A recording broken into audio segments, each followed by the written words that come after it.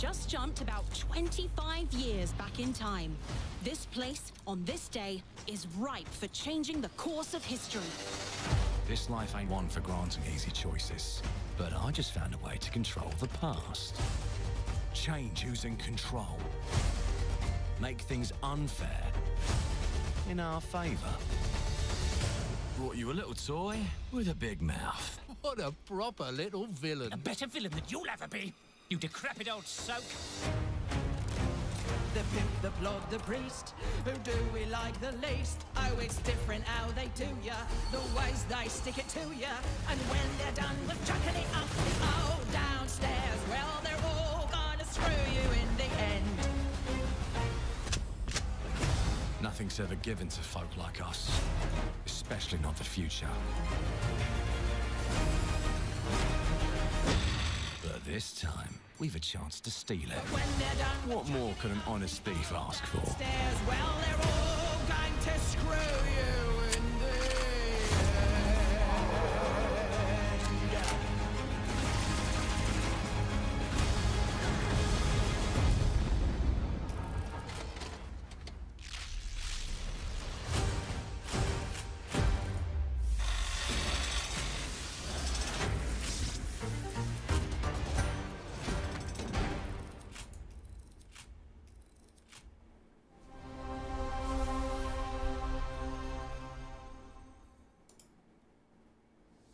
Hey, YouTube, nice. Welcome in, everybody. What a time to be alive. Absolutely. Hey, guys. Oh, boy, dude. This is nuts. Thank you so much for joining us today. Oh, this is it? This is a milestone year for us as we celebrate 25 years with you, and we're excited about our lineup of iconic games. Sorry, I just went ahead and like started. Oh, did they announce this? Oh shit. World of Fable, full of choice and consequences. Okay. Incredible games. I didn't see the whole event. That's why I was kind of like Games, Koei Tecmo, and more. Doing this. Hope you guys are having a good day. I literally didn't know that this was happening, and then I was trying to set up the stream, and I was like watching it, and I was like, okay, I'll just finish this up. Before we do, one franchise that has been with us from the beginning is Call of Duty. Now it's bigger than ever. With new Modern Warfare later this year and a movie on the way. Let's do the stream settings. I've never streamed on YouTube before, guys. Just so you guys know. Welcome in, everybody. I hope that you guys are, because I haven't streamed on YouTube before, please let me know if everything is okay on that end. Like as far as quality of voice, quality of video, I really just threw the YouTube thing together really quickly. But holy shit. Oh, is this Cuphead? What the fuck is this?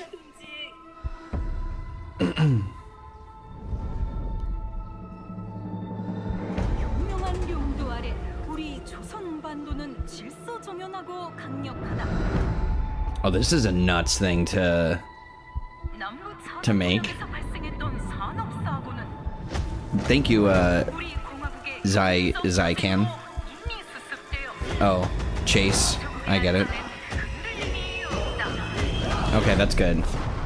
I'm just gonna finish watching this showcase, and then we're gonna talk about a fuck ton of stuff. There's so much shit coming out for Final Fantasy VII Revelation, and a bunch of stuff to read, a bunch of stuff to talk about. So we were supposed to stream some last night, and everybody, Subtext and John and Blitz and Clark, aka Schrodinger's baby seal, they were all here, including some other content creators that I just met, but we ended up just kind of turning in early and getting crazy. Yeah, Hamaguchi's yapping like crazy. Let me see if I can get the chat kind of in its own. Yeah, I'm gonna pop out the chat because I just can't keep up with both the excellent times, Let's Mosey. excellent times. Dude, I am so fucking hyped. There's some shit that has been said by Hamaguchi in the last 24 hours that should have literally every one of us super stoked. For teaser, there's just a bunch of Chadley shit that came out that we're gonna talk about. Apparently there's just a whole list of things about what's gonna happen in the game, getting the high wind early, shit like that. Like, they said that you get the high wind like in the 5 hours of gameplay, and that should just send massive signals to everybody as far as like what that's gonna concern us with, where we start. Where are we starting in the game? And I talked to Blitz about it. I talked to everybody about it last night, and there's 5 hours, fucking 5 hours into the game we're gonna get the high wind. So that's a red alert. That's a fucking red alert. It's fucking crazy. The implications in that statement alone is insane. It is. So we're gonna talk about all of those things today. Today is stream day for us.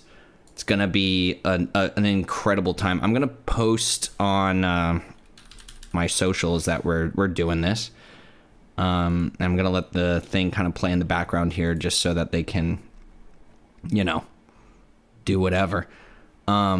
This showcase, just because I am going to be kind of multitasking here, I'm going to talk about something a little less intense as far as the Final Fantasy VII Revelation stuff is concerned.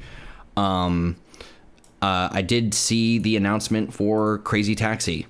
I am so glad that they just decided to use fucking copyrighted music for that, because that is the identity of the game, and it looks fun as fuck. I'm not a huge fan of like this like kind of cartoon art style, and I get that it maybe is a little bit of a, dude, I wanted it in like, I don't know what I wanted, but I was thinking to myself, I get it that it looks maybe like a step up from the Dreamcast, but it kind of like the art style nowadays in a modern time makes it kind of look like a sim game, like The Sims like characters, and I'm not a huge fan of that.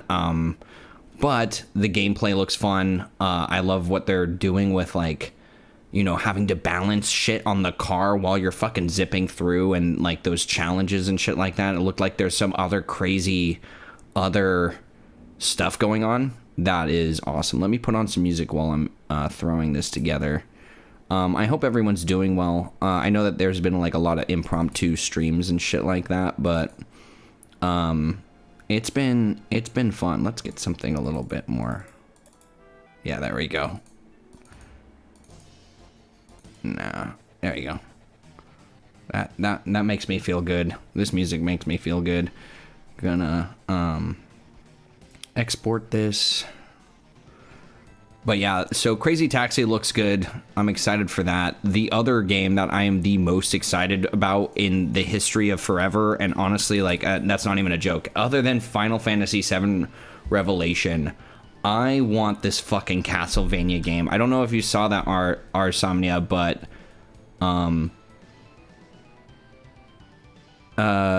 by the way, considering the subject matter of the game, I would suggest closing the YouTube chat of the stream we're watching. Oh, thank you so much. What a fucking good call.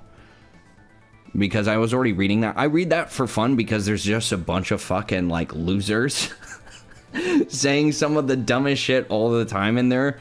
Like, we want God of War. I don't even want to. I shouldn't talk about it. Some of the shit that people say is just fucking hilarious. I'm not interested in Gears of War, so I'm just gonna let that play in the background.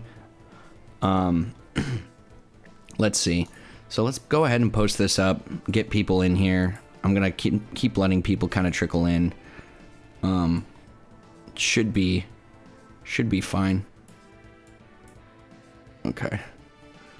I'm assuming that if I am balancing this correctly, that you guys shouldn't be getting all these fucking windows I got open.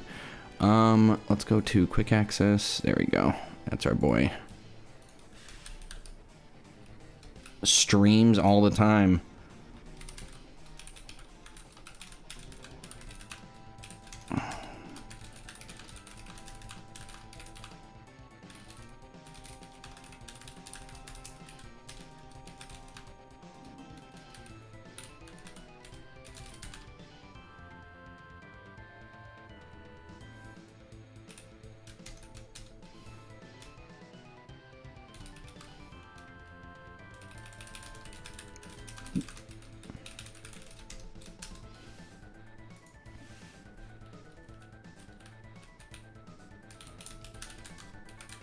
Okay. I hope everyone's having a good Sunday. Dude, I am. I'm fucking having a blast. This is nuts. This is the time to be a fucking Final Fantasy fan. It's a time to be a gamer fan. I was gonna say, Castlevania in this fucking Xbox showcase was the highlight for me. That made my day so good. To wake up to see that, I was just like, this is the best looking Castlevania game I have seen in so long. And Symphony of the Night vibes, which is an incredible fucking thing. Let's go ahead and say link comments below.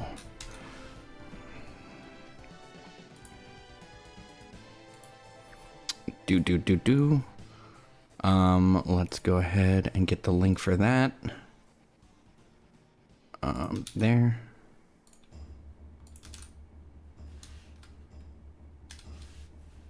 And then I guess I have to post the YouTube one too.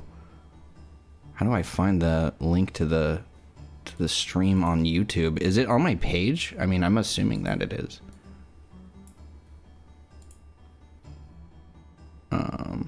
Share. Yeah, I guess that's it right there. Okay, fuck. Sick. Okay. That's about as much as I'm gonna tool around with that. I'm not really sure what the YouTube side of things is gonna look like, but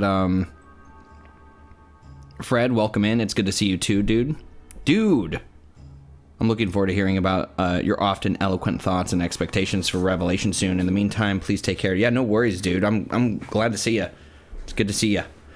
We'll see how this YouTube thing works out. Okay. So, yeah, the fucking Castlevania game looks sick. The art looks sick. I gotta get this fan on me, dude. I'm fucking hot as hell.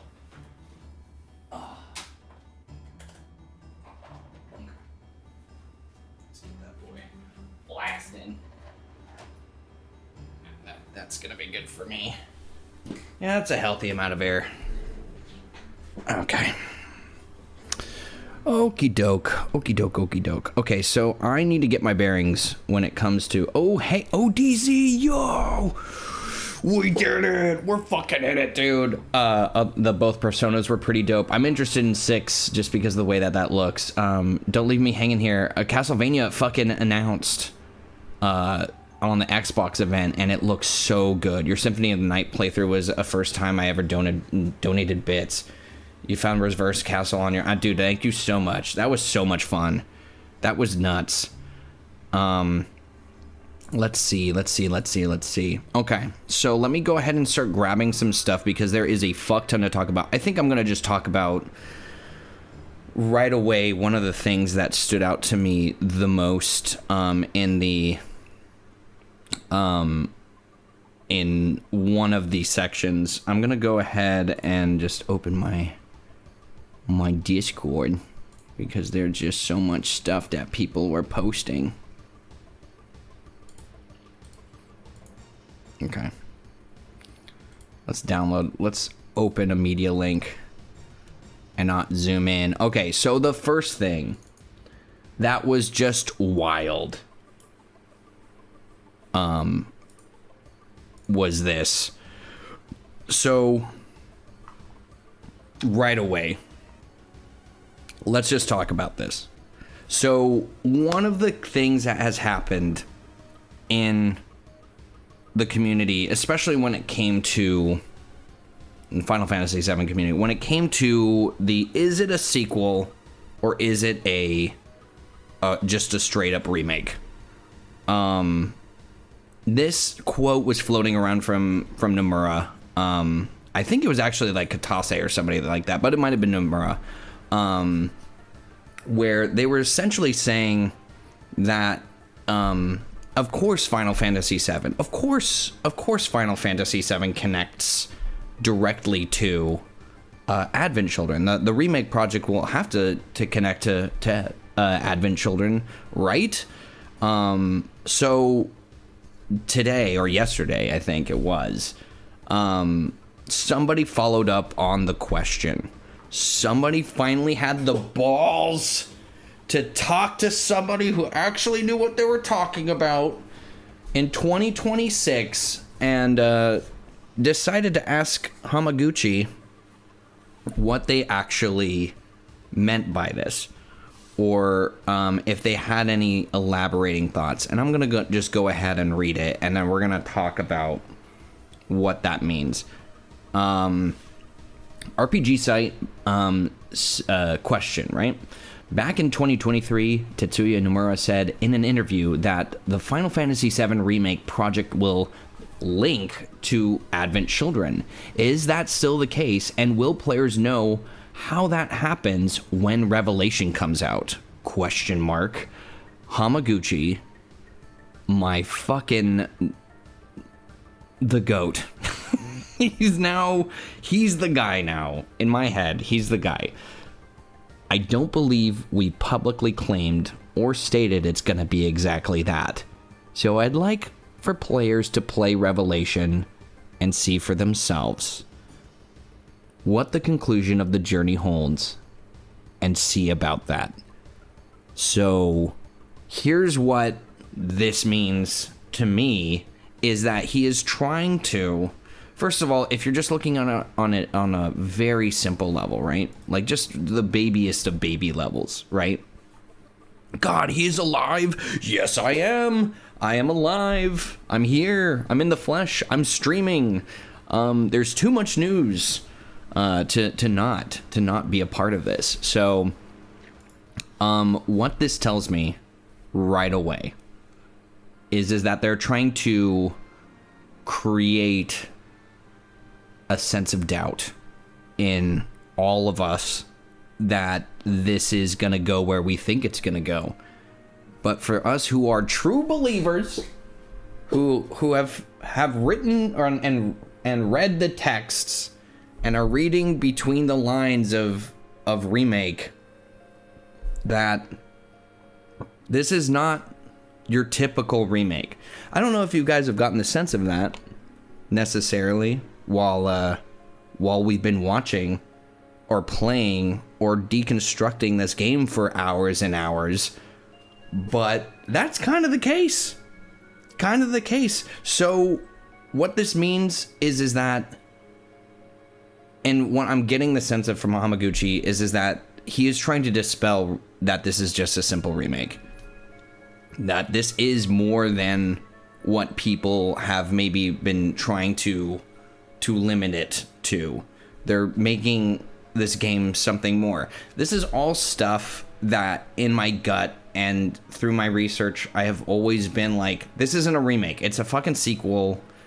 And that's always how I've seen it. I know that there are people who think otherwise, but at this point, I think they're trying to set that up. Now, if you guys have been paying attention to, and I don't know if you guys have watched, I don't know, the Final Fantasy VII Revelations trailer, but you can also see that they are trying to very, very intently create a sense of ease by showing you what is familiar. So in the trailer, there's a ton of just the OG experience. They're trying to say, hey, remember this? Hey, remember that? Hey, it's the weapons.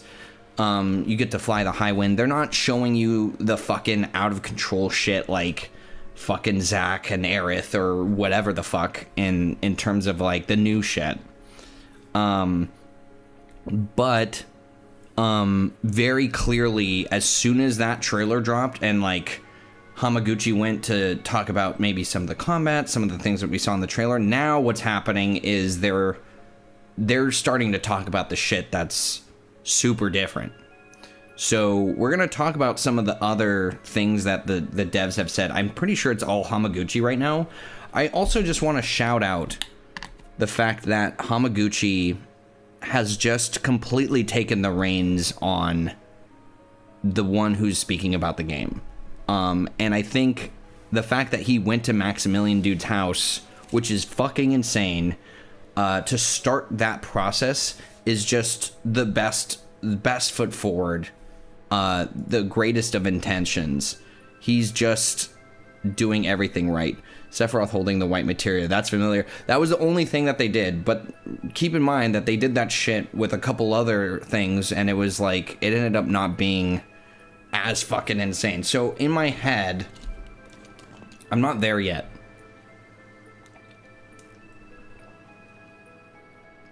I'm not there yet. There's too many other things to talk about that are just like in the now that my brain hasn't even entertained what that means. Because I think that it is just... So, everyone keeps mentioning the fact that Sapphire Weapon dodged the hit. But doesn't he dodge in the original one of the bullets? Bro, when Hamaguchi coming to Sleepezi's house. Dude, I would love to talk to Hamaguchi. But to be completely fair, I would be talking to him about Crisis Core for like the entire time, which I don't think is that relevant to the marketing campaign of Final Fantasy VII Revelation. Yes, I am alive, David. Dude, the YouTube chat is just shocked that I'm even here, that I exist. The implication of that, yes, dude. Everyone on YouTube, welcome in. I'm really happy to be able to be doing it. I talked to Blitz about it last night and this morning. I was like, how do you do this? Because he was like, you should be bringing them in, because that is where people expect you to be most of the time. And I haven't been there for a while, so it feels fitting to kind of just be on both for the time being. Okay, so that being said, let's go back in, because there's just a fuck ton of shit, dude. There's so much shit to talk about. Let's start with the shit that was posted yesterday.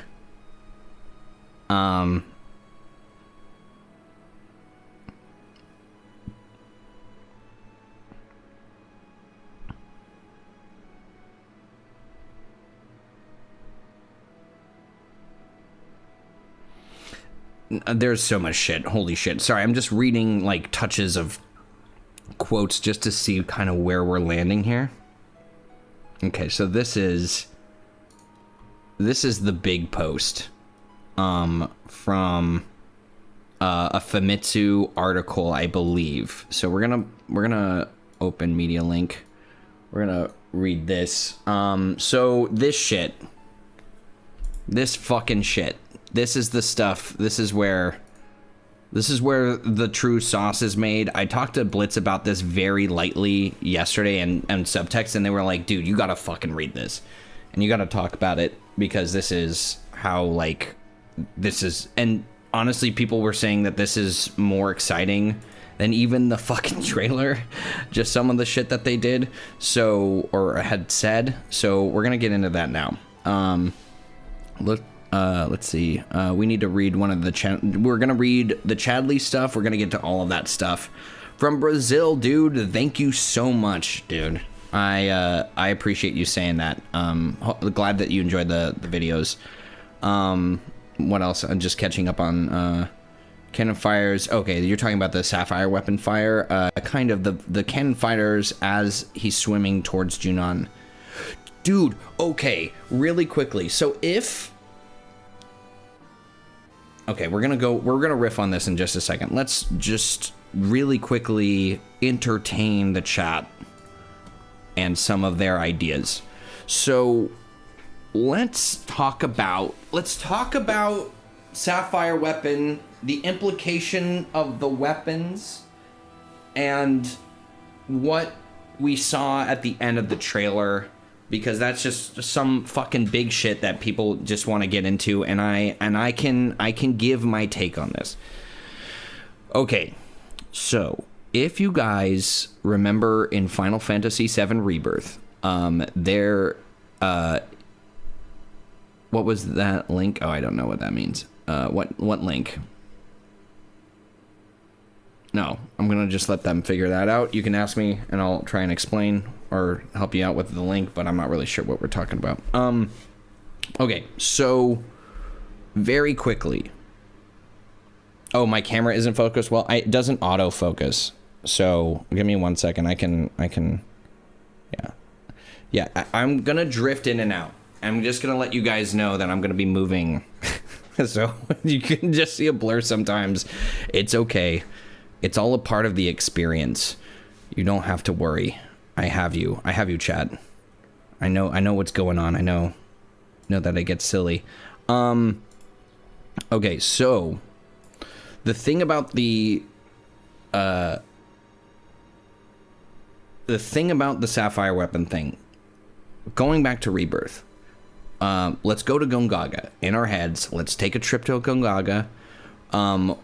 We got our first experience of the weapons, and that was through the theme that played as we are going towards the reactor. I'm going to now pull that music up for you so that you know that I'm not full of shit.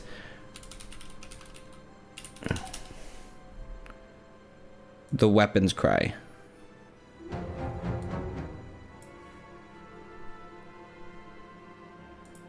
This is not it. Is it? Yes, it is this. Okay, so this is the first indication of the weapons. We're gonna go see the weapons. We're gonna go see them. What's gonna happen? They're coming early. All this shit. So, the thing that triggers in this song is something really strange, because it's not just the weapons theme that we're familiar with. We're gonna get there. Yeah, so listen to this.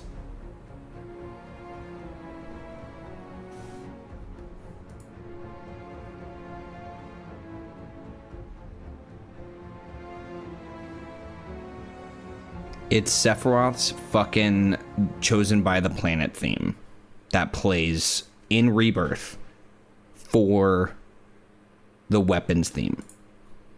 So Sephiroth is already being tied directly to the weapons and their reveal. So when we show up, what do we see? Right? What do we see then? Is we see the Black Whispers. This is where we get our first introduction. So inherently speaking about this as just a story, which is weird to say, but follow me here. This is a story told in parts all together that when put together makes sense why they did what they did. Everyone typically thinks of remake in a vacuum, rebirth in a vacuum, and that is just inherently just not the right way to think about it. And it's always good to also think that you might not get the pieces of everything in remake. It might show back up in rebirth and vice versa, and then also rebirth to revelation. So what they have done is they have already connected the weapons, Sephiroth, and then right after the Black Whispers. They also followed up in rebirth with showing that the weapons were combating the Black Whispers, specifically in the live stream with Tifa. So, all of those pieces, right? We're just thinking about those three things. Black Whispers, all that stuff. So, what do we see at the end of Rebirth? No White Whispers are helping out our weapons anymore. They are on their own, and they are being overwhelmed. They are able to get out in time, but they're not really able to. They're clearly being, they're being outnumbered is the vibe. They're being outnumbered. It's crazy. So if that is the case, and now what we're seeing, okay, and now we're going to introduce a new element. So why is Sephiroth's theme being included in the weapons? Perhaps something happens with the Black Whispers and the weapons. So what might that be? Let's look at the Sephiroth element. Is that Sephiroth, it came out years after the fact of the original game because of Shinra Archaeology Department. And I've talked about this quote before when we were talking about Rebirth. Is that in one of the developer interviews for the original Final Fantasy VII, they talked about how it was actually Sephiroth that was controlling the weapons, that he was influencing them somehow because of his because they weren't attacking him, that they were kind of just lashing out. So the impression of that makes sense. If that was the original intention of the original Final Fantasy VII, now it makes sense why his theme is kind of being trickled in with the weapons in Rebirth. But what does that mean to Sephiroth dodging, or Sapphire weapon dodging a Junon cannon? So if you think that Sephiroth has, in theory, a connection to the understanding of how events play out, if you believe that he's from the future, if you believe that the Sephiroth has some knowledge of the larger picture of what ends up going down, and you then pair that knowledge with the weapons under his control, what do you think allowed Sapphire weapon to dodge the Junon cannon? What do you think? What are the pieces there that you can just simply arrive to one conclusion? Is that the weapons are connected to Sephiroth, and they also have, because he is controlling them, the ability to, they already know what's going to happen. So here's what that means, is that the actions of the weapons are a direct reflection of knowledge of the original game. So it's not just Sephiroth enacting his plan. This makes it so much clearer to me why Sephiroth was smiling at the end of Rebirth. Because I was like, yeah, you have the advantage because there is like a very specific reason why Sephiroth would be smiling at the end of Rebirth. But in my mind, I was always like, he's kind of on the back leg. You only have like one card, which is like your connection to Cloud. But that's not actually the case. He has the strongest weapons, that literally the weapons at his disposal to literally destroy everything, like to just enact any amount of levels of destruction. And then also thinking about it from that perspective, it's an insane amount of like power to have over the direction of souls, because you're creating fear, you're creating sadness, you're creating hatred, you are trying to generate essentially an insane amount of fear. I don't think Sephi is controlling them. I think the weapons birthed by the live stream enjoy the benefit of having the knowledge and dreams that make up the live stream, which is why Sapphire could dodge. So in my opinion, so yes, he does, but we're talking about okay, I think that I can address both of these. So Noct, you mentioned the fact that Sephiroth attacked a weapon. That is because they were being protected and used by the White Whispers. So and also he didn't want Tifa to get too close. That's a completely separate conversation. But yes, you're right. Is that the weapon babies, the baby weapons, were being protected by the White Whispers. They were for the planet. But what we see at the end of Rebirth is that the White Whispers are gone and the Black Whispers are essentially like overwhelming the weapons. So you can think of the Black Whispers as essentially a way of corrupting them. So the implication of the end of Rebirth is that the Black Whispers are trying to take over essentially their area and also probably them. So without explaining it in too much detail,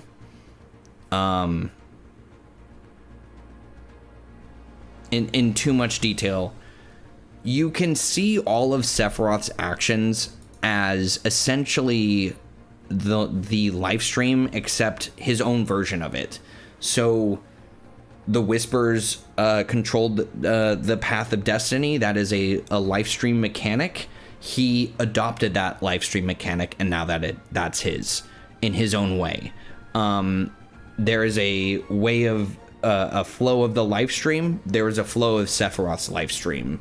There are mechanics that he is just pulling from the live stream and then just making them his own. So the weapons are meant to, by definition, defend the planet, but it is kind of up to what you consider that.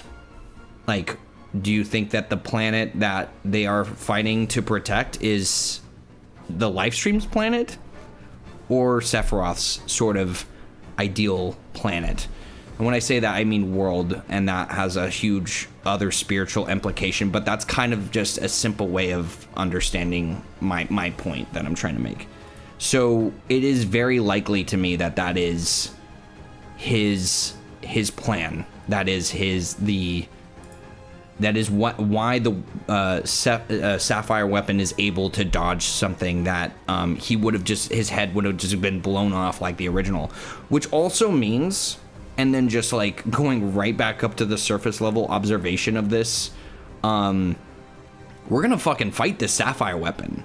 They were like, there's no fucking chance you're not fighting this thing, which honestly, kind of fucking amazing. So we have an ad starting on Twitch. I haven't really been able, I'm gonna be honest, it is fucking crazy how much shit there is to keep track of all of a sudden now that I do that there's YouTube as well. I'll try and figure out a way of managing the both chats. I'm pretty sure that there's a way to maybe combine them both. But yeah. Hello, Spider Hulk. The Black Whispers can be used to control the weapons. You can just see the Whispers as a form of corruption of the flow of the live stream. Warrior of Hype, yo! And hello, Sleepy and everyone. Welcome in all YouTuber chats, users. What do you call them?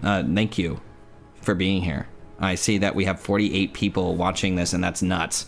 On YouTube for a first time going live. That's pretty impressive for me, at least. I really appreciate that. As for the new trailer series, I was nonplussed.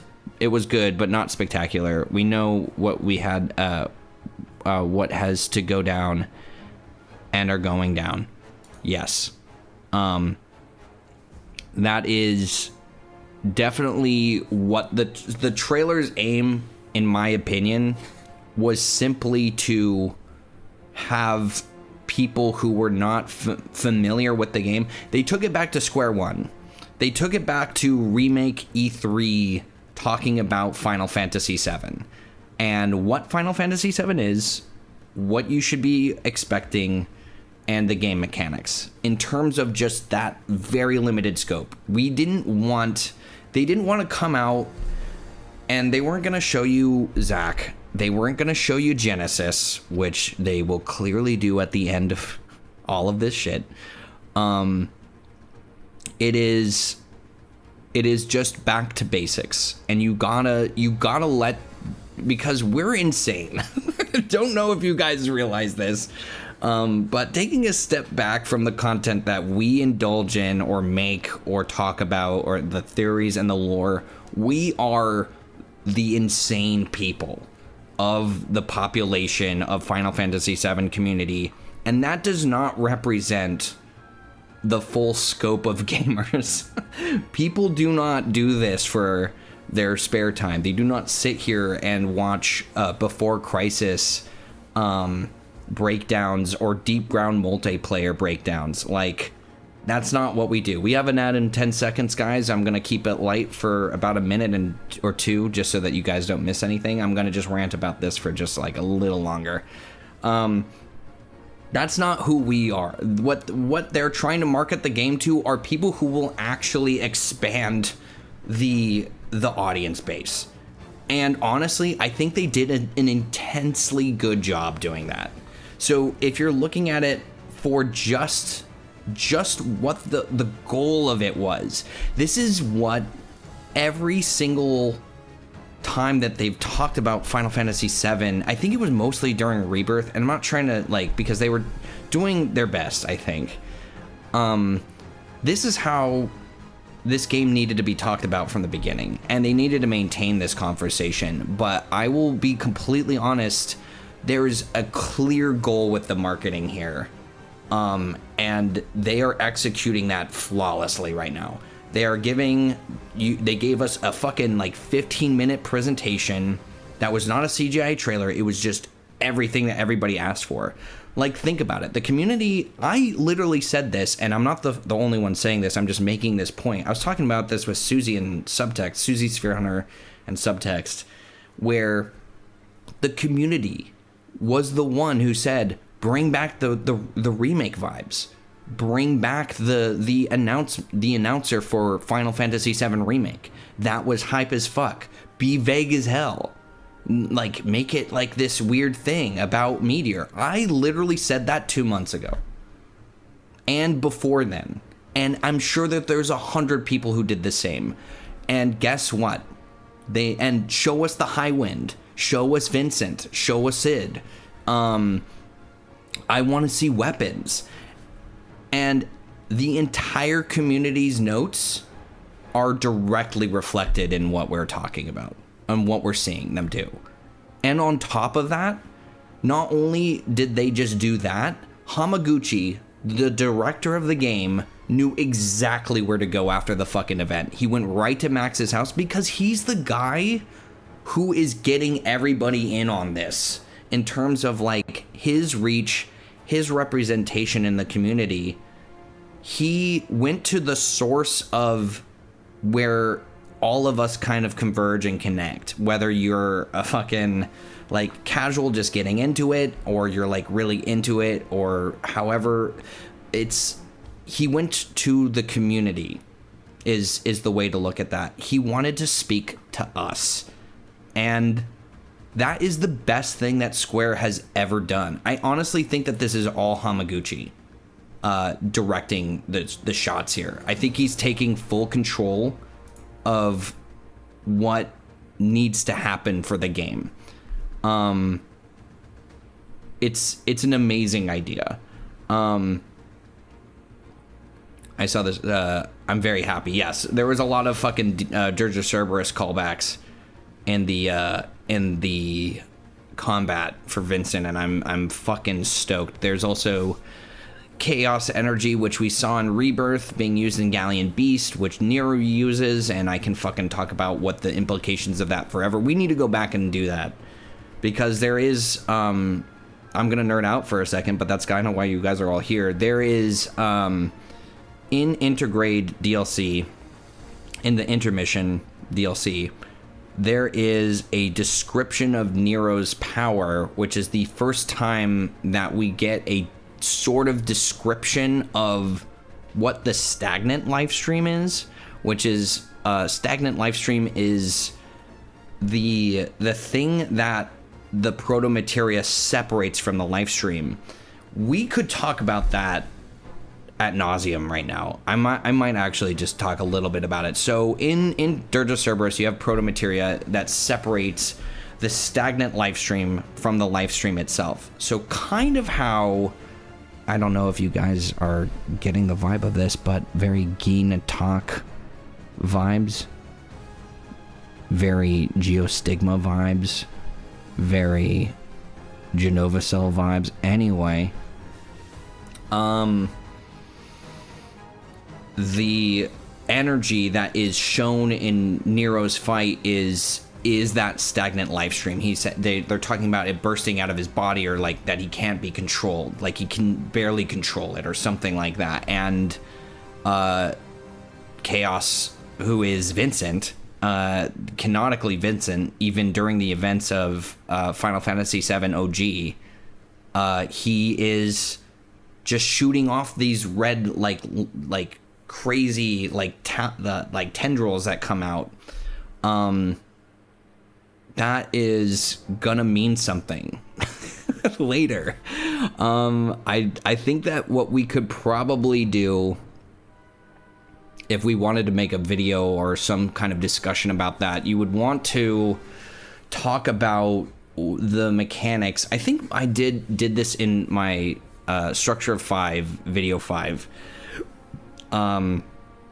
Just talking about the stagnant live stream and what that meant. But I think if you wanted to revisit that discussion, you would probably do exactly what we did. We would go into the Gina talk, the separation of the live stream, kind of the goal of keeping things at bay. Anyway, that is just what it is. Let me make sure that I'm keeping up with the chat here too, because I know I'm getting ahead of myself. I'm ready to nerd out. Oh, well, good. Acts like a water filter. Hey G-Funk Jimmy. Welcome in, everybody. I'm seeing a lot of I mean, in total, I think we have like 140 people watching right now, which is pretty crazy. Thank you for showing up, YouTube, to join us on this. It's kind of awesome. Sleepezi, I'm back. Hello, Singing Lion. I haven't seen you in a while. I think I've seen you in a couple chats, but welcome back. We'll get better at the YouTube shoutouts. Gotta do that. Let's get some other music on. I guess we're still kind of talking about the weapon. So to summarize my entire point here, Sapphire weapon knows how to neo dodge the Junon cannon, because Sapphire weapon is directly connected to a source of memories from the future, in the same way that Cetra are connected to the life stream. The weapons are directly tied to the same source of knowledge, and most likely are also attached to Sephiroth, who also has some knowledge of future, or is from the future. It is there a way to merge the chat? Let me see. I can look it up right now, if you guys don't mind me just taking a moment.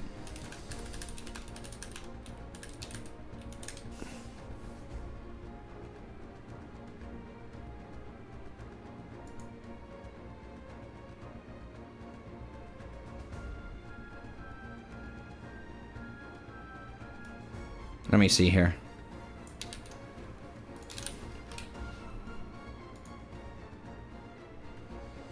I don't know if this is gonna crash by downloading this. That's something that we'll probably have to set up. I'm gonna make sure that I kind of get you guys. I'm gonna just make my layout a little bit more friendly for it. Yeah, this seems to work a little bit better. So we got our chats. Let me get that like in the best spot possible. Okay, and then I can kind of okay.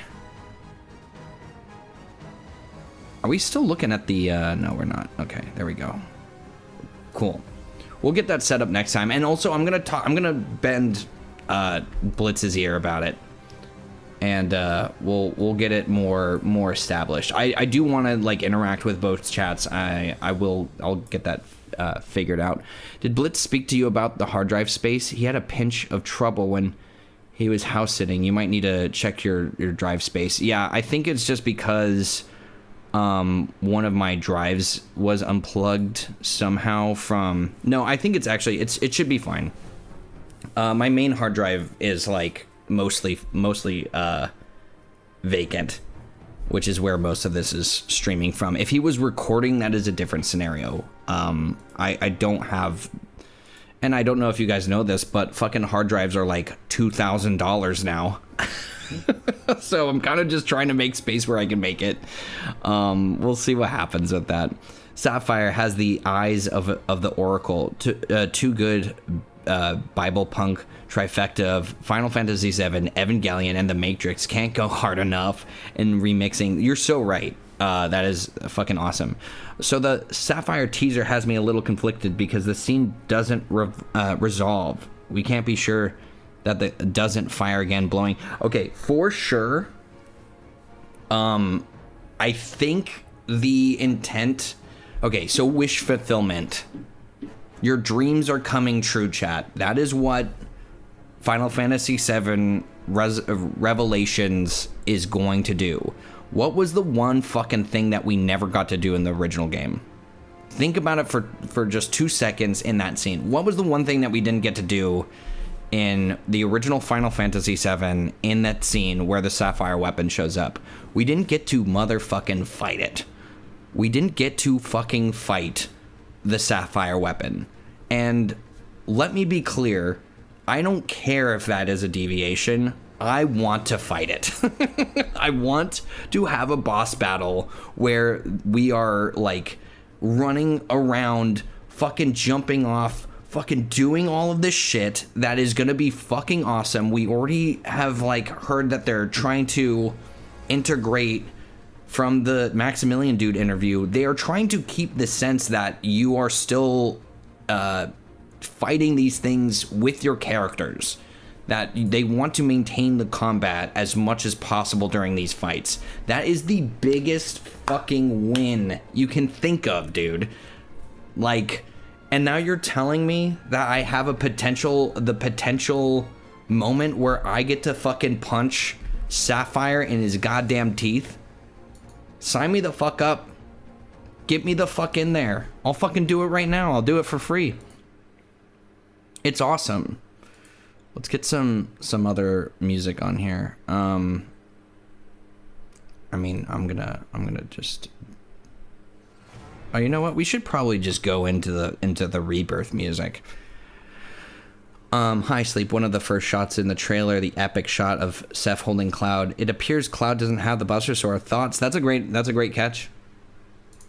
Probably drops it. So my theory has always been about the Cloud falling into the live stream. We need to talk about that, by the way, and we're going to talk about it when we look at this Famitsu article breakdown that we're gonna definitely spend a good fucking chunk of time talking about very soon. Is that Cloud will stab, because the black materia is inside of the Buster Sword. He's gonna stab Sephiroth in the Mako crystal with the sword, and then he's gonna fall into the pit and he's gonna lose it.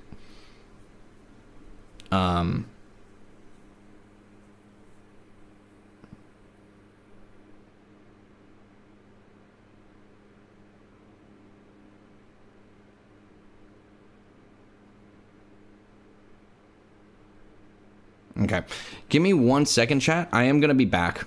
I need just 2 seconds to get something set up on my end, because I'm sure that chat hasn't really, some of the YouTube chat isn't aware, but I'm actually hosting quite a bit of people here, and there's just some stuff that we got to set up for one of our guests. Yeah, we have Subtext Blitz.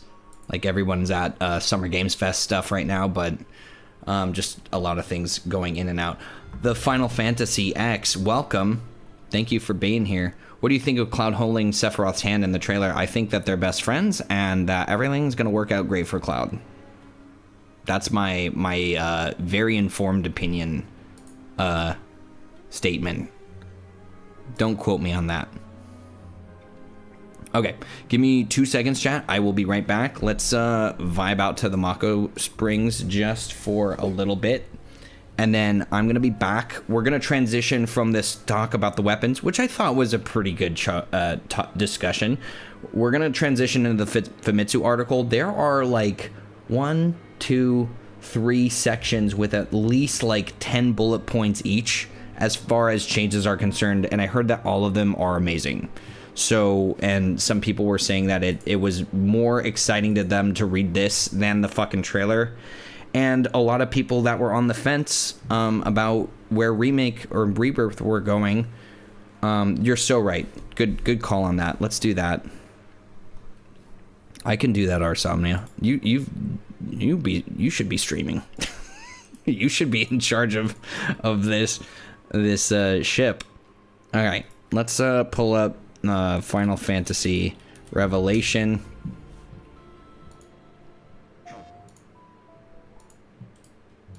We'll loop it.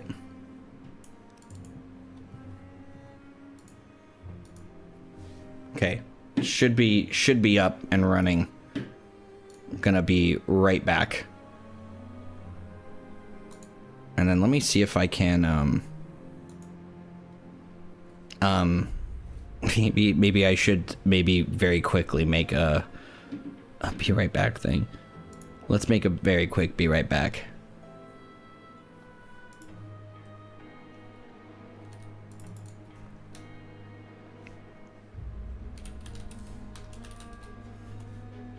I got it, chat. Dude, the fucking high wind. So, and the other thing too, in this trailer, they do a really good job of revealing some interesting things too, which we will talk about, I think, more when we get into the Famitsu article, but insane. What a fucking time to be alive with all this shit happening right now. Fucking Vincent gameplay looks sick. Okay, let me export this. BRB. And then let's drag that in here, and then we should be good, baby. We should be good to go. Do it, Photoshop. Do it for me. Did you finish saving yourself?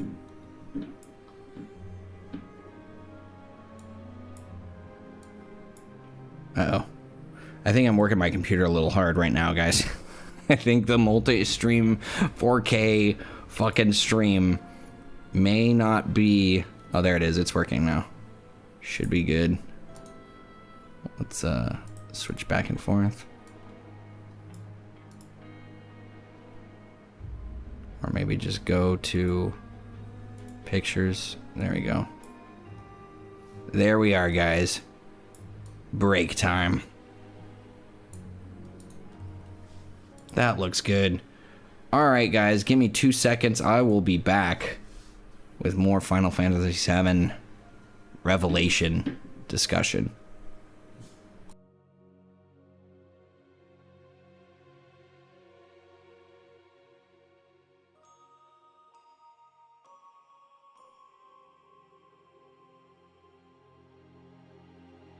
I saw that comment about return. You're right.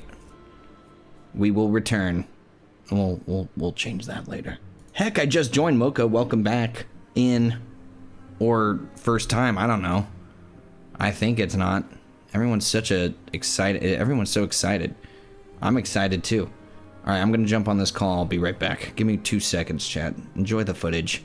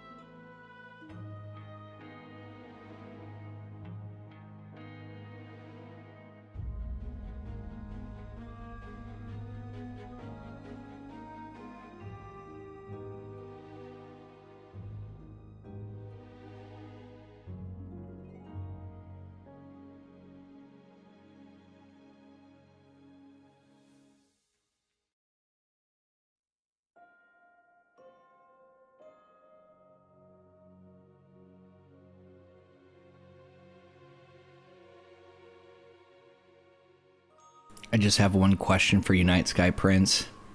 Are you fucking hyped right now? Are you fucking hyped right now, buddy?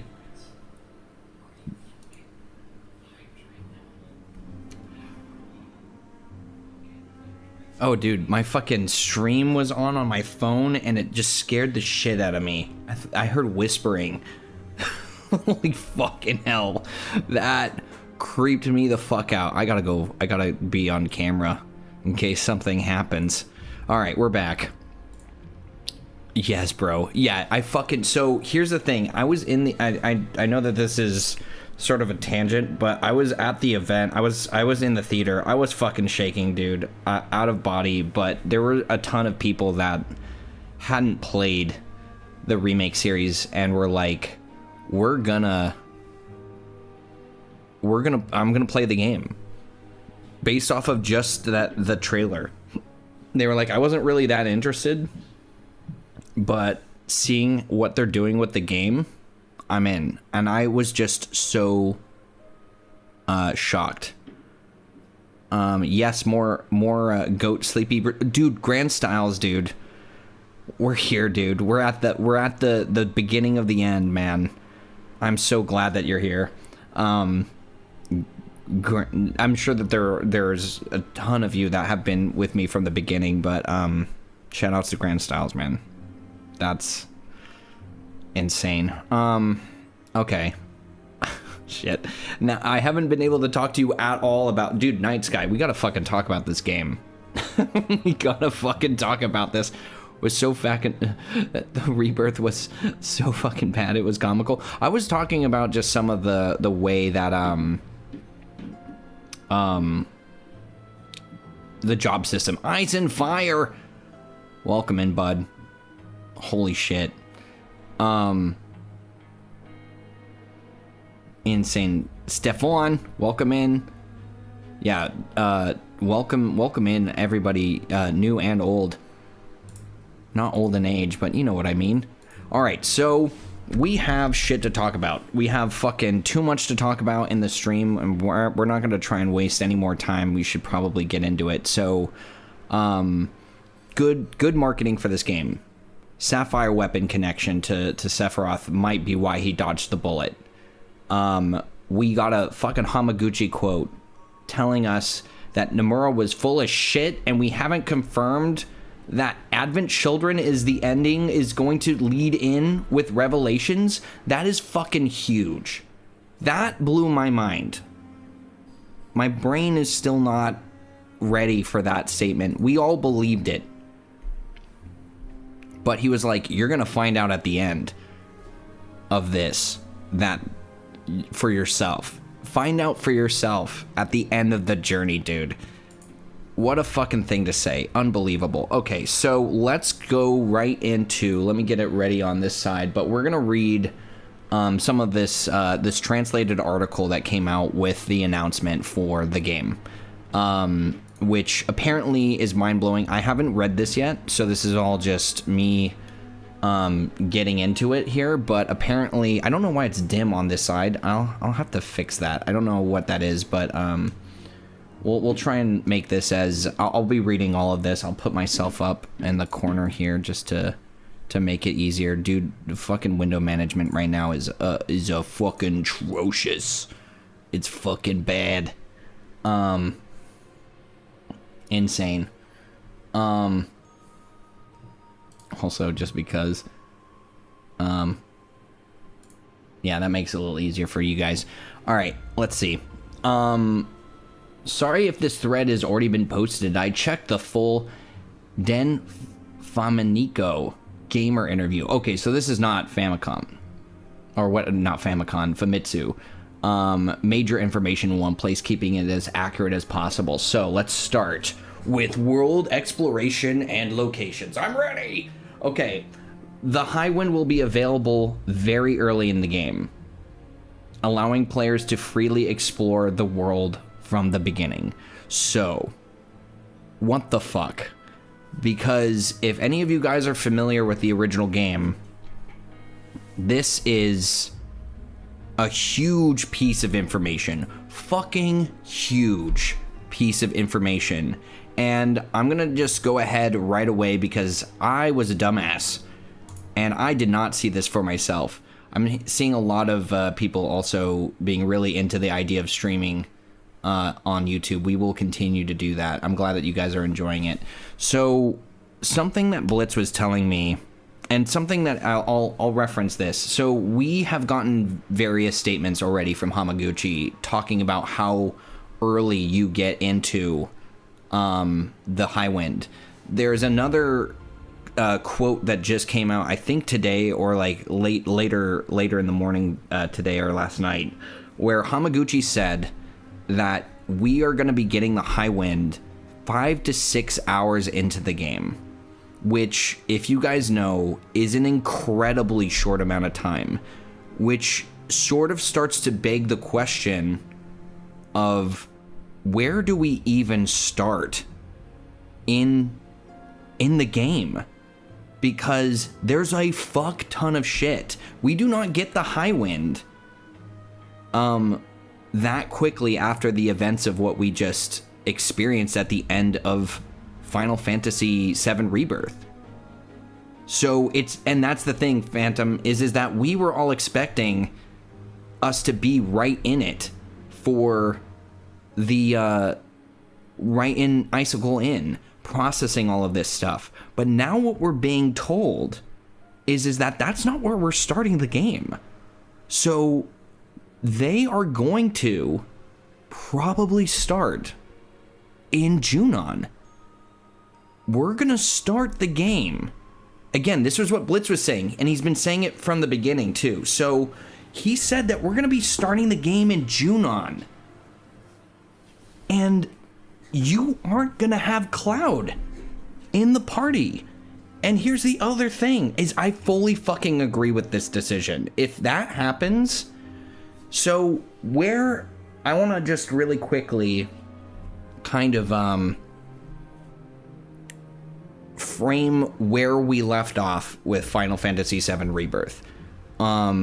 We left Cloud at the lowest point that we probably will ever have him, which is lost, incredibly confused, sort of in and out of reality.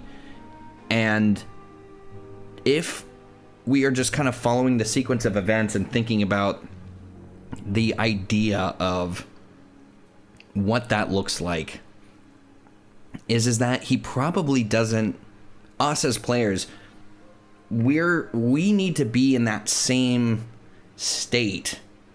The developers want us to be in the same state of that when we go into Revelation. So having him be absent completely from the beginning of the game of Revelation would be huge, because first time players are like, where the fuck is Cloud? Where the fuck is Cloud?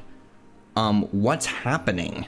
And if you look at the footage, even from what we've already seen with the gameplay trailer, there are shots of just Cloud not there. We see him in combat a couple of times. We see him in some of the cutscenes that seemingly take place like later in the game. But when they're doing like the high wind dives and stuff like that, which we now know is something that we get relatively early, and we're seeing areas with the high wind that we are sort of already familiar with, he's not there. He isn't diving off the high wind with the rest of the party. It's incredibly weird. So my thought is that if we are just looking at it from the perspective that they want to keep that a mystery, what happened to Cloud? What happened in this section of the game?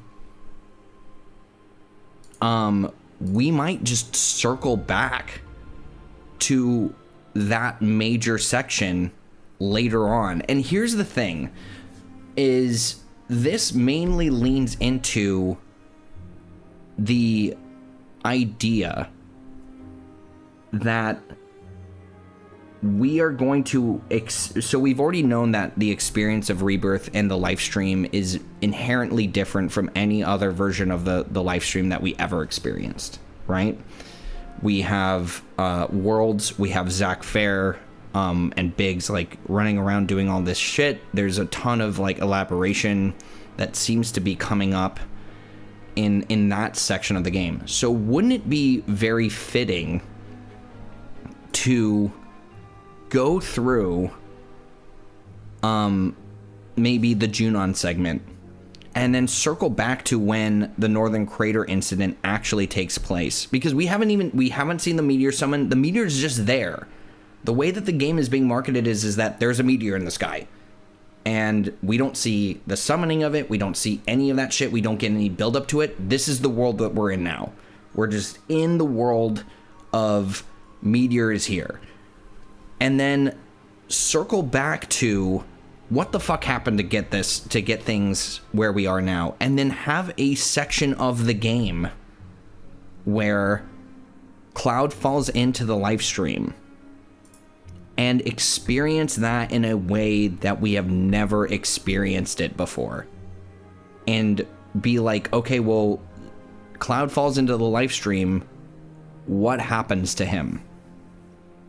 Where does he go from there? Where does his mind go? We're gonna elaborate on a ton of that shit, and that's most likely gonna be where Sephiroth is like deeply fucking with him. There's gonna be some crazy shit in that segment of the game, and maybe even some Aerith stuff to maybe keep it, I don't know, like away from the scene that nobody wants her maybe in to some degree. Maybe have some Aerith content in there. I think that so what does this accomplish? What do we accomplish by moving that scene? What do we accomplish by just starting right where we are in Junon? You get an introduction to weapons. You get an introduction to combat in a very contained, familiar environment. You might even get some weapons combat inside of that. That is like the first bit. Imagine the first fucking boss fight you have is fucking Sapphire weapon. Just think of that as like a fucking set piece. Think of the opening of Final Fantasy 16 and what that could have been like for us to be involved in the clash of the summons. Is what I'm picturing in my head. Is that insane level of just hype. Just start off super strong.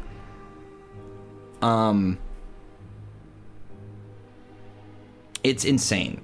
It's just a crazy thing to think that they're just, if they could do that, if they could pull that off. And here's the, okay, so there's that. You have a contained environment with a sick fucking boss fight for everybody to be introduced to. You introduce the mystery of where's Cloud for new players.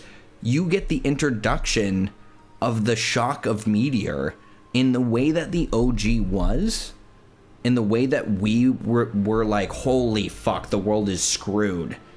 Right?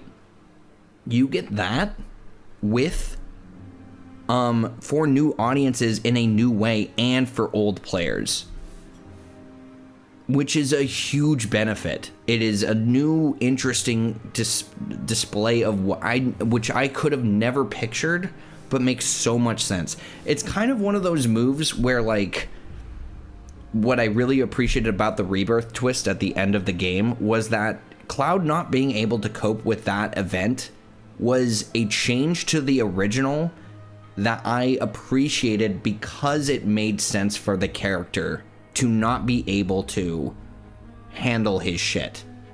Because he wasn't able to handle his shit there, it was just all being blocked out. Like, his head was just unable to process the death of his friend. And for his mind to correct that, like everything else that has happened, was a big deal, and I thought a necessary change. This is a change to the original game that I am all on board with, that I am completely invested in seeing what happens there. It just makes the most sense to me to do it like that. So there's a lot that is accomplished by that. So that is the very first thing that is coming up here. We probably have so much before the weapon battle. You're probably right. I doubt, well, here's the thing is that we get the high wind so early. And just remind me really quickly, we do Icicle in first, right? In the original game, we go right from just the sequence of events, and if chat could help me out here, we're going to play the original game just to get this all lined up later on, which I will also try and stream. But I'm pretty sure Icicle in takes up a huge amount of time, and then we move from the Icicle in right to the Northern Crater, because that's where we're scaling. We have the Hydra fight.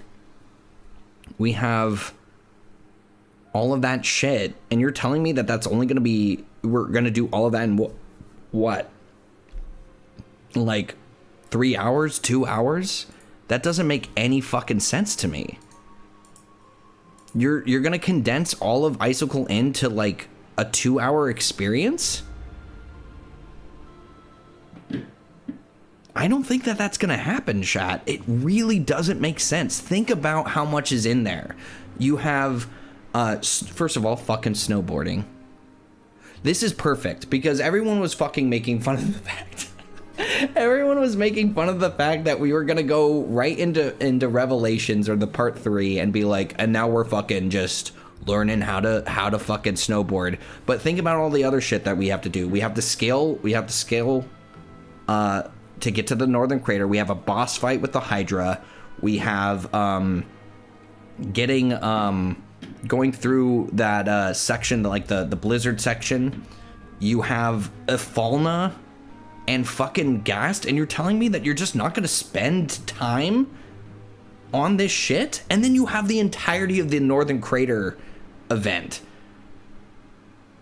and in the summoning of Meteor. You're telling me that in that 5 hours of the opening of the game, you're gonna get the high wind after that? Like, and you're just gonna keep things to like 4 to 3 hours? Kinda doesn't make sense. Kinda doesn't make sense. Hey Delta Sin, how's it going? I just, you said that they even hinted at Modeoheim being the next destination for the cloaks after Nibelheim. It's... You think that Rocket Town will be forced? I get that. Which we haven't seen, which is nice. I'm excited to see what that's all about.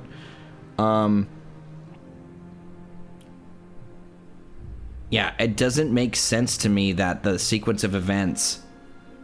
I think, Grand Styles, you're making the point that I think I'm trying to make, but maybe failing, is that it makes more sense, guys, to do the Junon stuff first and go back to putting this big epic set piece together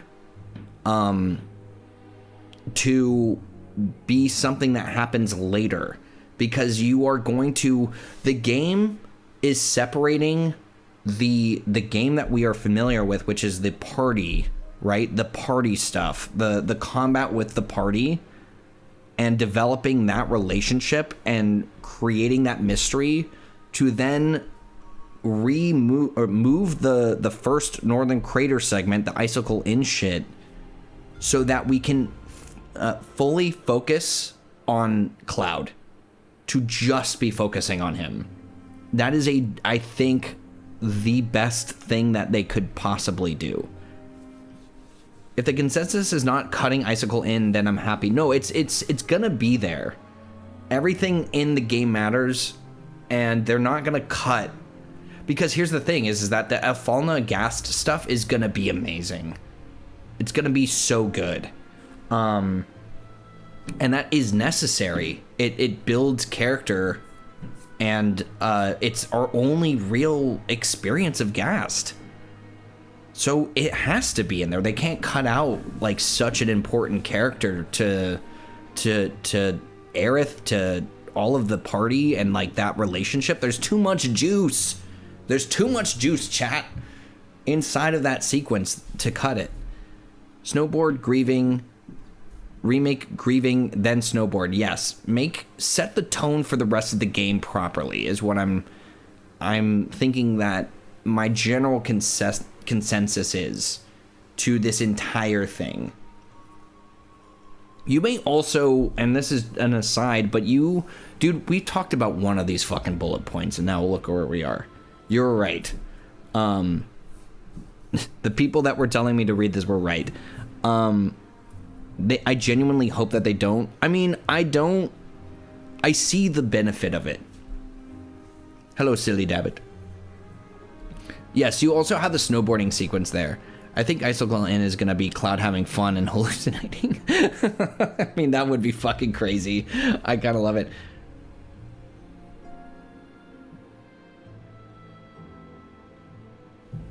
I mean, you're right. Is that maybe 5 hours in Junon might be too much?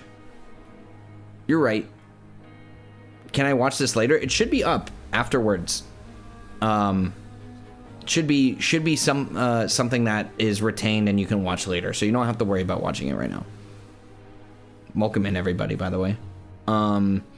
Icicle Inn, snowboarding, Great Glacier, Gaia's Cliff, Whirlwind Maze, Crater. That is too much. Because you're talking about full-fledged areas. You know what I mean? Like, huge pieces of the game that they probably really want to focus on. Because Whirlwind Maze is going to be a fucking trip. There's a Genova fight in fucking there. Which we saw. With... I don't know what to say, guys. It's fucking crazy to me to think that might just be... 5 hours is about 2 to 4 chapters, do you think? Do you think I'm making... you think that maybe I'm over condensing? Or maybe thinking that like a 5 hour Junon chapter would be fucking crazy. 5 hours of linear, yeah, you're right. We're also not considering the fact that if you're just running through the game, do you think that Square will do the whole switcheroo with the demo for Revelation? They're 100% concealing the beginning of this game. So just anticipate that however this game is going to start, it's not going to be where we think it is either. So think about that as well, chat. That we're not just going to jump maybe right into Junon. We're probably going to get some fucking remake shit. So what they did say, Singing Lion, right now is some of the quotes have said that the amount of content for remake or for Rebirth and Revelations is relatively the same, and that you probably won't be able to get to every single piece of content in your first playthrough. Like, if you're being like a completionist, of course you can do that, but they were kind of just talking about it like that. Also, Hamaguchi and a couple of the other staff, I don't know if this is relevant to the time frame, but yeah, like an 80-hour game. And, like, for completionists, maybe, like, more. Do you mean out of order? Do you think we will steal the Highwind earlier? Yes. Or we could... Or that something like that, Toman, might happen. But I just think that it seems, like, very early. Okay. So, I think I've made my point. I really like the idea of switching it. But I'm also not going to be, like... I'm not going to be upset if that doesn't happen either.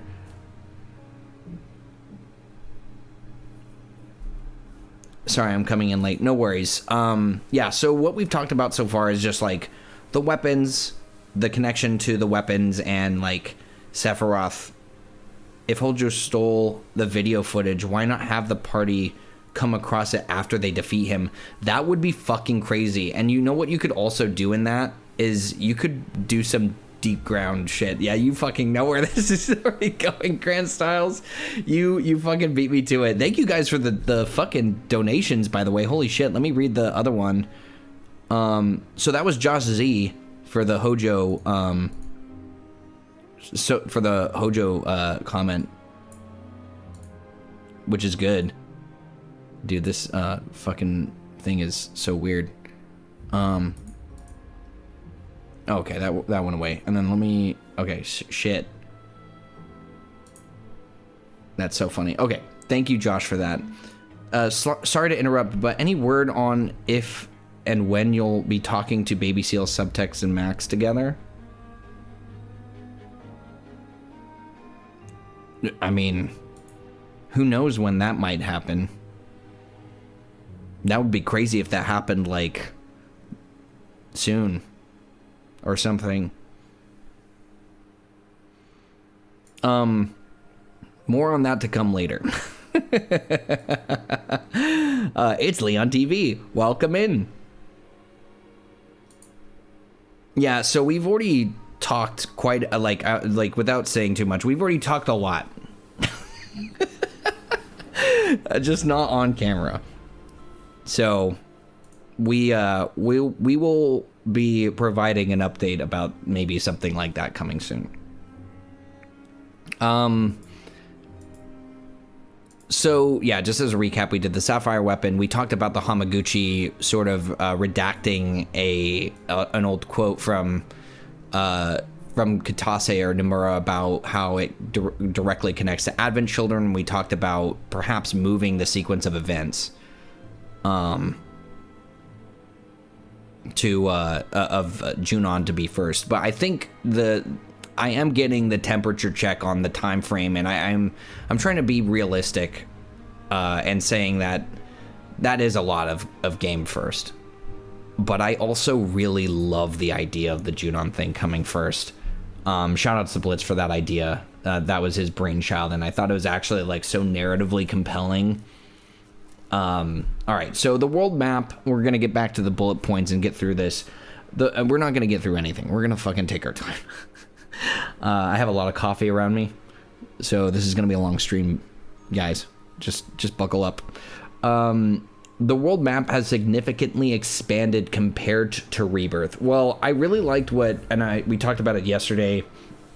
Hamaguchi really was talking about vertical exploration, and I do think that is one of my favorite things about any open world game, is the exploration. Elden Ring is probably, and Breath of the Wild is the 10 out of 10 example of like what you can do without saying anything.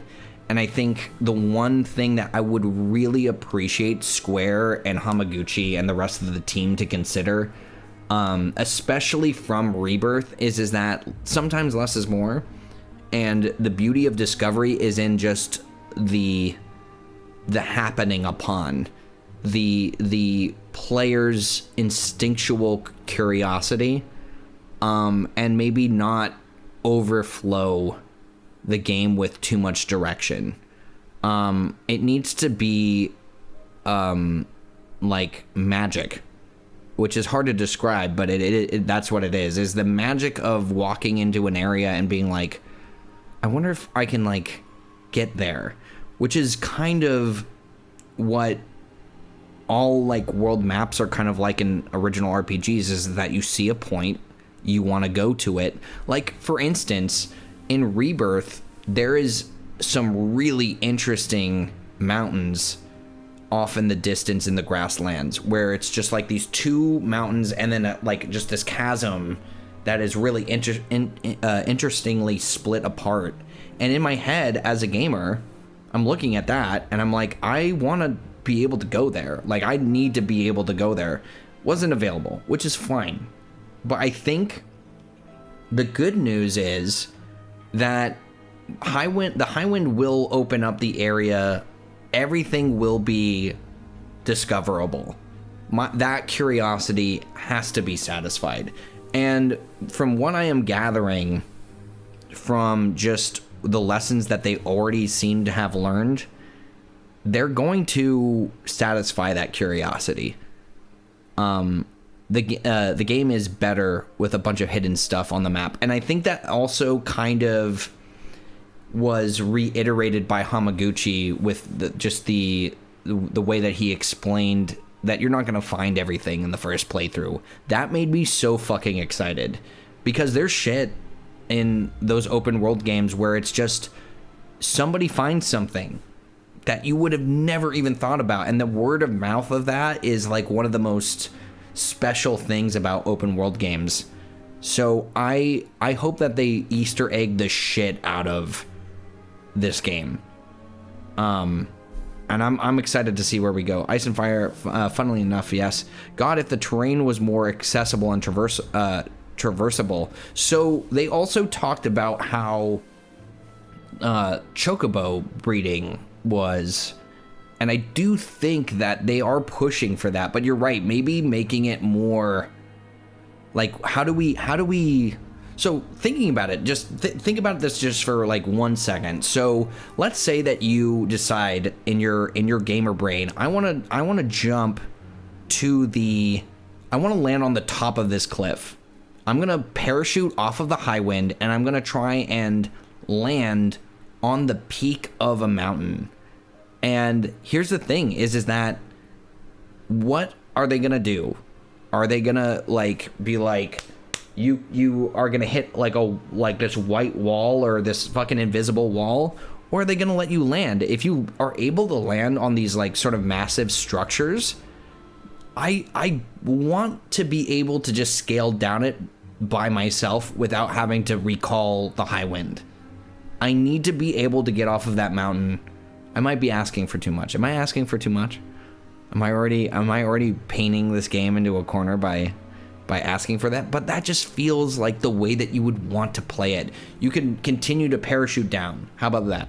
That's a normal thought. Like, you should be able to continue to parachute down.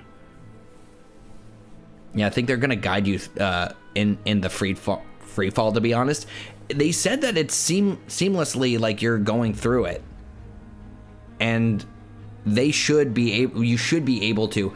There's enough modern game design to just tell them that is not fun. Like, you need to be able to control your descent. Like, not to pick the biggest game in the world, but like GTA. Like, if I jump out of a plane, I better be able to fucking go wherever the fuck I want. Yeah, I don't think so. It'll probably be too much. Yeah, I want that level of exploration for that game just because I know that that's like the best way to hide shit. Apparently skydiving is mandatory the first time you go to a region, but then it's optional after. So they're kind of linearly doing the same thing conceptually that they did with Rebirth, which isn't bad. But that progression needs to be cleaned up a little bit, I think, because it does get a little repetitive. I also was blowing through the game and not taking my time at all, and I probably would have felt a lot more comfortable with the way that things unraveled in each new region if I had just been like kind of enjoying myself and soaking in the atmo and stuff like that.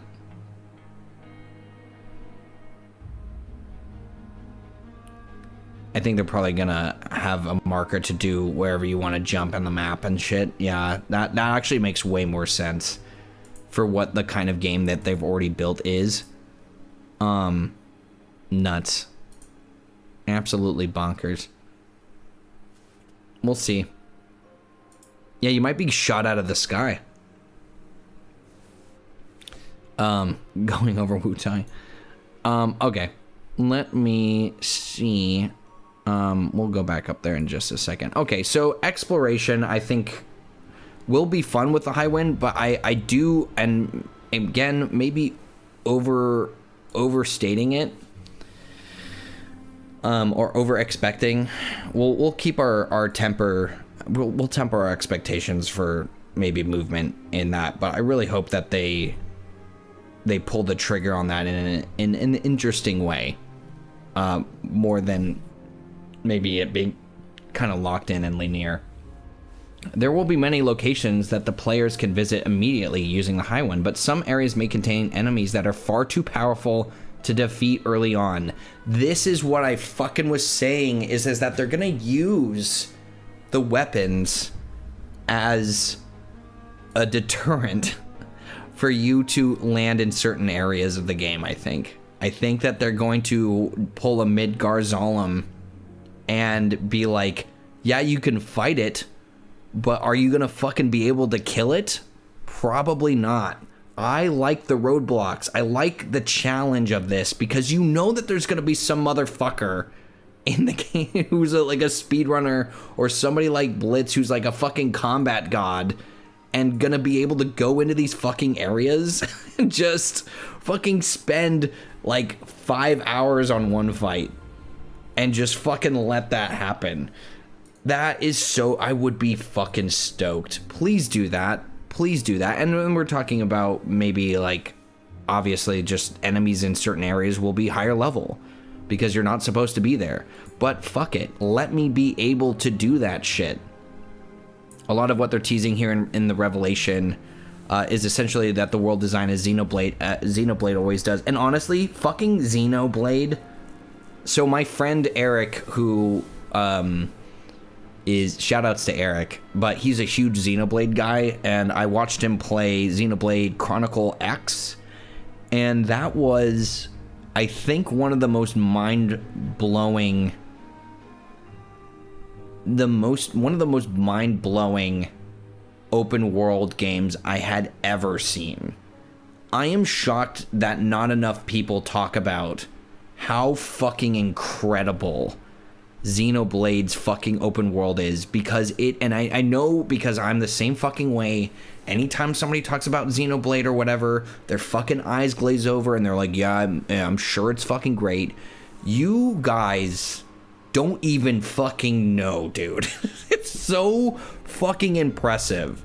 It might be one of the most impressive games I have ever seen. It is incredibly detailed. It's, you can literally, I'm sure you guys have seen clips of people just jumping off of cliffs, no fall damage, fucking being able to just turn your fucking mech into, flying around the map freely, getting out of your mech and walking around, and it's still, there's like zero fucking load time. You're just fucking free to do whatever the fuck you want. It's amazing. If they get anywhere close to that, if they do anything close to that, chat, you are gonna be fucking floored. It would be a 10 out of 10, which is unbelievable. I know we're in an ad break, so I'm fine to just keep talking about Final Fantasy 7. Oh, I got another media link that I need to put in here for another discussion we'll talk about. Let me get these chat windows open because I've just been talking about Final Fantasy 7 and Xenoblade. Here we go. That makes me feel better. Makes me so much more comfortable. Okay. Yeah, Doofus Shinra gonna have no-hit level 1 weapon fights. Yeah, somebody mentioned, I might have missed it, but somebody said, imagine what you get for just killing one of these things. What if you kill a weapon super early? Here's the thing about the combat, though, and I hate to say this. I really don't want to be, because I'm having so much fun being so positive about it, is that when I first played Intergrade with Yuffie, I made my own fun. I made my own fun by, and I'm not sure if there's a VOD of it still, but there's, I got Yuffie solo for Odin. And Odin was the most fun I had in combat, period. Because what they introduced was the parry. Or the parry ability, in the sense that you could dodge with Yuffie with one of her abilities and build ATB by just dodging. And I had the time of my life. I fought the boss like 50 times. I didn't have Sonon, and I was just trying to min-max my fight with him. The thing about Final Fantasy VII Remake bosses and those summon fights is that you have to beat them in a certain period of time, and I honestly think that is kind of bullshit. I kind of think that that's bullshit. That summons just get an attack that just like you can do nothing about. In like if you're not high, like powerful enough, like they'll just blow you the fuck away, and then it's just like, okay, well that's not fun, you know? That's not fun. Like in Dark Souls, if you want to fight a boss, like and you are fighting a boss in any From Software game, let's just say any From Software game, skill is what beats a boss. Enemy awareness is what beats a boss. It's not my level. It's not any of those things. It is based purely on skill. If I'm in an area that I am not supposed to be in and you let me into that area, do not punish me for wanting to make my choice to fucking fight this boss. Because you're giving me the option to do it, and all you're gonna say is, yeah, no, you can't do that. Yeah, you can fight it, but like you're not gonna go anywhere with this. Like, no, you have to be able to fight. If you're gonna let me airdrop into an area that I'm not allowed to be in, then I need to be able to fucking beat a boss. I need to be able to fight these enemies and have the odds against me, but let me be able to persevere. Souls is not a JRPG. We're talking though about a game that is gonna allow you to this is a weak complaint. That's fine. I'm just saying, I'm talking about my own personal preference. I'm not saying that this has to be like the way it's got to be. That's what I want. I want to fight a big boss and just enjoy myself and run into a wall for but not an endgame boss, of course not. I'm sure that you will be able to just drop in, fight enemies that are bigger than you, that are normal sized, and, you know, whatever. But Midgar Zolom is like a perfect example of what we're talking about, guys. Like, there's already precedent in the original game that allows that mentality, that possibility of fighting something that is like something that you wouldn't imagine of being able to defeat. And that they kind of take that away from you in Rebirth, and I kind of like the idea of it being in this game, especially with that freedom. I want there to just be as much freedom as possible, which might be a big ask. Might be a big ask. So to be absolutely fair, Odin Fight was specifically skill based. As long as you parry, dodge, and land hits, he does not go into an instant death attack. Yeah. And that's why I had so much fun with it. It was the most fun I had with Final Fantasy VII Remake combat. Like, not even a question. It's just that at the time of the OG, it was a major oh, okay, I see. I'm trying to catch up. Airdrop is also a good way to handle landing on mountaintops and hidden areas and stuff. Yes, this is what I was talking about. I'm kind of imagining how it will be to fight Emerald Weapon in the Ocean Deep. Yeah, that's going to be an interesting thing.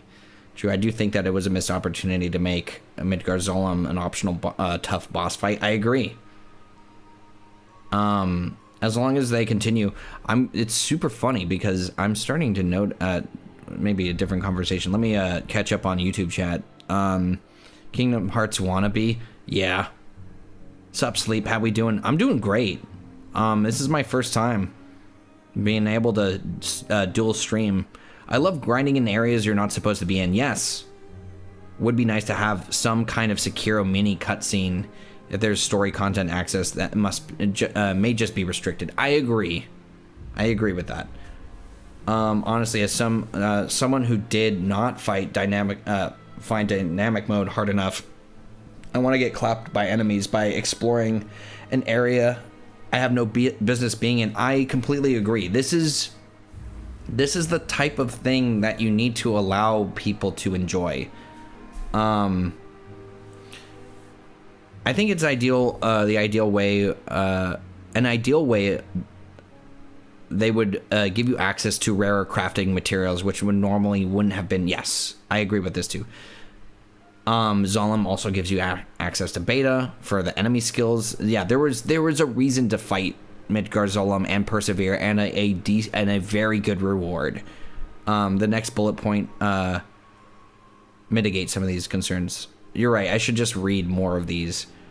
What in the random? Hi, Sleepezi. I can't stay, but I hope you're well. Dude, nice to see you, dude. Been a second. Yeah, I'm just randomly on stream right now. And it's been a blast so far. I'm really having a good time. Oh, I didn't want that. Get that out of here. That was my tutorial for getting YouTube set up. Let me see here. I have that up. I have this up. Just doing a double check. Dude, we got 160 people on the YouTube side of things for a first time stream of YouTube. That is awesome. I'm glad that you guys are turning up. I already talked to the rest of you guys on there, and you guys want to do more of these, so I will try my best to do that accommodation. One encounter with a high-level Marlboro is going to make you change your mind, Sleepezi. You're absolutely fucking right, it will. I will fucking hate that game. I will fucking hate that. How's the Rebirth video coming along, by the way? Slow going. So right now, and because I have YouTube here, I should probably say something about it too. I already mentioned it in my last stream, but I have a pretty demanding job now. I do not have that much free time. So any progress that or any available time to me is spent doing, other responsibilities mostly right now, other priorities. And I'm trying to do it. It's just, I'm not in the same situation that I used to be in. Yeah, it's just gonna keep taking some time. And also, I think that this is just my way of talking about some of that stuff without feeling the pressure of a video, but it is still coming. Just, I wouldn't expect it anytime soon, is what I'm trying to say. And that just is because time constraints and my available time. So I am sorry to say that. But what we're going to do on that low note is we're going to just keep talking about the game no matter what. So please anticipate continued discussion of Final Fantasy VII in any shape and form coming from me, especially as we sort of are waiting the release of the game. It's such a shame. I'll be looking forward to it regardless of how long it takes. Life comes first. That is it. Thank you guys. I appreciate your guys' support. I know that you guys have been super patient, and I am as impatient about it as you guys are as well. Like, there are too many thoughts in my head that just need to come out eventually, and I think about Rebirth all the time. I still think about Final Fantasy as much as you guys know me to think about it as, and the same amount of depth and everything like that. So we waited a decade for Final Fantasy VII Remake. We can wait the same length of time for a Sleepezi drop. I appreciate you guys. Okay, let's push forward here. There will be many locations that players can visit immediately. I want to just reiterate this for myself using the Highwind, but some areas may contain enemies that are far too powerful to defeat early on. The developers want players to decide for themselves where to go first rather than following a strictly linear path. Thank you. Thank you. I love you, Hamaguchi. I love you. Let's just... Midgar will return as a fully...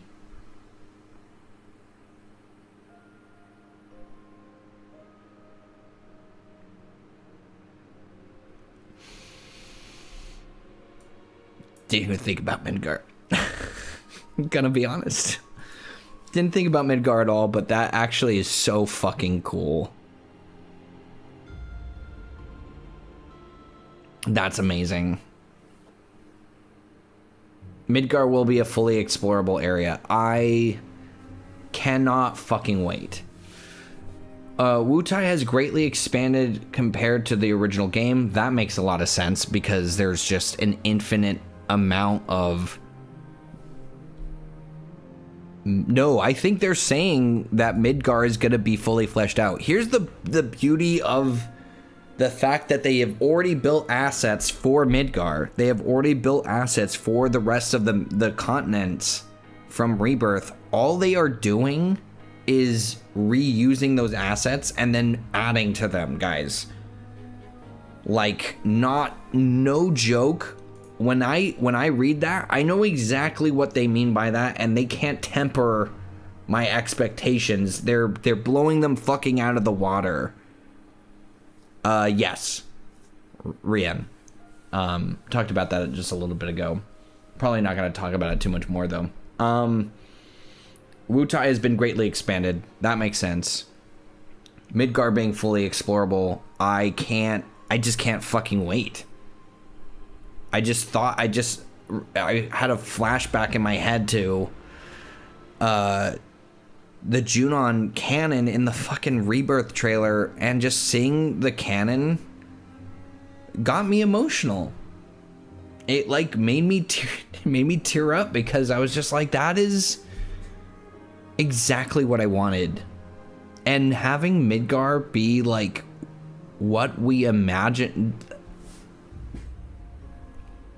it's amazing. Like it's hard to put into words how much that would mean for us to be able to do that, because that's what we've always wanted.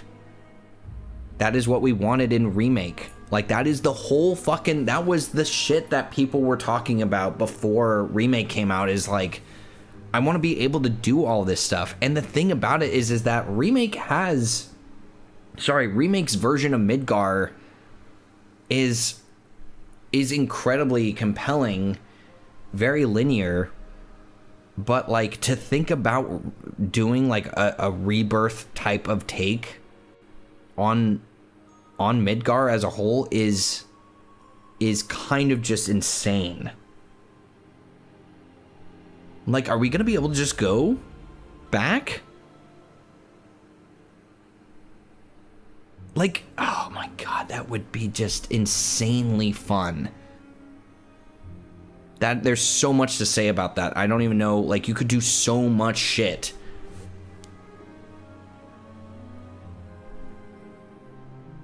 It is a cake. I like this. It is a cakewalk to add a full Midgar, but it's also fucking amazing. It's also the greatest thing that ever happened in a video game. Maybe. What if we jump out of the high ground into the middle of the ocean? Can we just do that? That's a great question. It fucking Emerald Weapon will come out and just eat our legs. Oh, you're so right, Grand Styles. Like, we have to see Elmira. What is that gonna be like? How is... Oh, fuck. Oh my god. How is that gonna even work? How is that gonna, like, how is the story gonna unravel like that? It's just gonna come out that it's just not the same world?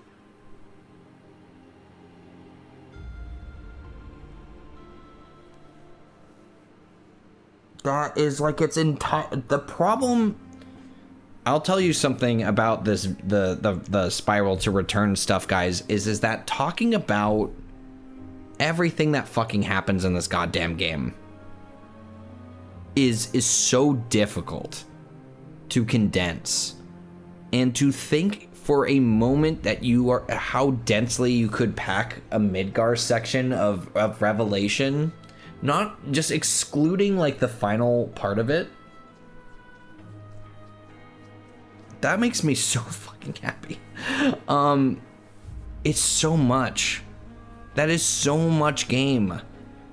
No fucking wonder you're not even gonna be able to fucking do... There's no fucking way you're gonna be able to play through this entire game in one sitting and do fucking 100% of everything. There's gonna be so much shit.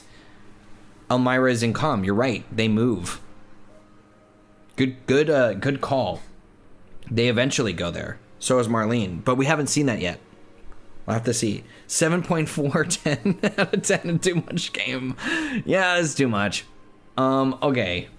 Wutai has been greatly expanded. So we've talked about this in the past, and you guys have watched videos of me talking about fucking Wutai and the connection to Rufus Shinra and the connection to now Ever Crisis content with Glenn, and then featured and expanded on in Rebirth. There is a huge reason why that is going to be the case. Is that they have tied everything into the larger narrative that is happening in Wutai. There's also, and I've already talked about this in the last stream, but the other point of the Revelation title in the new Final Fantasy VII Part 3. Why am I saying it like that? Why am I being stupid? The other version of the resolution title, or Revelation, is Liberation. That is the other Japanese meaning of the same title. And the idea is that Wutai is an oppressed place. You have Yuffie's dad, who's in prison. Like, he's a prisoner. We know that there's strings being pulled in the background by Rufus and Glenn now. And that's all past tense. And now Glenn is sort of conducting Wutai in a more deep-seated way. All of that needs to be something that we get into. And then also the history of Avalanche is there. The birthplace of the form of Avalanche that we know now started there. It's gonna be crazy. That might be one of my favorite sections of the game if they do it right. Quite honestly, like, I'm a huge Before Crisis fan in terms of just like all of the, I love the Turks, I love fucking Avalanche, and like the expansion there. If we get any more of that stuff, if we get, like, let alone the characters, which I was talking about this with subtext, we want to see Elfie in the game. We want to see Elfie in the game because she is probably the best, like, compilation character, like, bar none. Like, I joke about Genesis, and I like Genesis, and I like what he does for the story, but that would be a dream. And she is a fucking cool character, dude. I got, like, I'm getting emotional talking about this. It's fucking crazy. It's just like, this is so much stuff. I see what people were talking about this, like, in the stuff that they're saying. Okay, let's move on to the next point. Actually, no, we're gonna keep going. I was gonna say I need to still keep in touch with some of my some of the other stuff that's going on. Okay, I have maybe enough time for one more point before we need to take another quick break. Dude, if we see Kadaj in the game, we already have. Michelle, we've already seen Kadaj in the game. But dude, if you have a DLC release of all the fucking compilation, dude, that's what you do. Give me a DLC pack for Final Fantasy VII Revelation where you pull some Kingdom Hearts 2 Final Mix shit and you give me every single fucking compilation character to fight. Give me all of the Turks. Give me, and you think that that's fucking crazy to say, but in fucking Final Mix, Kingdom Hearts 2 Final Mix, they added every single fucking organization member as a fight. So don't give me that shit that's too much to ask. I don't want to see anybody fucking adding me about that. That is totally achievable. They better fucking do that. Chatterley VR Gauntlet, yes, dude. Of like best hits of the compilation, Elfie fight, Genesis fight, fucking Angeal, and dude, don't even fucking get me. And then also, what's his name? Bad guy from Before Crisis summon. Dude, there's so much shit. I can't believe I forgot that. But yeah, that would be fucking crazy. The Crows. Give me fucking the Crows. Or the Ravens, or whatever the fuck they're called. Zirconiad. Thank you, or somebody. Give me a Zirconiad fight. Give me a Jade Weapon fight. By the way, Jade Weapon fits this fucking game like a goddamn glove. A fucking jet airplane that flies to different locations. Just fucking Square. Don't disappoint me. I'm asking for the moon and more, and goddamn, do I want it all? I am asking for too much, and I love it. Let me see. Give me 1 second. I gotta pop open. Where did that go? I guess I might have closed it. Let me see if I can get Twitch back up here. Oh, this is already a tab. Where's the Twitch chat? There it is. Okay, I see. All right. Just gotta check on the numbers there. Okay. Yeah, dude. Oh, fuck. Fuck Jade Weapon. What the fuck? Exactly. He's just a jet engine. He's an easy model. Just fucking figure it out. I don't know what you do. Okay. Let's move on to the next talking point. So we did the Wutai one. We talked about the Before Crisis stuff. We talked about how Midgar is an insane pull. And then when exploring Midgar, oh, they're just fucking telling us everything. When exploring Midgar, players may encounter characters connected to Deep Ground.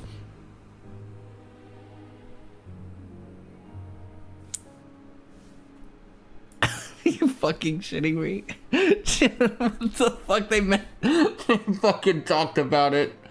They fucking talked about it, dude. What the fuck? Are you fucking kidding me? Are you fucking kidding me? They mentioned Deep Ground? How? How is this happening? How is this happening?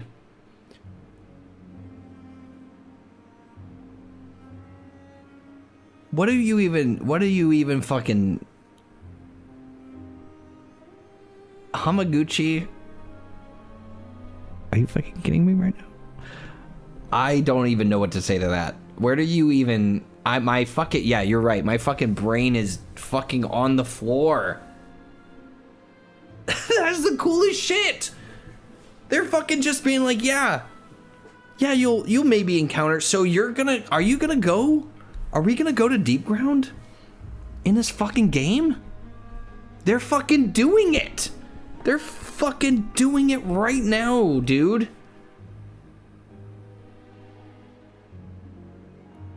They're talking about him in the second fucking point here. Hamaguchi specifically referenced the possibility of encountering characters such as Vice and Nera when discussing the exploration of Midgar. You can't fucking do this to me. Can't fucking do that. Can't fucking talk about that shit like that. Can't fucking make a game like that. Who fucking makes a game? Who fucking makes a game like that, chat? Who?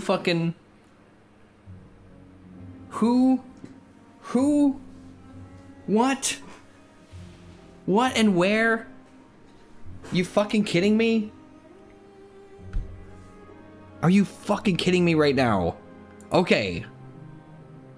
Logic goggles on.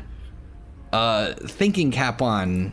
Put the brain back into the socket. What on earth? Well, that might just be the fucking craziest thing. That is the craziest thing I've ever fucking heard. What? No fucking way. You can't... I cannot tell you, chat. I cannot fucking... You know what this... I shouldn't have to explain this. This is what I've wanted forever. This is something I wanted forever. When I was fucking sitting there watching Deep Ground footage of the multiplayer and talking about Dirge of Cerberus and talking about the fucking... What was gonna come of the fucking DLC... This is all I wanted. You have a game that is doing its absolute best to satisfy its entire core audience from every corner of the game. Midgar was already big enough, but the potential of Deep Ground is serious. So Yes, so Ivory, you're making the point that I was about to make, which is that is a shift in the entire narrative of the game.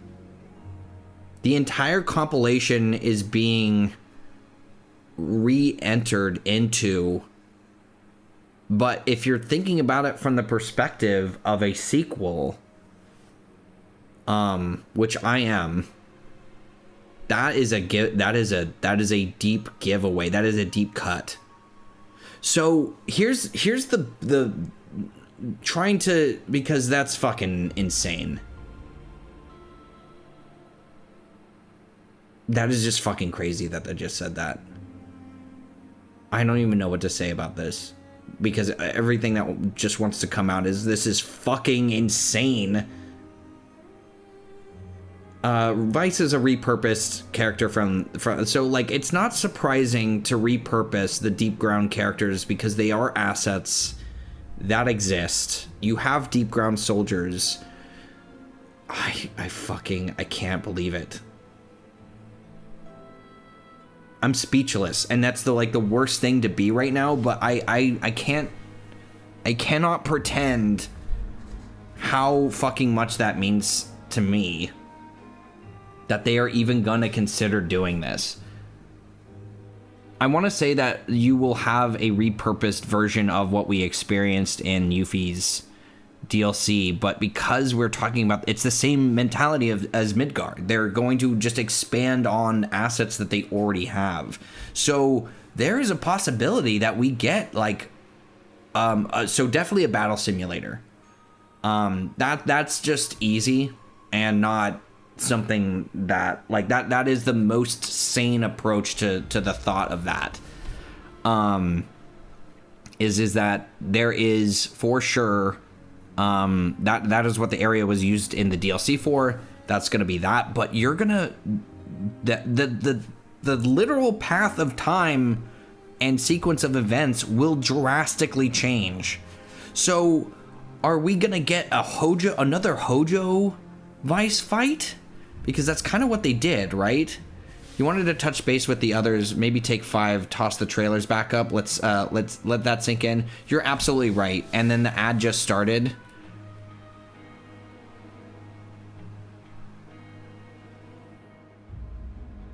Okay, let's do that. Let's take a quick break, because Jesus fucking Christ, I wasn't even expecting that. Let's recenter. For just a second, motherfucker. You fucking knew this was gonna happen, chat. Fucking Blitz knew that was gonna happen. He's like, you should really. They were, Subtext and Blitz were like adamant. They're like, you should really read that, Sleepezi, because that might be something that you're really excited about. They know me too well. Yeah, and it doesn't have to be a huge area, Grand Styles. It could just be like a small dude. If you put any multiplayer shit, dude, they have to do that. They have to put the multiplayer area in there. They kind of have to do that. Let's recalibrate. Well, I'm gonna get my thoughts together. I'm gonna go solve some shit and freak out off camera, because I've been doing a little bit too much of that. Let's go ahead and get that Be Right Back. Let's go ahead and get the trailer going. Unbelievable. Like, Jesus Christ. Like, what the fuck? Like, I don't even know what to say to that. I'll be right back. Motherfuckers.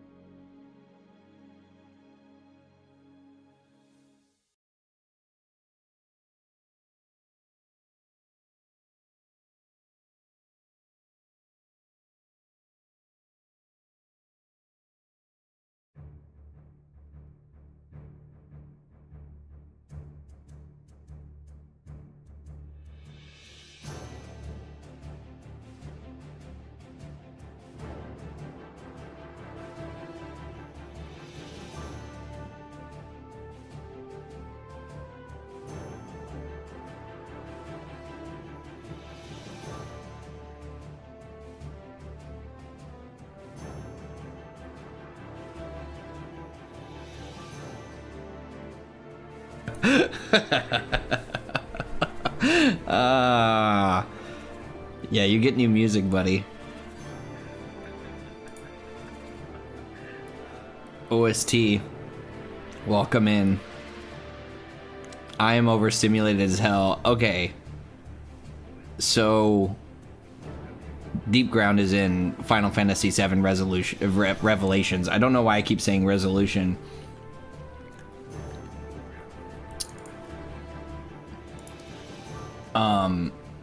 Holy shit. We're back, House Cat Alex. Welcome back. We're in it. So we are going to get... Okay, I'll answer this. Michelle asks, will we get a new theme song for Final Fantasy VII Revelation? And I think, yeah, 100%. That is absolutely something that you can look forward to. I have been pitching this from the beginning, which is that there is definitely going to be a duet. That is my theory, is that you have the two theme songs of characters that are separated.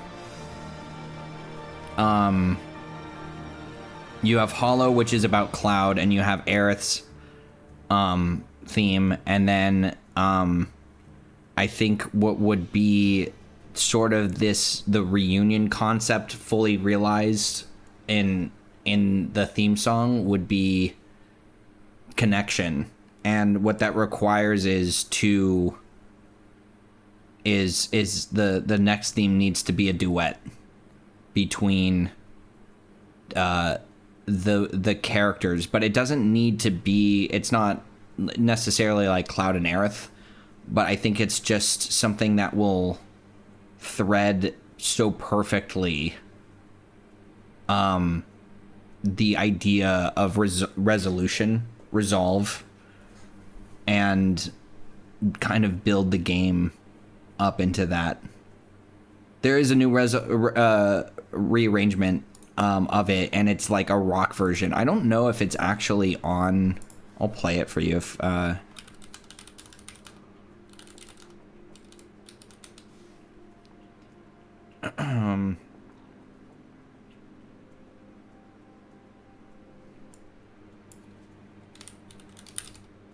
if somebody can find that for me really quickly, that would be what was it? It's who wrote it? Hollow, Final Fantasy VII. Who Yosh.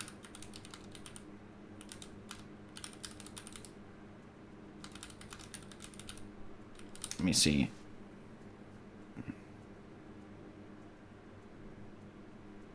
No, I don't see. It's not immediately popping up, but he did it with his band, the singer, same person who wrote it.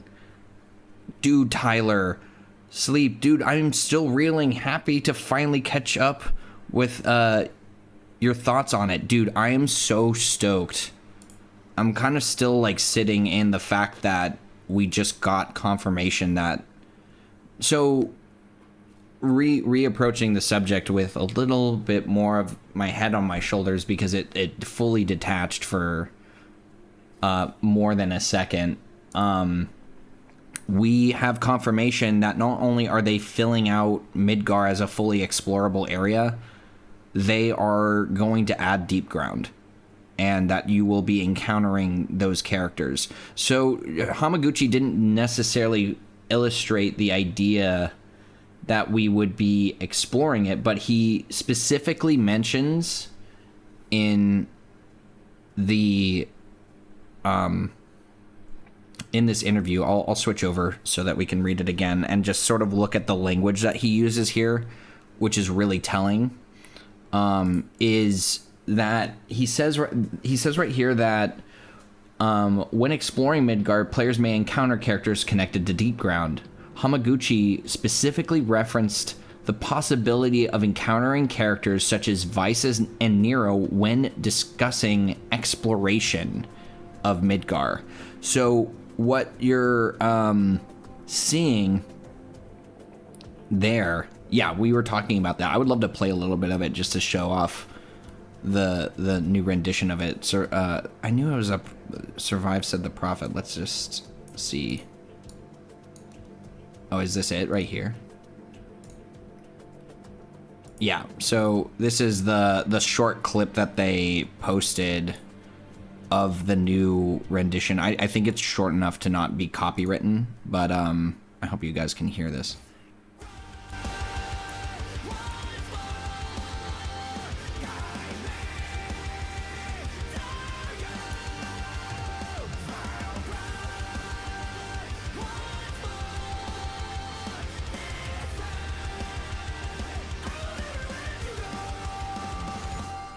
Yeah. Fucking sick. It's so much better. It's like infinitely fucking better. Yo, drop the link to the song. So it's not the full song, it's just the clip. But yeah, there's that for you guys. Yeah, it's fucking, it goes hard as hell. Imagine the edits that will be made from that. We may be a literal encounter. Yeah, he used encounter as well. Yeah, so the realistic approach to this would be to, so starting from the top and just kind of going from there is that mainly our experience of Vice and Nero was through the DLC content, in which we fought Vice as a virtual encounter, but when you're pairing exploration with that concept, it means that most likely what will happen is we will be able to enter deep ground to some extent. How fleshed out that's going to be will obviously, like, time will tell, and I hope for the love of God that they really sink their teeth into just making it like it's wish fulfillment at this point. And that was, I took a step away and I thought about it, and the simple thing that I'm taking away from this is that they are not leaving anything fan theory related, or there will be no want after Revelation is out to see more of what we have always been talking about. No stone left unturned. That is exactly right. Let's go.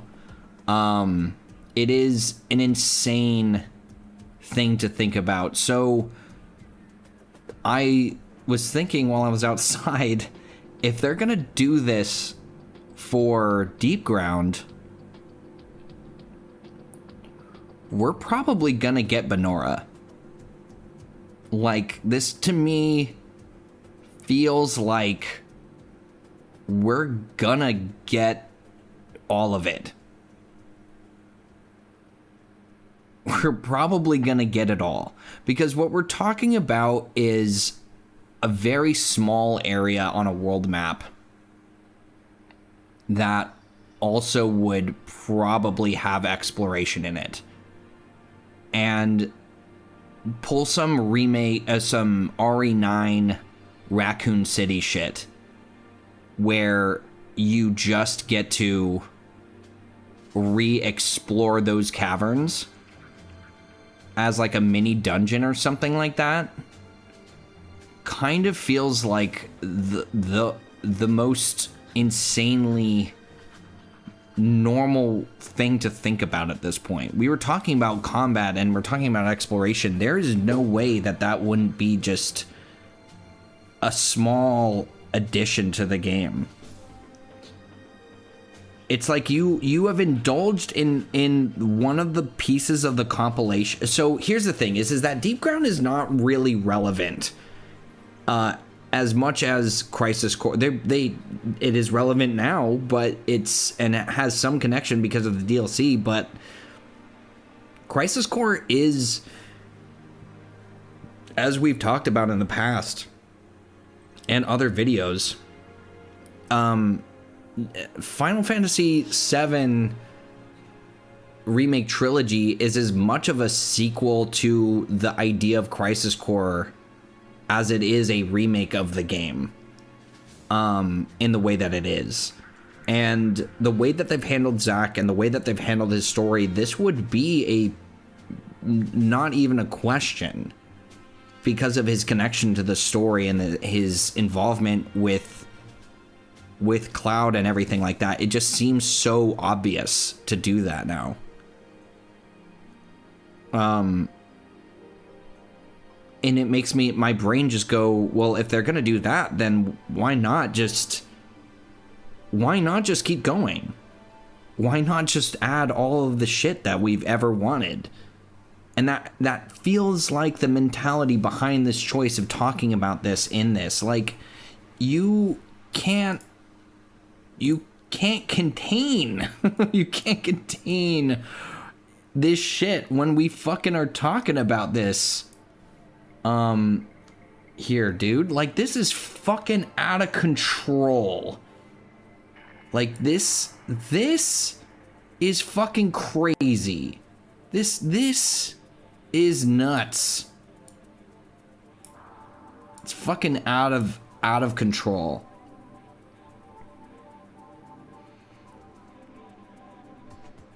I'm just so excited. Like, my brain has completely shifted mental-wise to just accommodate this insane development. And it's worth talking about. It's worth going back to these games now and actually, like, really going into it. Okay, so Deep Ground, possibility of the Sviets coming in as fights other than just Vice and Nero. Obviously, those are the ones that we know, but, like, we could even... I don't know if we would even see it, but we could see Sisane. Or maybe even... Dude, if we see... I'm gonna flip my shit, but if we see... some of the multiplayer characters, which is a huge ask at this point. But I think if I had to choose one, if I had to choose one fucking character in the game, let me see if I can find what his name is. Is his name Rio? His name's Rio, right? No, not Rio. Who the fuck is this guy? Dude, it's been so long since I've even thought about the DLC, but I want to just... The guy who is like the guy who finds you at the beginning, the fake mental dude. If we see Verdot, that also just needs to happen. Argento the Silver would be him. Oh, dude, a fucking restrictor fight? Oh my god, that would be fucking awesome. That would be the best thing to happen in the world. I think my YouTube just crashed. Let's bring that back in. I don't know if we lost you guys. But let me make sure. Okay, it seems like I'm still live, but let me know if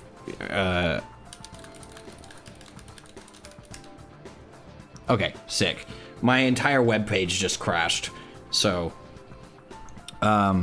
cool. So yeah, these are all Dirge Cerberus multiplayer stuff. If they do anything multiplayer related, like the Sviets are the most obvious examples of what would be likely, but if there's a restrictor fight, I'm gonna fucking lose my shit on stream. I'm gonna maybe make a video of a wish list. I think that makes sense.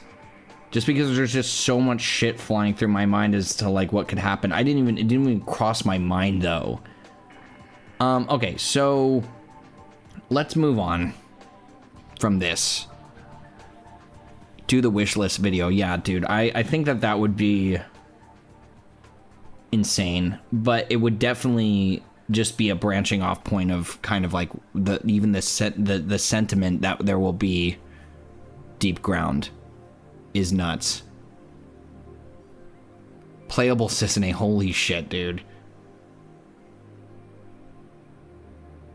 Dude, Singing Lion, I think that what are your thoughts about the Sephiroth having the white material? I have not even been able to think about it.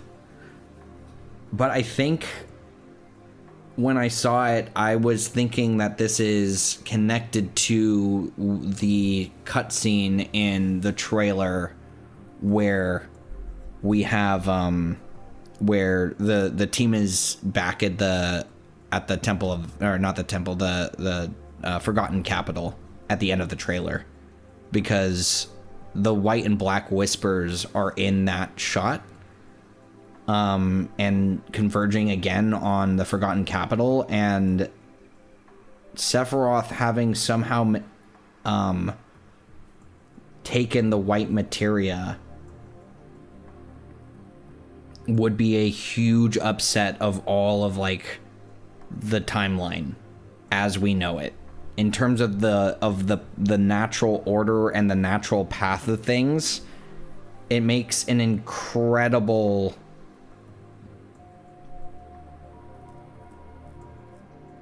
I think it's the Forgotten Capital. We can pull it up again. Let me.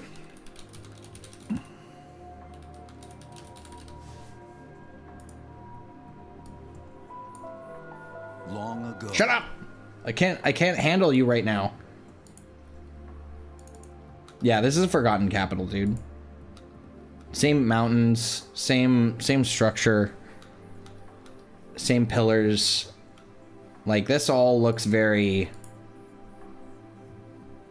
Yeah, some of the Mako crystals. So it's only white whispers. It's... No, there are some... Yeah, there's definitely some other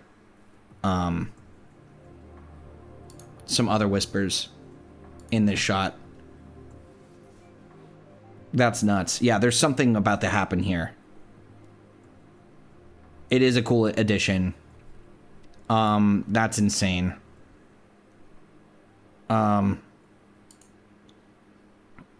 Nuts.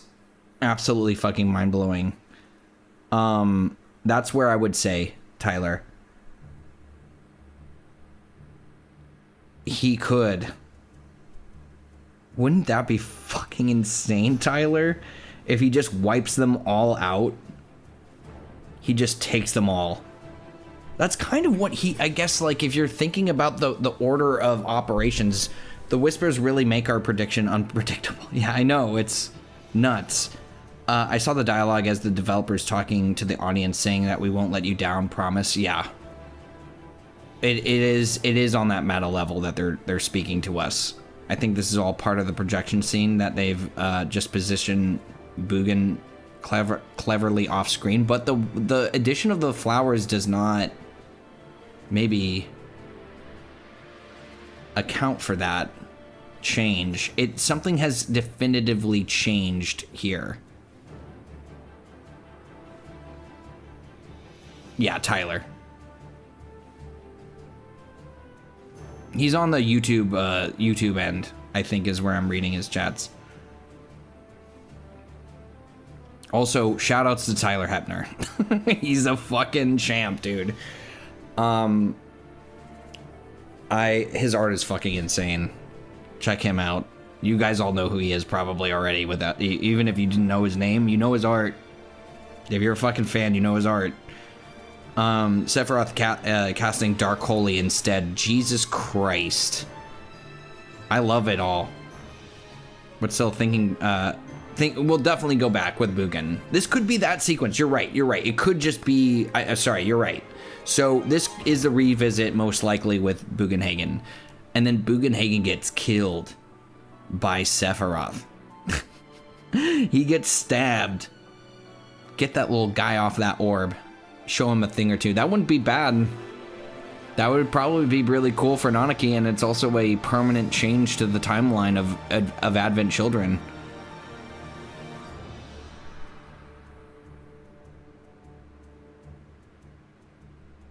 I think if you, I watched some of the Bugenhagen. If you play through most of the side content, Icefire, I think he kind of, the side content kind of shows him opening up to more possibilities of what is possible. And he has a more open mind by the end of it. So I think that will continue to happen for this. Okay, so let's go back to this and see where we get up to, because we haven't even made it past the world exploration part. So Hamaguchi, okay. Rocket Town is confirmed to appear in Revelation. The team originally considered including it in Rebirth, but ultimately decided it would fit better in Part 3.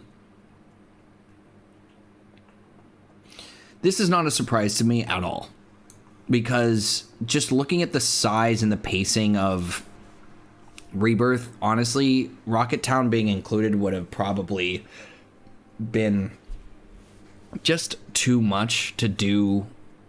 Too much to do. Like, way too much. I would not have wanted to shortchange that area, and also you kind of wanted to. I think the game did a really good job of just being like, here are the characters that we're gonna like play as later, kind of a Red 13 situation remake, but like keeping them useful and involved in the story in a way that does not feel like we're being shortchanged.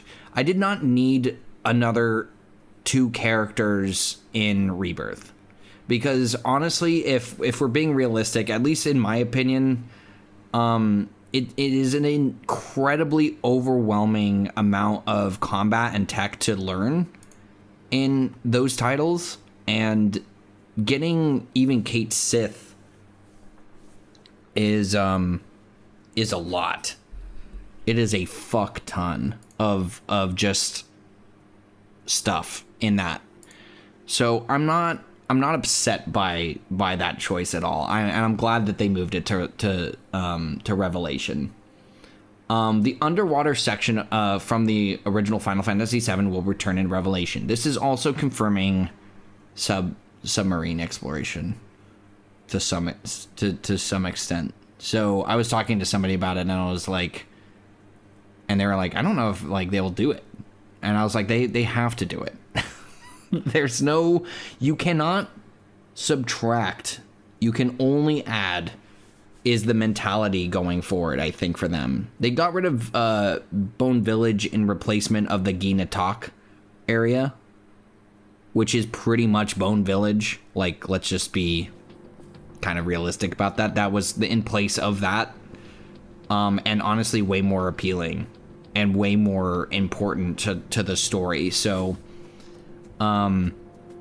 that's nuts. I'm looking forward to Rocket Town. I'm looking forward to the underwater exploration. I'm looking forward to all of that shit, dude. There's too much game right now in my head, which is a shocking thing to even have to consider. Like, what the fuck, dude? You're telling me that I get a full Midgar, I get Deep Ground, I get a bunch of new areas. You know what I hope they don't do? I hope that they make the Northern Crater section really, really big too. Somebody, it's Zach. Zach said this game's going to be 200 gigabytes. It's not. There's no way it isn't. This game is going to be fucking huge. Prepare to have to delete Rebirth and Remake and Call of Duty to accommodate the amount of fucking space that this game is going to have to fucking take up. Unbelievable. Just like unbelievable amount of work going into this fucking thing. It's shocking how much they care to actually fit all this stuff in. Sorry, I'm fixing the windows really quick, chat. Probably closer to 300. Yeah, maybe like a solid in between. Now I'm wondering what space is there on the Switch 2.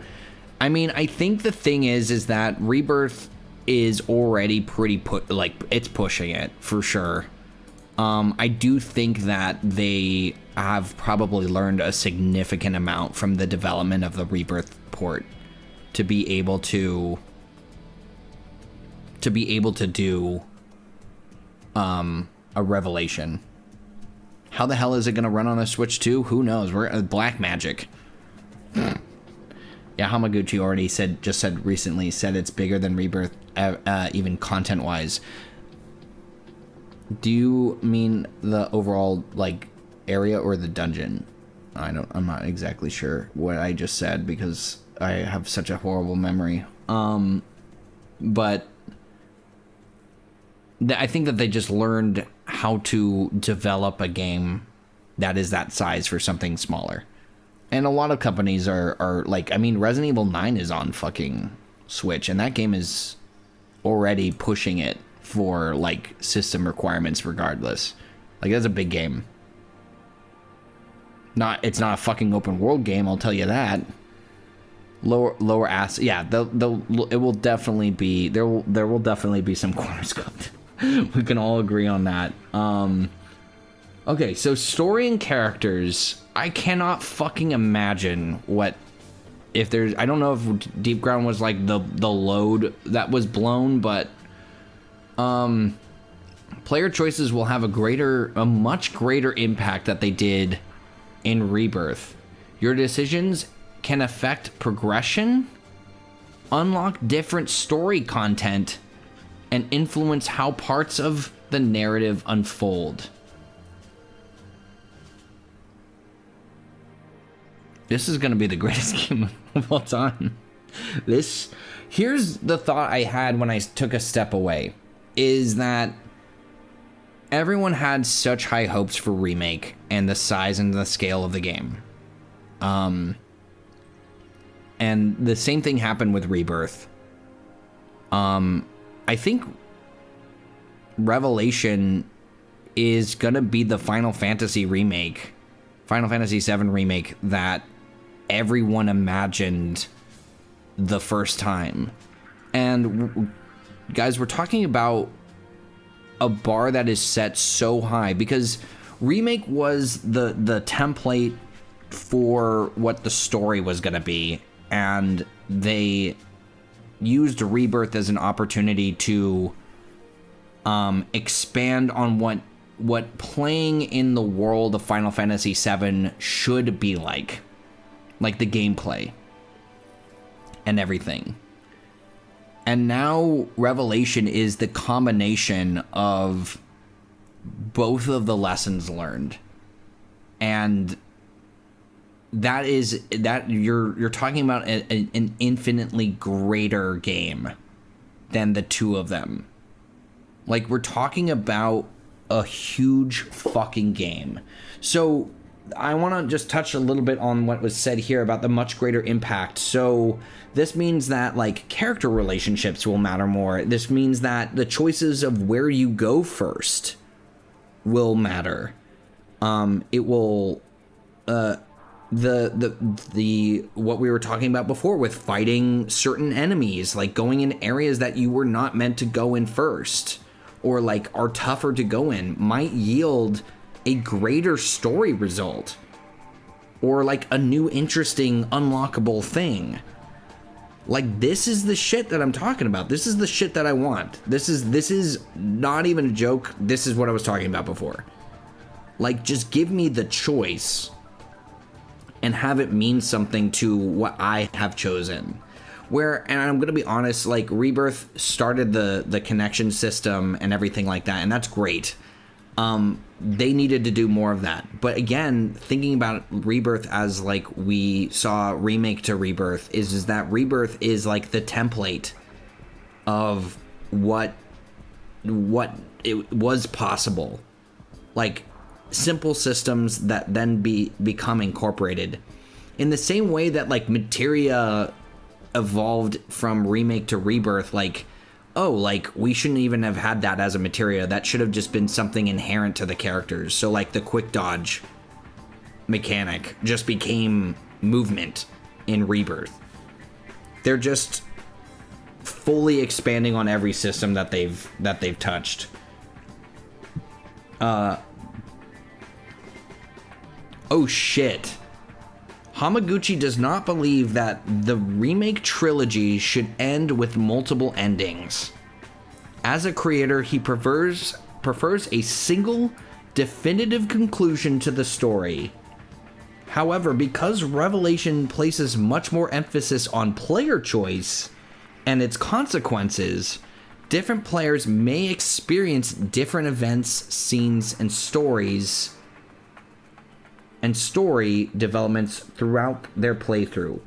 This is just, this fucking whole thing is just a major W for me. This is so fucking good. It means that they had exactly what the ending should be in mind. I do not need multiple endings. I do not like multiple endings, and I especially did not like the concept of it in Final Fantasy VII Remake. I do not need the option to end up with a character that I want, for instance. Like, I don't need, like, that level of involvement with the way that a narrative is crafted. No, I want you to just give me something that I choose in terms of, like, the progression. I don't want you to ruin me to write my own fucking ending to the game. That just seems so not fitting to what Final Fantasy VII originally was. I do think that the idea of giving players their own experience and having them choose for themselves and find things for themselves and unlock these character moments that it's like, this is what matters. This is also, so an easy way to explain this is like the Lucrezia shit. That's an obvious one. Is that Lucrezia is a perfect example in the original game that was something that you didn't have to do. You didn't have to do that. But you can find it, and it's fucking behind like a waterfall and shit. And that's so fucking, that's crazy. And if just thinking about how much of that mentality could go into the rest of the game is everything. Because of how big of an emphasis there is on this exploration. That is so good. I did not think that this was gonna outdo the trailer, but it is absolutely fucking doing that for me right now. I'm like infinitely more excited about this game because of this. I don't know if there's anything else that I had to say about that. We'll have the same destination, but we'll have different journeys. Yes. Yes. Abso-fucking-lutely, that is the case. So there is gonna be one ending, but the dialogue can vary wildly depending on the order that you do it in. Yes. This is what Square Enix needs to do with the mainline Final Fantasies. This is, honestly, I don't want to be speaking out of my ass too much about this, but this really feels like Square Enix is getting its shit together a little bit. I'm not going to give them the full handout here, but I think that this game might actually save Square Enix to a certain extent in terms of like giving them the right template. I talked about this a ton with like and I've talked about it in the past endlessly. Capcom is a company that invented the appropriate formula for what a AAA studio, a Japanese legacy gaming studio should do, is you release a remake of a title that is not offensive, but insanely interesting. It makes a fuck ton of money, which it should, because those are titles that engage a modern audience. It engages the old audience, and then you go back to no, I think this is just Final Fantasy VII. They could not do all of this with another Final Fantasy game. I think that they are kind of saying that they can. I think that what you're seeing is like they're applying every lesson from every game, and they're making a system that is so intricate and so well evolved. Here's a perfect example. This is how I'm seeing it, is that in Rebirth, something I hated, and I'm not saying like boiling hate, but it's just like it felt like such an obvious thing to me that Rebirth just kind of drops the ball on, and it's so simple, but it's just such an obvious. It reflects a larger issue. Yuffie swinging on her little grappling hook sucks. It should be intuitive. It should be fluid. It isn't at all. It's probably some of my least favorite part of the platforming in Rebirth. That is indicative of a larger issue for me in terms of how movement should be, that they should just have completed. I saw in the trailer, she just zip lines. She just like Spider-Man, like just pulls herself up on the Wutai example. It looks a lot less clunky. It looks fast. There isn't just some like staggering animation shit that's happening. I cannot fucking fathom, like, that jump is a lesson learned. They are listening and learning, and that is not gonna just stay in Final Fantasy VII. The point is to take that shit and do something else with it. Like, I'm sure that there was a fuck ton that they learned from 16. I'm not gonna get into what my personal feelings on that game, because that's not really what we're here to talk about. But 7 remake series as a whole has shown that Square Enix can grow alongside the modern gaming, the modern gaming era to an extent. And I'm using the word extent because we still haven't gotten this third game. There could be plenty still, like, maybe fluidly wrong with that. Or it might blunder, sure. But from what they have presented, both in the marketing aspect and then also in the gameplay that they have demonstrated so far, they are telling us, and then also just this interview, they're telling us that we understand. We're getting our shit together. To squander the lesson of 7 by going off and making whatever the fuck they make next without that would be a bad idea. It would just be a bad idea. So going back to Capcom, they knew what they had worked. They learned the lesson of RE2 Remake, and they were like, you know what, we could probably just keep making games like this. And to an extent they have, but what they did with the remake is they also then released like RE8, which is like really fucking out there and weird and coming off of 7 obviously, but they push and then they are reserved. They push and they're reserved. Make a remake, make a new game that pushes the system forward. Develop more in the next remake, maybe elaborate a little bit more on that. It's just a perfect growth system. And if you guys have played RE9, it's a celebration of all of the new era of Resident Evil that started with 7.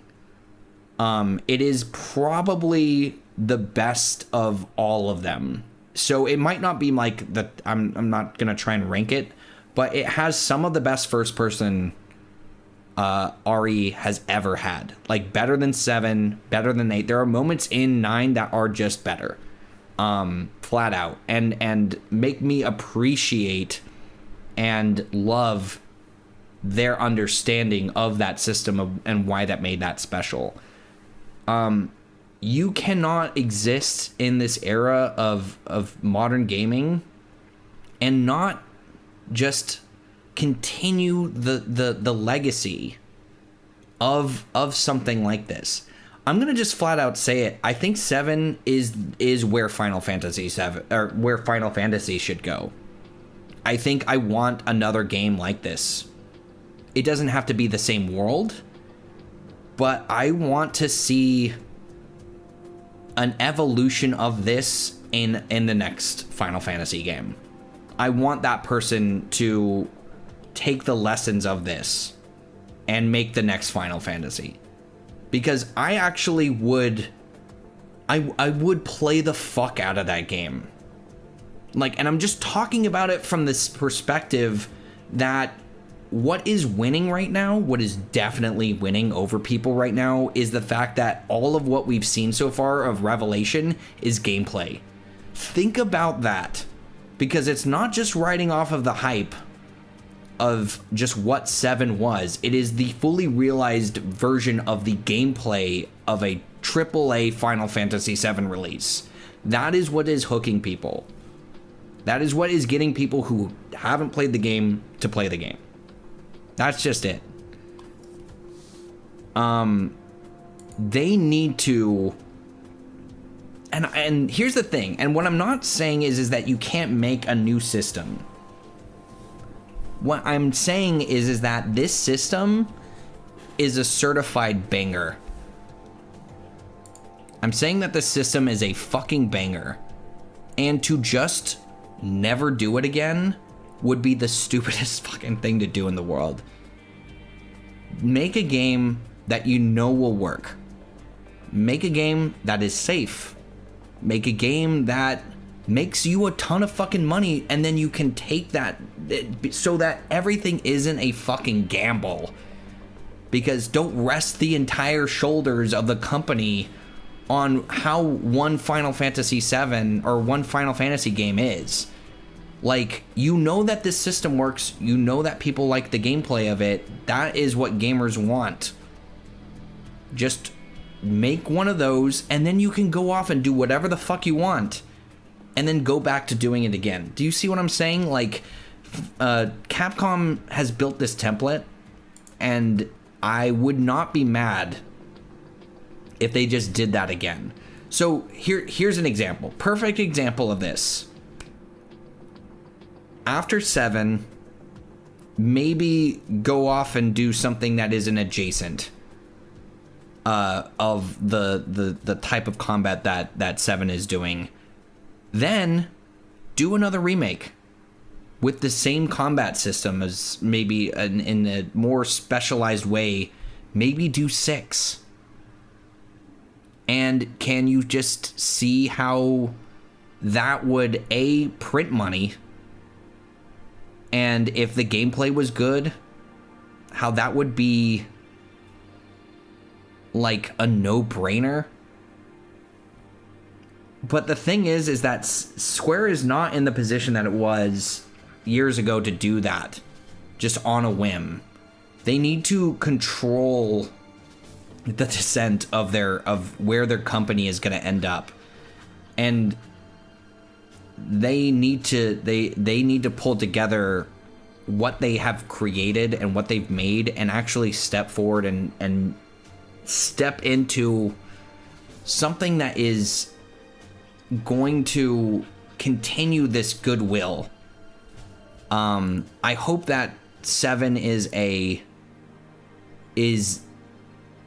the game that comes out that generates that goodwill for the company, for what they make, for what their next project is. It needs to happen. 15 people liked.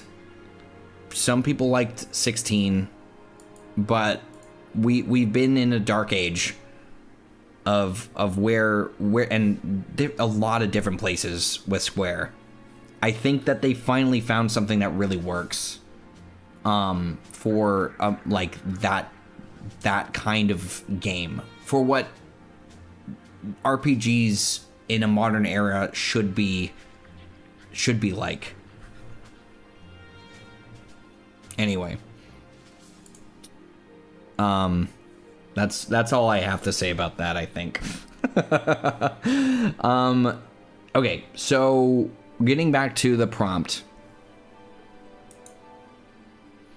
I'm totally on board. I'm totally with Sleepezi on this. Final Fantasy VII Remake shows that they can have this action tactical hybrid combat.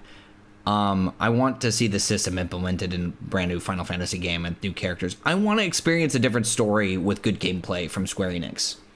Just straight up. No, dude, I was talking to somebody last night that said that they should probably do an 8, and I agree with that. Perfect example of that, Code Veronica. Code Veronica needed the remake more than any other Final Fantasy, or more than any other Resident Evil, for good reason. And I'm gonna tell you right now, that game is not gonna be the same game. Like, Code Veronica, they've even changed the title of it, even though it's super slight. Just calling it Veronica is them kind of hinting at the fact that maybe this is also an evolution for that game too. And fucking goddamn it, yes.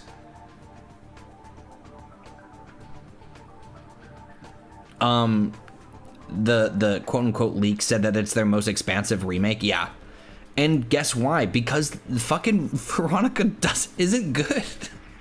in the sense that it isn't good in the way that people, like a modern audience would think. If you go back and you've played other Resident Evil games, it's perfectly fine. It's goofy. It's really silly. I love it. I love how fucking goofy the game is. But there are definitely parts where I'm thinking to myself that this game is it's gonna need some updates. It's gonna need something else. I talked extensively about Code Veronica with Susie Sphere Hunter, because I'm really excited about it. Last year I talked to her, I think, about it, and I just told her it was like the one game that I actually really wanted them to remake. And I mean, it was obvious it was gonna come eventually. I think, like, it was just around the corner. They had just finished RE4, like, but it was for the fact that there's more excitement in something that actually needs an update, because RE2 is already a perfect game, in my opinion. RE2 is one of my favorite games of all time, and RE2 Remake is also an amazing game. And I was so relieved after finishing Resident Evil 2 Remake that I loved them both, and that I could play both. That's the magic. That's also the other thing about the Square Enix approach is that if you release this game, it's gonna generate interest in the past titles. People are gonna want to go back into the catalog of Final Fantasy VII just based off of the fact that the story is so crazy. Now, granted, Dirge of Cerberus is no Resident Evil 2. It's not. It ain't like that. But it generates goodwill for what comes after. But I would say 6 would probably make a Final Fantasy VII 6 remake would definitely have people going back and playing the original, because it is one of the, like, objectively, like, one of the best, like, RPGs according to a lot of people. So if Shulk could cry, she'd be crying right now. Yes, she would be. Sorry, I'm going on this insane fucking modern video game rant. I'm supposed to just be fucking talking about Final Fantasy VII, but, like, I just want them to do well. I'm really pulling for them. I'm really pulling for this game, and I think I was really scared that when Revelation was going to be released, the fact that it's called Revelations, and I'm not even mad about it. Like, I'm excited that it's just some fucking, like, Matrix Revolution title. Like, that is good. There's an ad that's going to pop up right now on Twitch. It's going to be about 10 seconds. Or, sorry, a minute. It's going to happen in 5 seconds. I'm going to take a really quick bathroom break. We're going to finish up the rest of this list. I will not stop stalling on this as much, and then we'll be right back. Okay, guys? We're going to go into the final stretch. I'm not really sure how long I'm going to stream. I'm not feeling tired. I've borrowed Subtext's energy for the time being, and it is now mine.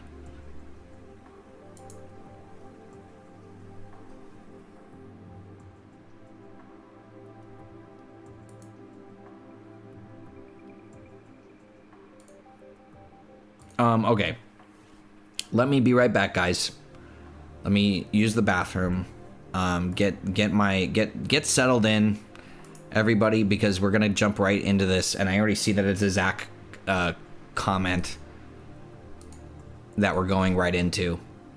So we're gonna have a fuck ton to say about that, and we'll probably reapproach the conversation of like what they're adding from the compilation into this to make this more juicy. So let me go ahead and get the be right back screen going. Bop. Let's get you maybe something else. We'll do the gameplay trailer this time, so you guys aren't being bombarded. All right, I'll be right back, guys. Give me 1 second. I'm also drinking a lot of coffee too. That's just how that's gonna be.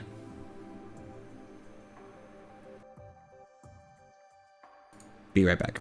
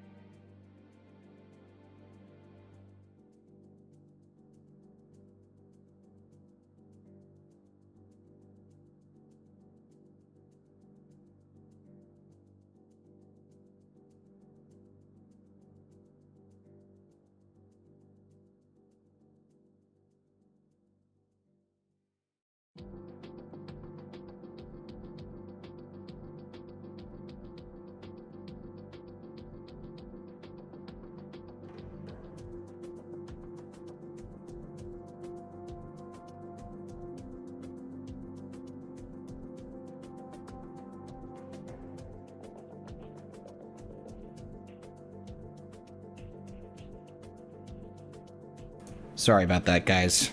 Took a little longer than I was expecting. But we're back. Dirge of Cerberus music hits different. It hits different. I'm getting hit different. I'm shocked that you guys are all still here. You are insane. You're just as insane as this guy behind the mic. I appreciate your bold commitment to the insanity that has been unleashed. More dirge music coming in Revelation. How dare you even fucking invoke my love of, dude, fucking not just Dirge of Cerberus music, but like Rebirth level dirge music, which is like the best music in any fucking game ever. Unbelievable. Us fanatics gotta stick together. Yeah, we gotta mosey on through this. Let's mosey.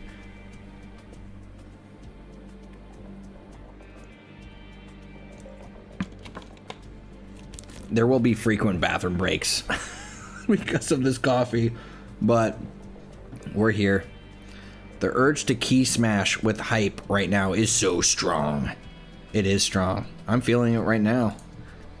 The music in that game is gonna be nuts. Oh, Mario, have a good night, guys. Good night, Mario. Thanks for sticking around. I'd like for Capcom to revisit RE2 Remake to fix the Scenario B continuity and revisit RE3 Remake to restore the cut content. Well, there is actually a mod that I'm actually angling to play that apparently is restoring most of that content. So maybe just because of the likelihood of fucking companies to revisit remasters that they've already remastered or remade, I'd stick with that. Honestly, I want a RE5. It's gonna happen, dude. Grant Styles, you're gonna get exactly what you want. And honestly, as soon as they, you know what it is that what RE9 felt like was an ending to what we have considered like modern Resident Evil, and I think that the next RE game that is a mainline title should actually push into that. There's actually a lot that I have to say about that, but I don't know how much I can. Just because. But you have games like Outbreak, the Outbreak series. You might have this renaissance of co-op in like a remake lineup for Resident Evil, because when you start thinking about it, right, like those are games that people have wanted forever. To step into remaking RE5 would be to then be like, okay, well then if we could do that, maybe we should experiment with that with like a mainline title that isn't RE5. And then if that works out, then why not revisit other co-op games in a way that is pushing the limit of what that could do. I actually think that would be such a bold and strong move on their end. I would love the shit out of Capcom for fucking doing that. I don't think I would stop loving Capcom after that.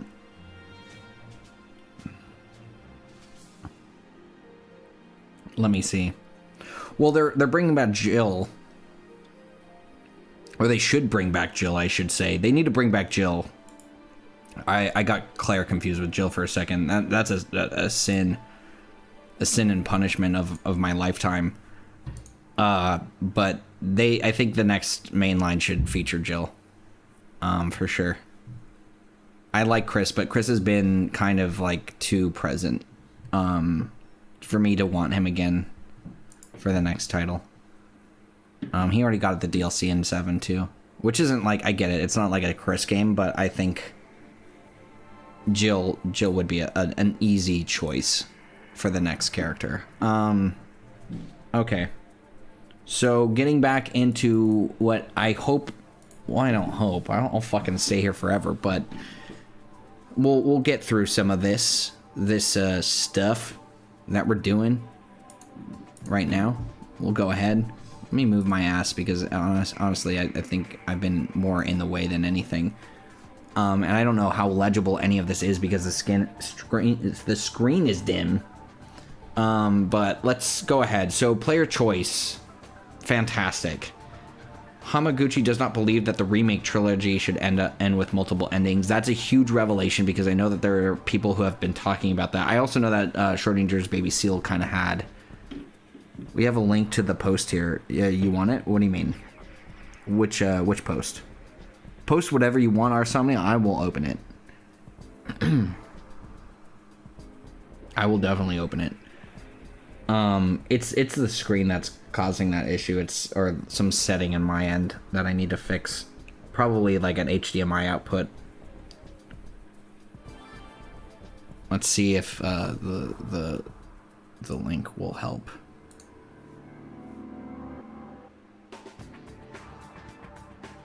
No, it doesn't. I don't know what's causing that. It's an HDMI thing. I'm almost certain about it. I'll fuck around with it later.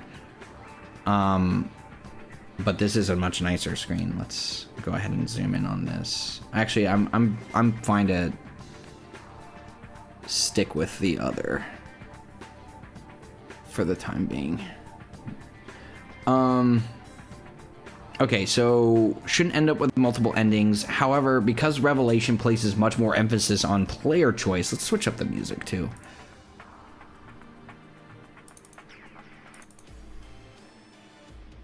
Yeah, I bet you guys haven't heard this ever.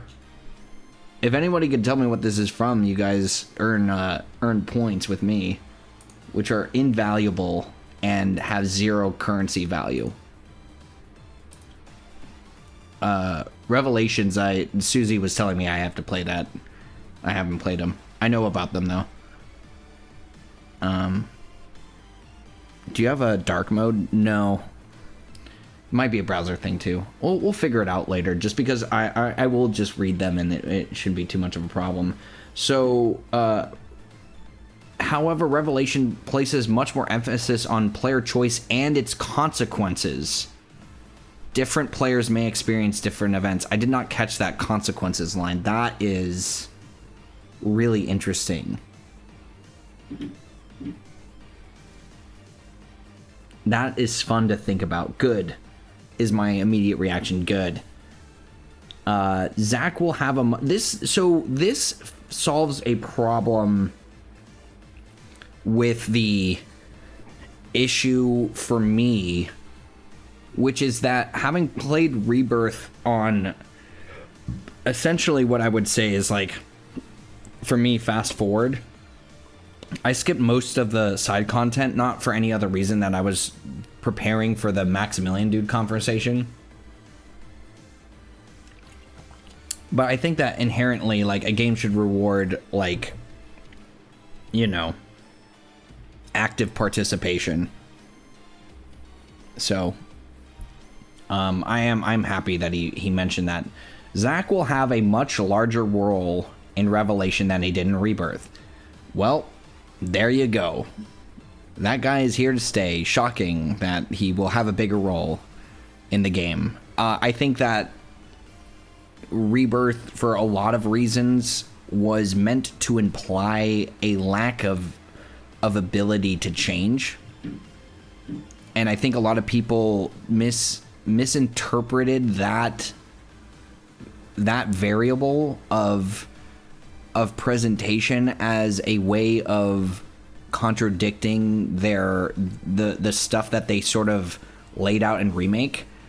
And I completely disagree with that. Is that it is actually meant for you to it is meant to demonstrate the mechanics of the world and its limitations, as well as the possibilities of it, without being explicit about it, because it's the middle part of the story.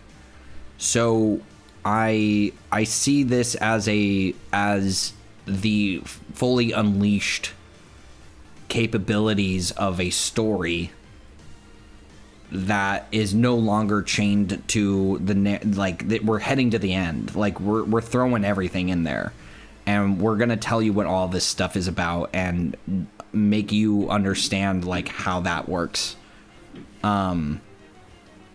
So that is not a shocking thing to me at all. According to Hamaguchi, Zack's role is to help players understand that the world and circumstances of the remake trilogy are not exactly the same as those of the original Final Fantasy VII. You're sequel baiting. Fucking Hamaguchi, you are sequel baiting again, you motherfucker. You fucking doing it. You're fucking doing it. You're fucking telling us in so many words that this is a fucking sequel, that things aren't happening the same way that they were intended to happen. Things are changing, like on purpose, to make a bigger deal out of the changes.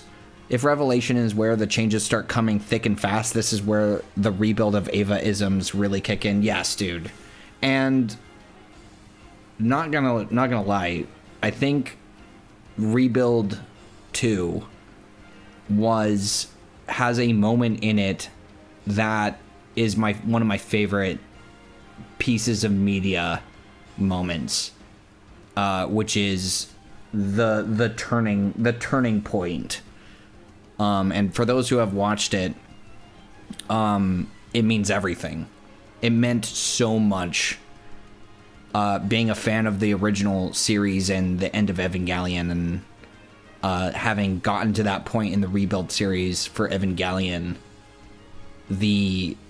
that point is like years worth of payoff, and I still haven't seen the last one.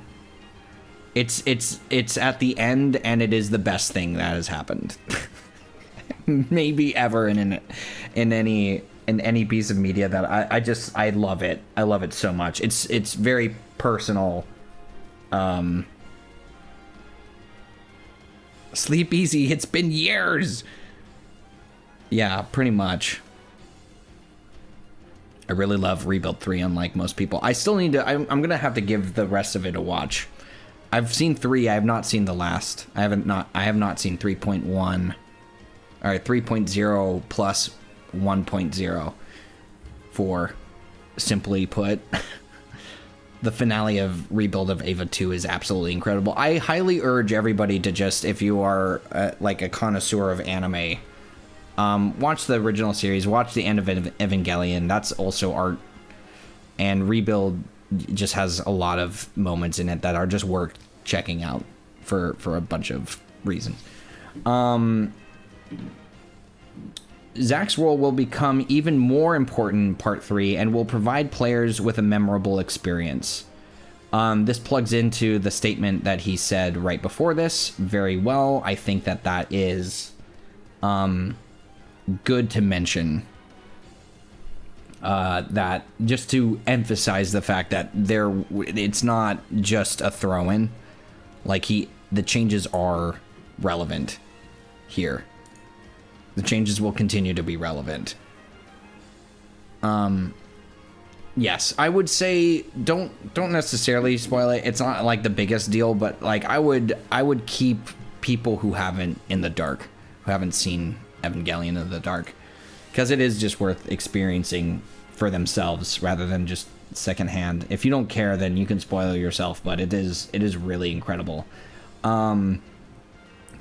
Temporary guest characters will join the party and become playable during certain sections of the game. Shut up. This is incredible. They're taking the Rebirth Sephiroth sections and being like, yeah, you're gonna play Sisane. You're gonna play maybe some Turks. You're gonna play Turks.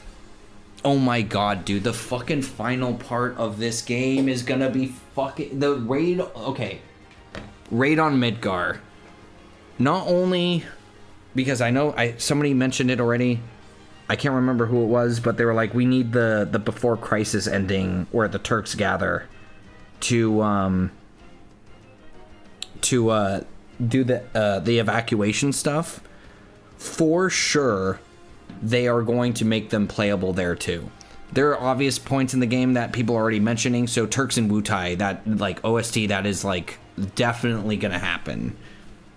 But the raid on Midgar, you have the Turks there in the compilation, and they're helping like citizens evacuate and shit like that. They're gonna reuse those assets for that too, like 100%. There's no reason why they shouldn't do that.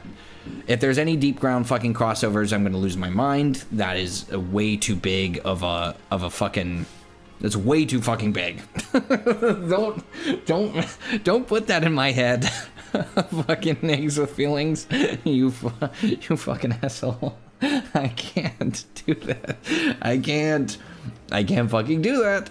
I need to temper the already insane expectations that we've set in this fucking game. Unbelievable. Okay, so a new Japanese voice actor has been selected for Reno. That makes sense. That is an important update. I think, unfortunately, if I remember correctly, the Reno voice actor has passed away. So finding a new voice actor. And that was the thing that affected his presence in Rebirth, because the original voice actor had already done a certain amount of lines and not everything. They weren't able to like properly present him in the game because of that. But they didn't want to disrespect the old voice actor, so they made changes to sort of limit his appearance. So I respect that choice. That makes a ton of sense. And I'm looking forward to seeing more Reno in the future. I'm looking forward to playing as Reno, apparently, in the fucking future. Reno and the Turks will receive significantly more focus and development in Revelation. They're doing Before Crisis. Guys, I can't fucking believe it. I think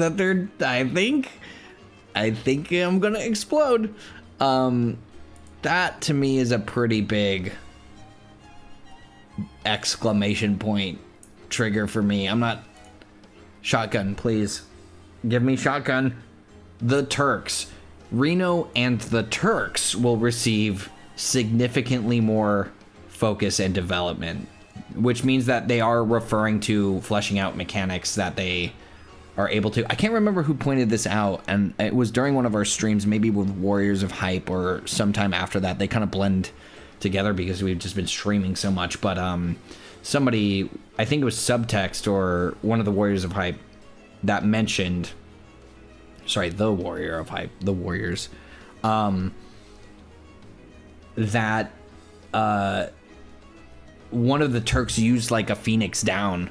So there are already like mechanics in the game that are like that.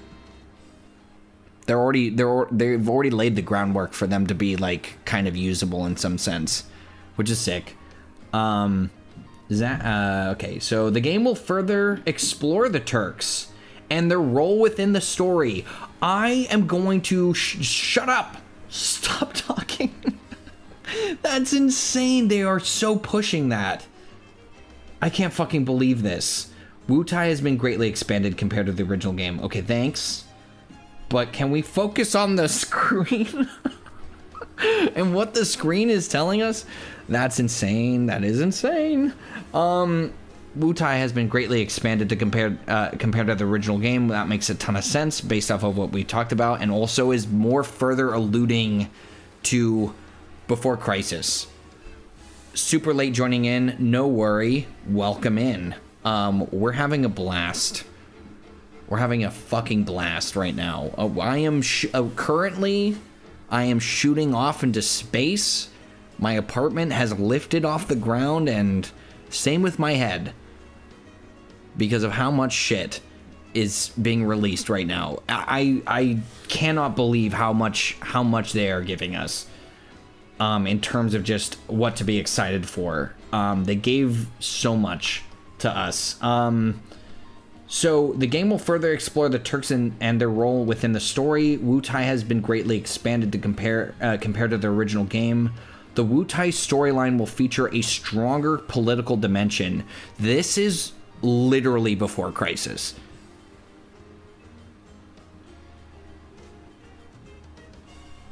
Okay, I'm gonna stop and just enjoy that. I'm gonna enjoy this. I'm gonna soak that in. Rufus's tie, Glenn's tie, Avalanche's tie, the Turks' tie to this. Because here's the thing, is that the Turks being in Wutai now has a completely different meaning. I know that they're on vacation, right? That they're on sabbatical, right? But knowing the history of that area of Wutai and the Turks being there is going to add a completely different dimension to what they're kind of maybe pushing and pulling when the party arrives. And Sung, like, giving, or somebody giving direction to them, being like, yeah, they can't find out. They can't find out that Rufus is, like, a part of this. They're gonna try and fucking conceal the truth of all of this shit. It's gonna be fucking amazing. The political dimension is literally the trifecta of Shinra, of Avalanche, and of Wutai. So those are the staples in the lore that are only explored in Before Crisis, and have obviously entered into Rebirth, and we're going to be seeing more of that here. And that is the most exciting thing. I think the Before Crisis stuff, speaking about like Code Veronica and like all those other, and like Final Fantasy 8 remake, in that sense. Before Crisis, there's an ad playing, and I'm going to talk a little bit about this. Dude, absolutely, I would expect that. That is absolutely something that I would expect. That is an awesome thought. Before Crisis and Ever Crisis special event before Revelation is a perfect idea. I'm shocked that Ever Crisis is still going on, but if they keep it going, man, through the whole thing, like that, they should absolutely fucking do that. Insane. And also Genova Glen, yeah. So you still have like the newer elements still in, and then Juji from the Intergrade DLC, like we're gonna fucking see him, and he knew that Rufus, he knows, chat, he knew that like Rufus was behind it. He's kind of a second hand, I think, to Rufus. I think we're gonna get Juji. Yes. I do not remember the pronunciation. I'm sorry if I'm fucking that up horribly. It's easier to spell than it is to say, yeah. But he, GJ, yeah, thank you. He, if people don't remember, in the Yuffie DLC, he gets captured by Shinra, and he's like, who sent you? And he starts naming everybody, and the last thing he says, as a not joke, Rufus. So he's gonna be, and he's also a direct tie to Wutai. This is all fucking coming together. The fucking web of lies is fucking converging on Wutai, and like the truth is just gonna fucking explode. Yeah. He is a double agent. He is in Avalanche to sort of be the conductor of Rufus's schemes. In a certain way. In a way that Glenn maybe couldn't have been, and that's probably why he got shot in the back. Yeah. Pretty sick. Unbelievable. I could not hear that phrase and not see Kronk in my mind's eye. Yeah. Let's see. Okay. This is awesome. So we're getting confirmation, and they're not even gonna fucking bring up Benora, but we know that shit is now fucking more likely than not to show up. Wutai has been greatly expanded. Wutai's story will be have a deeper political dimension. You're gonna have a ton of fucking great Yuffie content in there. Fucking amazing. The all of the payoff of making her such a three-dimensional character is gonna make that shit fucking sing, dude. New stories will be told about locations and event that we previously that were only briefly explored in the original game. What? New stories will be told. Are they talking about Calm? But they're talking about the original game. What is this supposed to... Yeah. Lucrezia makes sense. That's an easy connection. That's a good one. Nothing is coming to mind other than Calm, but that's all Advent Children. On the way to a Smile stuff.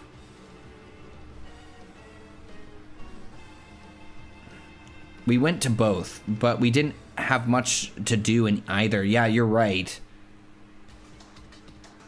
The Ancient Forest, maybe, yeah. I'm just trying to think of I mean, you could easily say, like, the Forgotten Capital. You could oh, you know what it is? Maybe what they're referencing is under Junon, where they are talking about the Sunken City. They added a Sunken City lore to off of the shore of Junon, and maybe in a submarine we'll be able to see that. Which yeah, maybe Knights of the Round, maybe some of that stuff. That's a really interesting thing to say. I think I'll probably have more to say about that when we actually get into a replay of the original game.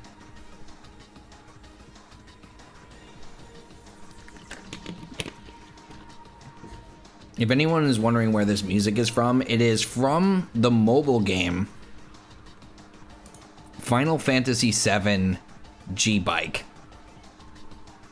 And it's got some bangers in it, not gonna lie. How the fuck is the Knights of the Round even gonna work in this game with how evolved summons are in the re-trilogy? You know what, Icefire? It's gonna be the best thing we've ever seen in our lives. In gaming history, watching Knights of the Round just fucking spawning in and fucking up everyone in their path is gonna be the fucking craziest thing on the planet. Push that fucking hardware for the PS5. Let's continue here. The affinity system from Rebirth is being reworked. I appreciate that. I liked the idea of it. I don't think that it fully captured me and my attention as much. It was a nice element of the story, but it needs more, for sure. While Rebirth focused primarily on Cloud's relationships with other characters, Revelation will place greater emphasis on developing the cast as a whole. Yes. Yes. Yes. Yes, yes. Yes. This is all of the work that they've done to develop the side characters, or even just like the party. So like Yuffie, I already used as an example, but like and I've said this before in Subtext's stream, but this final game needs to be, I want there to be nothing left in these characters that can be given. I want this part 3 to drain all of the existing potential of the story of Barrett, the story of Yuffie, the story of Red 13, the story of Vincent, the story of Tifa, Kate Sith even, and Reeve, I guess, by osmosis, Sid, and the rest. They need to want me to never want to come back to Final Fantasy, or never want from Final Fantasy VII ever again. I want no desire left. Like, and honestly, guys, like, even just talking about a fully fleshed out Midgar that they are saying is going to be fully explorable is like a wet dream already. To think that and that is you're talking about environments, think about the fucking characters, dude. They're putting all of them first. They're firing on all fucking levels on this to make that a dream. I will sit with that one a little bit more, but I really think that's just where their head needs to be at. Players who want to learn about specific characters will have more opportunities to do so. So this will be how what they were just mentioning about being able to kind of choose your own adventure a little bit at the beginning goes. That's great. That's fantastic. Like, if I want to spend more time with Yuffie and, like, learn more about her and all of her shit, like, let me do that. Let me just do that. Because you know what they probably learned, and it's something that comes up in Barrett's and Red 13's story quite a bit, is they feel rushed in the moments that matter. And allowing us to choose the pacing ourselves of those moments is actually a really, really strong move. That is a solid choice. Because that was my issue with Rebirth, for sure. Was just the pacing. Was just getting those moments may be a little, like, being a little underwhelmed.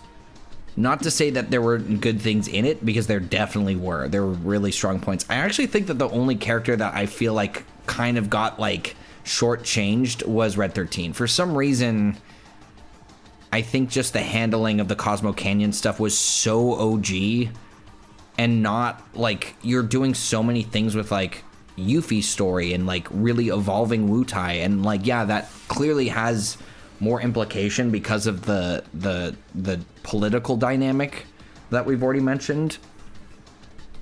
But it just also feels like Red 13 was a little left behind. Nanaki feels like he was a little shortchanged on that remake quality. Not to say that it was bad, it just wasn't as exciting because of that. So I'm looking forward to seeing how this changes that. Hamaguchi says that the game has an ending he personally is very proud of. One that concludes a journey that has lasted more than a decade for both the developers and the players. The central theme of Final Fantasy VII Revelation is determination. That's the most fucking Undertale coded shit, and I'm all for that. I'm into that. I'm fucking all for that. And he also said resolve is another theme. Resolve and determination. Fuck yeah. Holy shit. This game... I don't know if you can just see this, but I have just been smiling this entire... My face hurts. I was thinking more DMZ. That's fine too. I think resolve and determination are interchangeable here. Yeah, for sure. Okay, that makes sense. I feel you here. It was good until it wasn't. Oh, you're talking about the chapter pacing. Yeah, it gets a little crazy.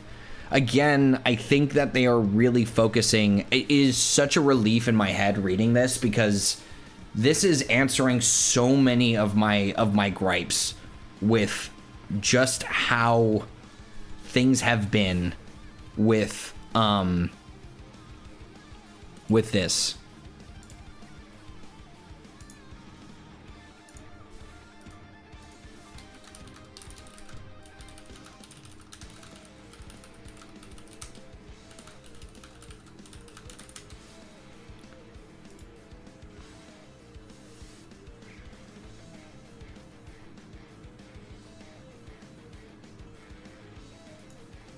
Okay.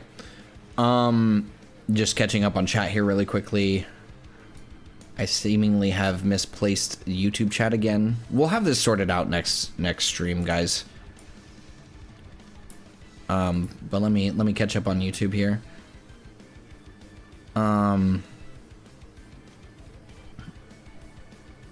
They might also be talking about more Crisis Core stuff connecting into Revelation. Dude, there is gonna be no stone left unturned. Republic of Junon, Floating City. Yes, that was what I was referring to. Leslie's fiance. Yeah, that's another. That's so true. Leslie is definitely going to be. So to speak on that for a little bit, Leslie and Corneo do confront each other in On the Way to a Smile. Leslie is a character from that story. They've laid the groundwork for that, and again, if it pays off in Revelation, it means that we are changing the story. We're like full on changing the story, and that moment might happen earlier, if that makes sense. I don't know about Vincent. So what will they do with his plot? Dude, it's fucking chaos, dude. They're gonna fucking go full into it.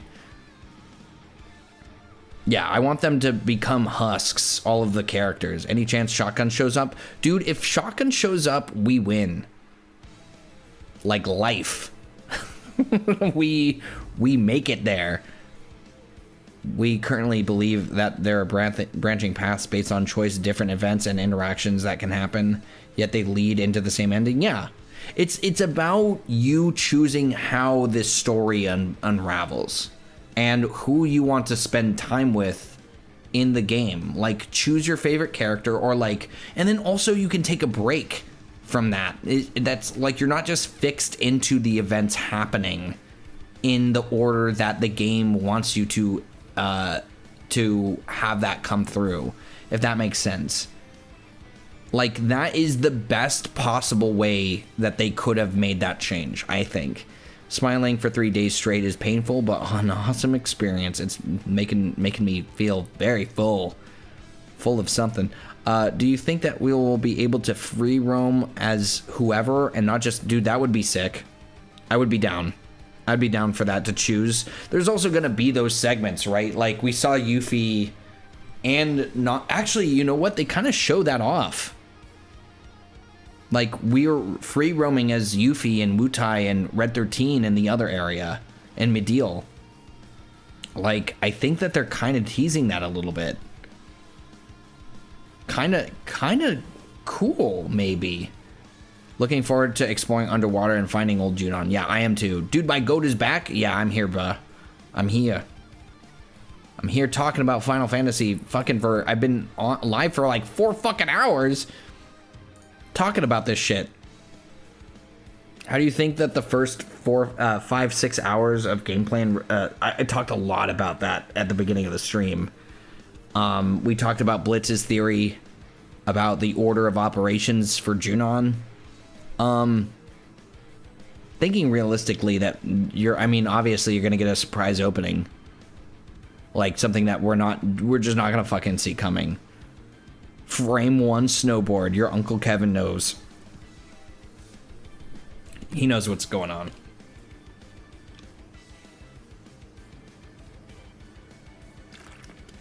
Also, it feels like they're just taking a big beat from the modding community and knowing that like costumes are shit that we want. So like the fit system is like a clear answer to what we saw in Ever Crisis. Is like, why the fuck didn't we get these in the main game? Like, why didn't we get that kind of level of customization? Okay, so let's really quickly go back in and see where we're at here. And also, guys, before we even get to the end of this list, this isn't even the extent of what they've released. There's an entire, like, there's 2 other full articles, 3 different articles, like, that Hamaguchi has released that are all full of fucking information of things that we need to talk about. And we're gonna fucking try and talk about them all today. So, just as a heads up, We're just strap on in. We're here, dude. We're here for it. We're fucking celebrating the release of this. And we're fucking gonna just keep fucking talking about it.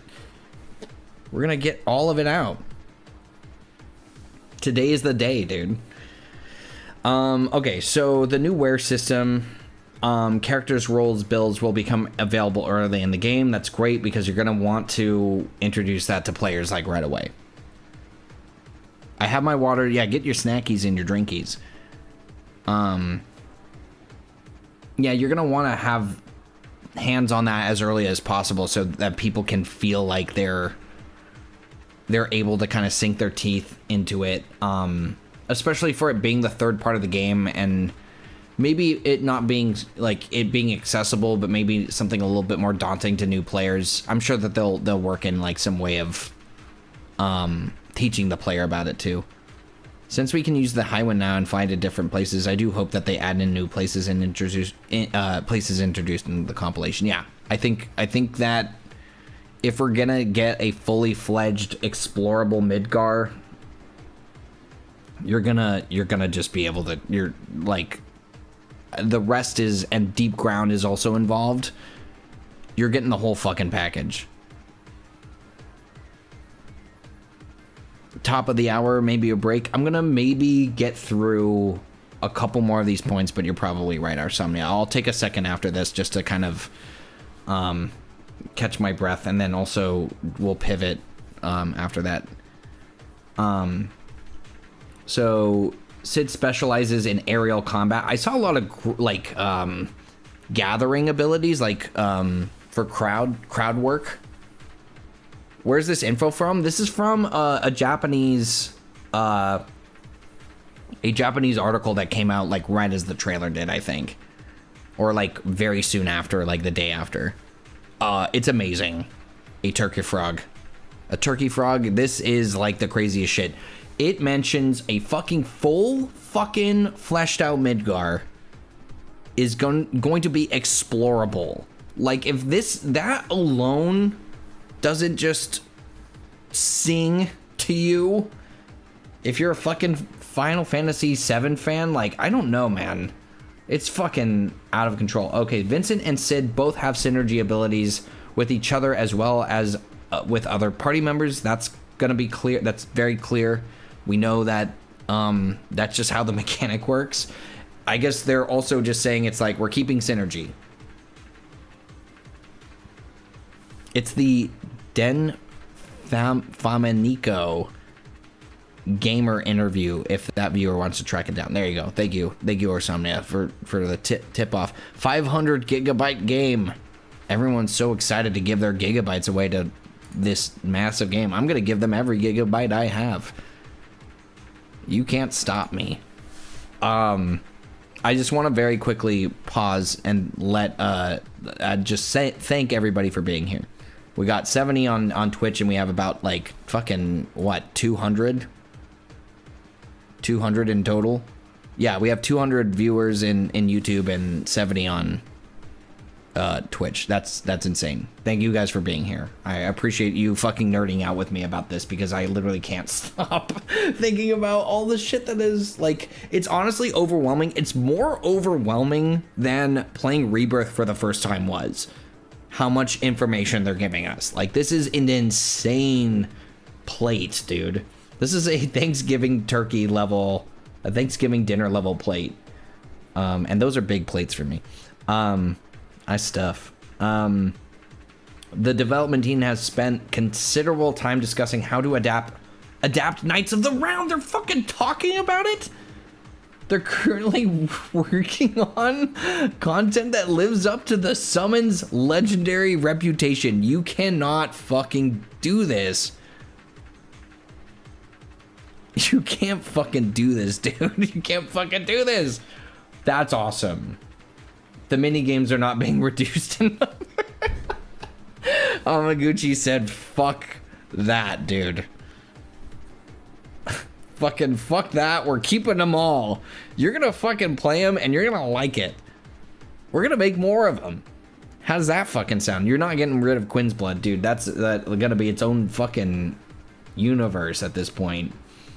That's an insane Hamaguchi quote. The minigames are not being reduced in number. Great. Their difficulty has been adjusted. They're talking about one specific game. If you guys don't know what that game is, semi-horrendous reputation, definitely adjusting that. So players who struggled with them in Rebirth can enjoy them more easily. Maybe Queen's Blood, but honestly, Queen's Blood had a perfect progression of difficulty. The famous Tifa versus Scarlet slap fight from the original Final Fantasy VII will return as a mini-game.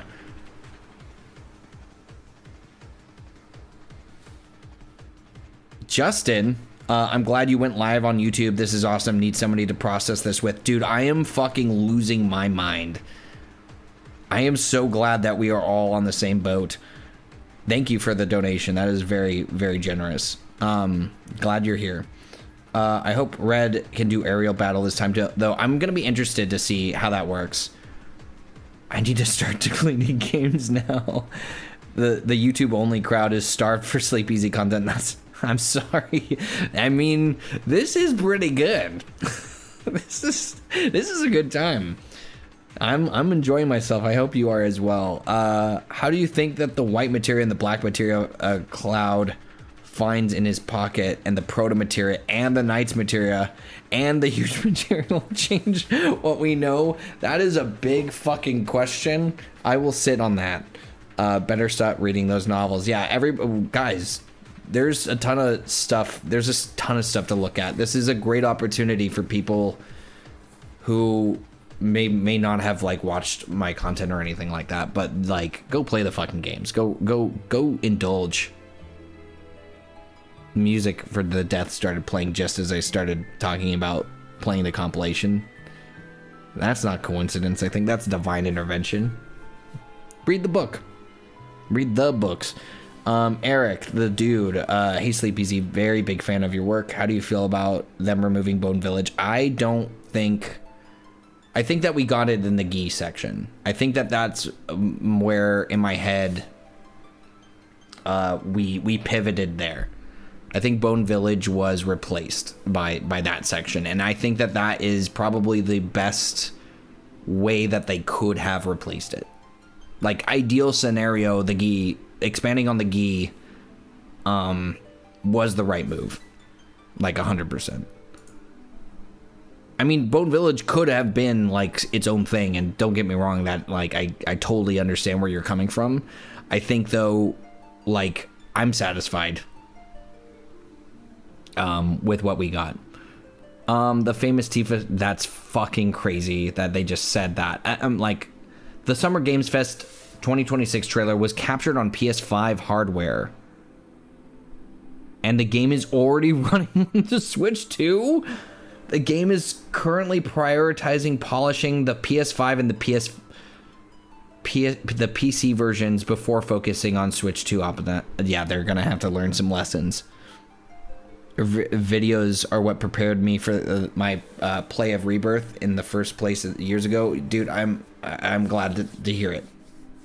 I wish I could have released a little bit more about Rebirth, but I honestly, like, it there's just so much now. There's just an insane amount of things to talk about. Okay, so we kind of sped through the end there, but I think for the most part, my feelings about this has we have 3 minutes till a commercial on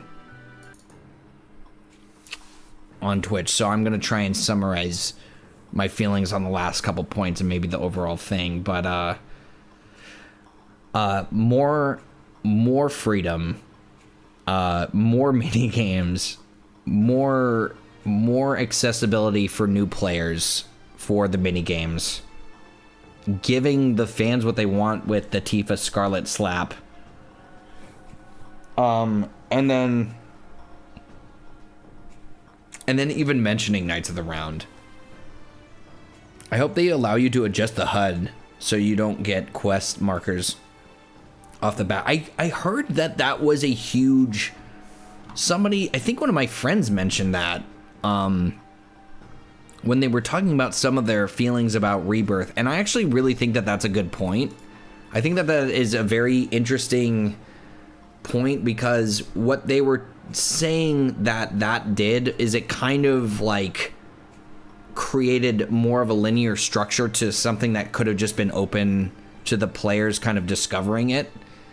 And I will say, like, there is a real power in letting players create a mental map of whatever game that they're playing, because that also endears it to the player to a certain extent. It makes you feel like there is an ownership of the game that you're playing. And I think just this, honestly, this fucking article 100% made me incredibly hopeful that they are actually focusing more on that.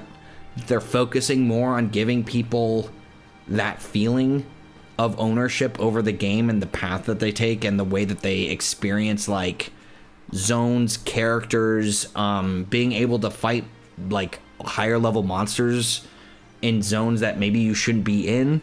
Like, things like that are good signs of that. Yeah, less checklisty, Star Road. I completely agree with that point. I want some question mark level monsters that will wreck you.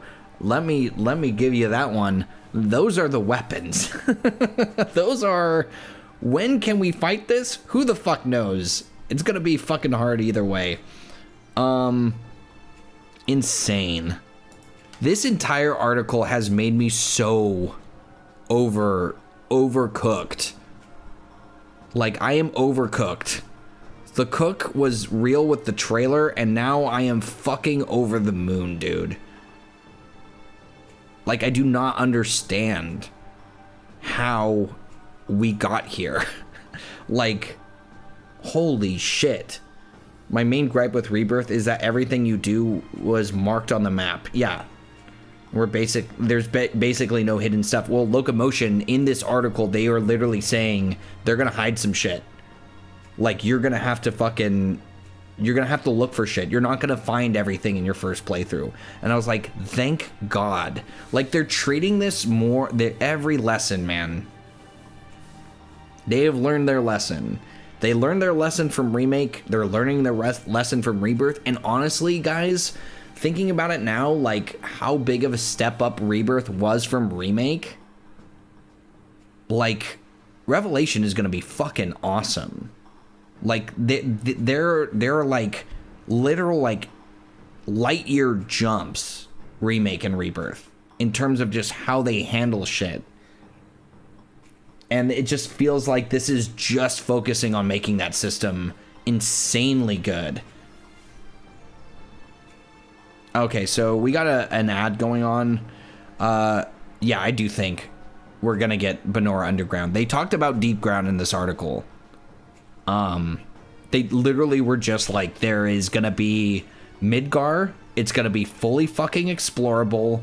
You're gonna be able to, like, explore areas that show Deep Ground characters, which is essentially just saying Deep Ground. It's nuts. Like, I don't even know, man. It's just fucking crazy. Like, that's nuts. Wish fulfillment granted. They're not letting me down. Cloud was right.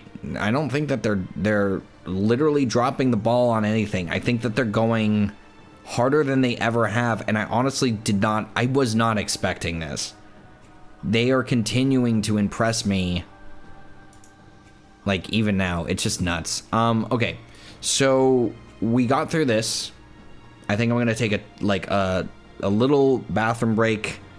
I'm gonna, maybe my next break, I'll maybe have to grab some food for the rest of the stream. Do we see restrictors? If we ever get Hamaguchi in a corner before this game comes out, that is gonna be the question we ask. We're gonna talk only about Crisis Core, and we're gonna talk only about restrictors and how they need to be in the game. Do we get DLC? Grand Styles for sure. I thought of a fucking DLC title while I took my break the last time, and I was gonna say it on stream as like a pseudo sequel name. Reverence was the title that I came up with while I was just taking a break. Like reverence in the material. Like we're gonna bathe you. That's what the DLC is gonna do it for Final Fantasy VII Revelation is that it's going to bathe you in all the goodies you've ever wanted. Think of the food in your head that you could just eat forever, and they're gonna make the DLC equivalent of that. Just overindulgent and insane. Redirge sounds as good as DLC title. I see what you're doing. They got it, dude. Okay, I'm gonna take a quick break. I wonder how they're gonna. I will circle back to that question about the materia. Maybe in a more, maybe in a wind down kind of way later, just because that is such a huge question. That is really hard to answer. You know that the proto materia is gonna be in this game, because for sure, we're gonna get chaos stuff. Maybe Chadley. We'll get to the Chadley stuff. There's a whole fucking article about Chadley that I thought was a joke. I think that Chadley is going to study the proto materia. God damn it. We'll talk about this later. We'll get into it. So just so you guys know, I'm going to take a break just for a few minutes. We have 2 or 3 other articles that are just as fucking huge of like a talking point from what I've been told. One of them focuses on Chadley, which honestly I need to be turned around on. I did not get to most of the Chadley stuff in Rebirth.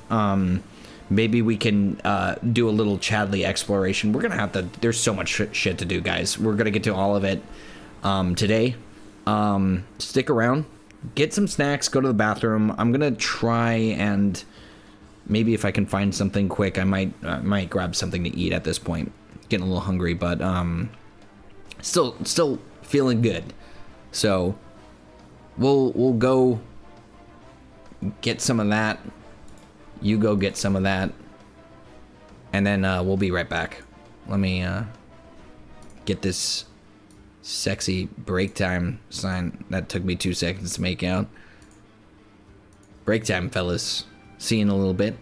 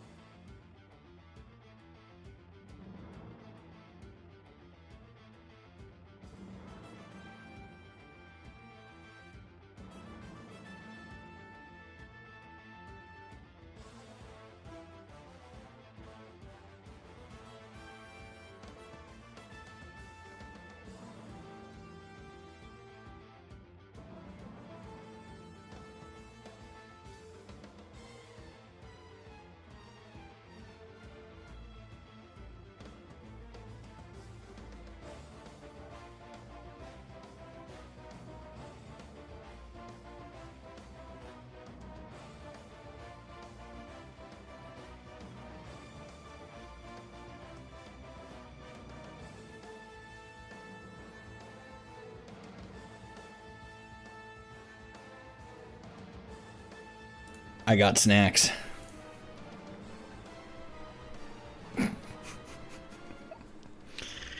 Guys, I'm gonna show you my snacks. I got a banana.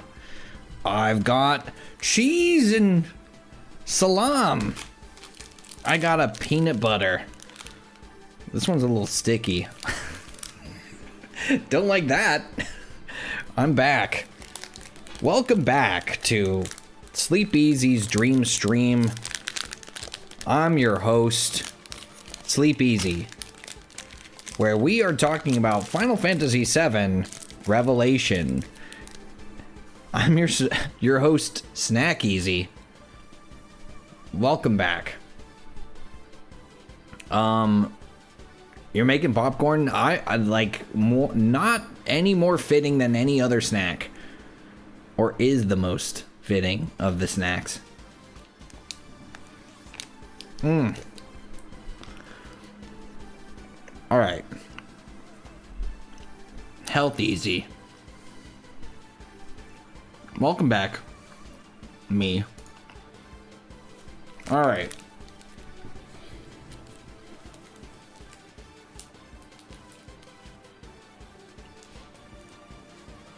Insane. Now explain the lore of Final Fantasy VII via integrate of that banana and peanut butter. This is deep ground.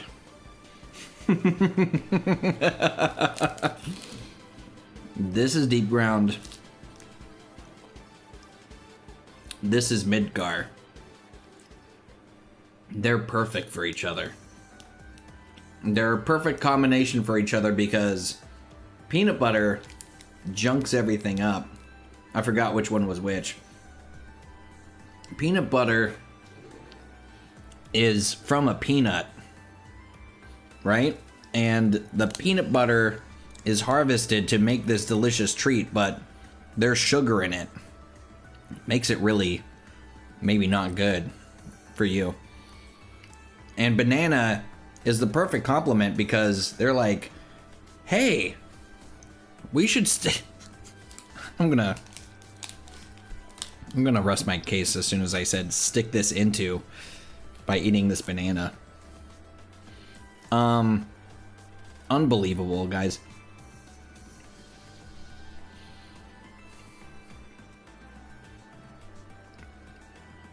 Let's not stick bananas into any place that they're not supposed to be, especially into this Midgar peanut butter. Stick it into the what? Into the where? I encourage everybody to explore their weird banana Final Fantasy content. Damn asks, when is the next Blitz Maximilian Dude NSP and Schrodinger's Baby Seal? I don't know. I think you should expect that at some point in some form of time that might be what you would like. Thoughts on Tifa and Street Fighter 6? I'm gonna buy it.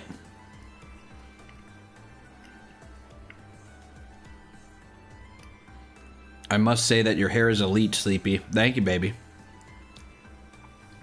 As a young child, I liked the bowl cut, which was a very big hit.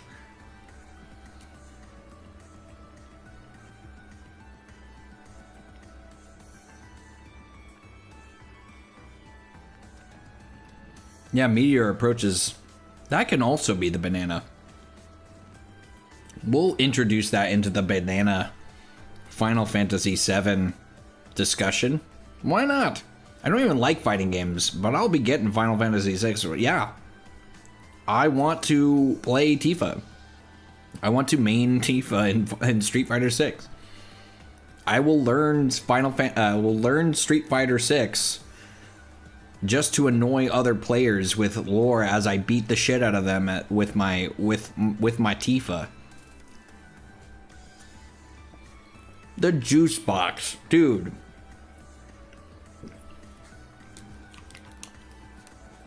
I am enjoying the hype, absolutely. Don't mind my yogurt drink.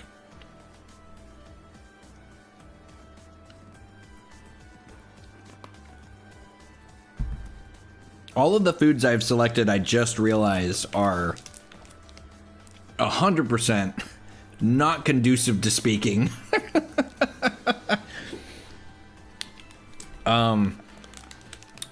Dude, I encourage everybody to just get the G-Bike soundtrack. It's on YouTube somewhere for Final Fantasy VII. It was from the mobile game. Please go do that. You're gonna hear the whole thing today because we're definitely blowing through it right now.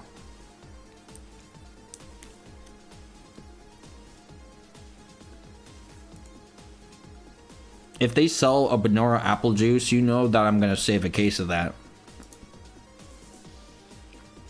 I'm gonna put it right there.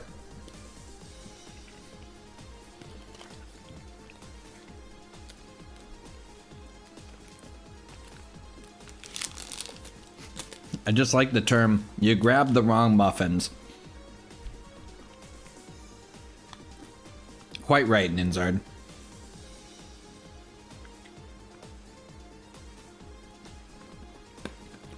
Icefire, you said that the Virtua Fighter crossover is giving Shenmue vibes. I was literally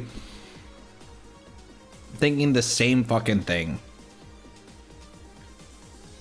It's amazing. Yeah. Benora banana. Ooh. Banana. All right. I sort of touch my snacks. I'm gonna touch my snacks a little bit more. I'm gonna touch them. Don't mind the touching.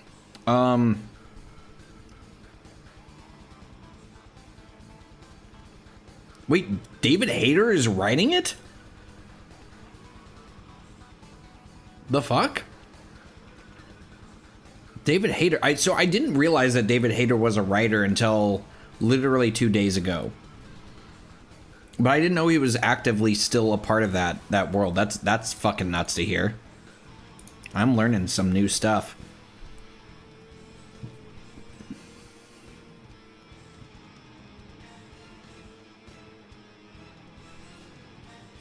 Dumb apple splash, yeah. A little splash of some dumb in that apple.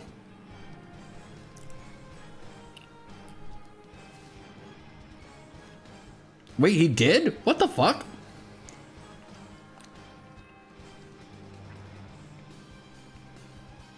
We're talking about the same David Hayter, right? Am I thinking of somebody else? You're talking about Snake, right? You're right, Spider-Hulk. Final Fantasy VII Revelation trailers can show up in Nintendo Directs now, and they will definitely do that. There's actually supposed to be a... While I'm snacking, I'm gonna take a quick pivot, guys. Just because like, my brain is, like, replenishing itself. I'm gonna... maybe watch... Let's pop open this IGN thing, actually, because that might be easier to watch the chattily stuff. Let me see. That's linked somewhere in my Discord mentions here. Give me 1 second while I pop open that, and I can kind of snack and... Because listen, I love me some chattily. Not really. But, we're gonna get into it. Let me find this out really quick.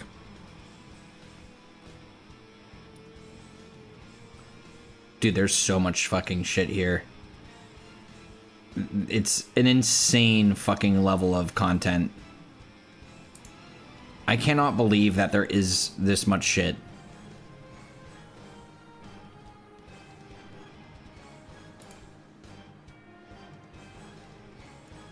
How big is Meteor? No. That's not what I'm looking for.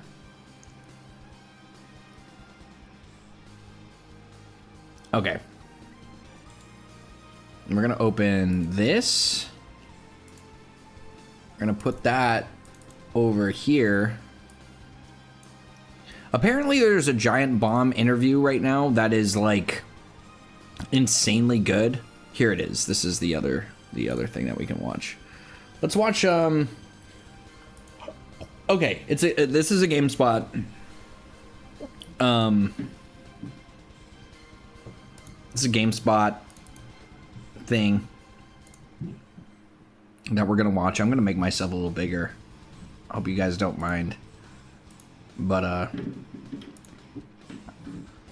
gonna increase the size maybe just by a little bit. I'll put myself awkwardly in this corner and we'll give it a watch. B Space with $5, dude. Thank you so much. I appreciate that. I'm just appreciating you guys being around. You guys have literally there's like 200 of you guys watching me eat a banana right now.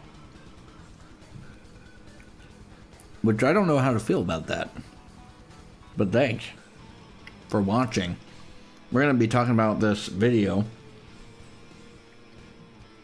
Final Fantasy VII Revelation Director on fixing Rebirth's most criticized, hated feature. Oh, shit, okay.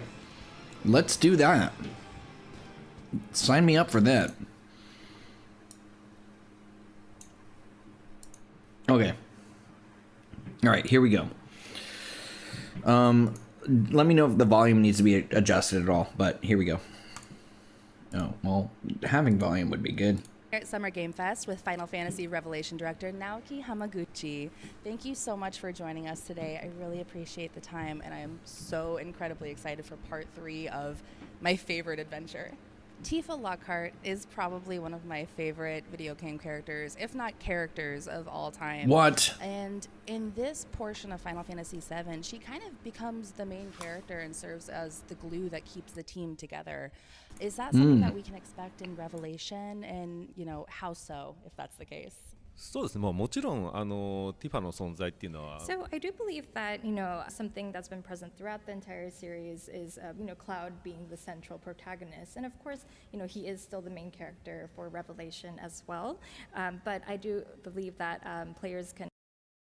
Sorry, her audio chat is just just in the video a little lower. I'm gonna turn it up just like a little bit.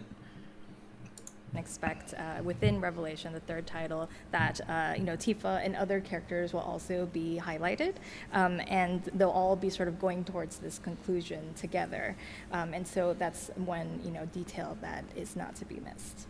My next question is about the name. As we know, I'm gonna listen to that one more time. That you know, Tifa and other characters will also be highlighted, and they'll all be sort of going towards this conclusion together, and so that's one, you know, detail that is not to be missed. My next question is about the name. I know for a while it was mentioned that there. So for sure, we're gonna just be swapping out party leaders, but we know that. But I think that might lend itself a little bit more to what we're discussing when it comes to just the ability to have certain parties just be the leader. But obviously for narrative reasons, I can see why maybe they might lock it down. But who knows? I would prefer to be able to just swap. Yeah. There were 2 to 3 other names that were maybe in the running. Oh, are they going to ask the question? The third part's final name. What were the other potential names, and why do you think Nomura-san decided to go with Revelation? I'm going to be shocked if he answers this. Kind of honestly. But we'll fucking see. そうですね。多分まあこれから各。So you know, we figured that once we let on that we had 2 or 3 other options, we knew that everyone wanted to ask what those were. But since we had just recently announced the Revelation title, we do want to kind of keep focused on that and. Knew it. For now, you know, maybe keep the 2 or 3 others kind of close to us. But in terms of the subtitle, for Remake and Rebirth as well, that was something that our creative director, Nomura-san, also chose. And so for, you know, Revelation, the third title, you know, we definitely wanted him to choose it as well. You know, in terms of Revelation, meaning, you know, we are going to be sort of revealing and everything up to this point that, you know, the players themselves may have many questions about. about. It's very much aligned with my vision as well for the story, and so I think it's very fitting. My next question is, we finally have Sid and Vincent. I really like that we've kind of just gotten to this point in the game series, in the series, that Hamaguchi is just the face of Final Fantasy VII now. And I think something that I'm just going to continue to mention time and time again is the fact that Hamaguchi just seems to have that younger, youthful energy about him, about the project that he's working on, about the team, about how passionate he is about like the community, and about addressing concerns and things like that.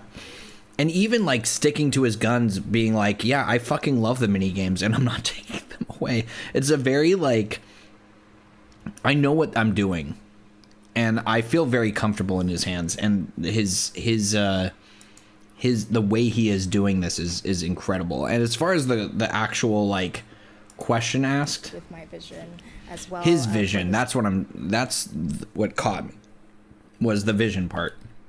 Are going to be sort of revealed, you know, in terms of revelation, meaning, you know, we are going to be sort of revealing and everything up to this point that, you know, the players themselves may have many questions about. It's very much aligned with my vision as well for the story, and so I think it's very fitting. Yeah, I mean, the title is perfect. I honestly, like, the first time I heard it, I did not like it. And I heard it a while ago. I think there's been a lot of people who have like guessed it. Kudos to MJ Gallagher for getting that. I think a couple, like at 2023 he guessed it. But yeah, it's just so meta, Grand Styles, to your point. Yeah, so this is awesome. This is just awesome. It's and also it just bouncing off of the article we just went through.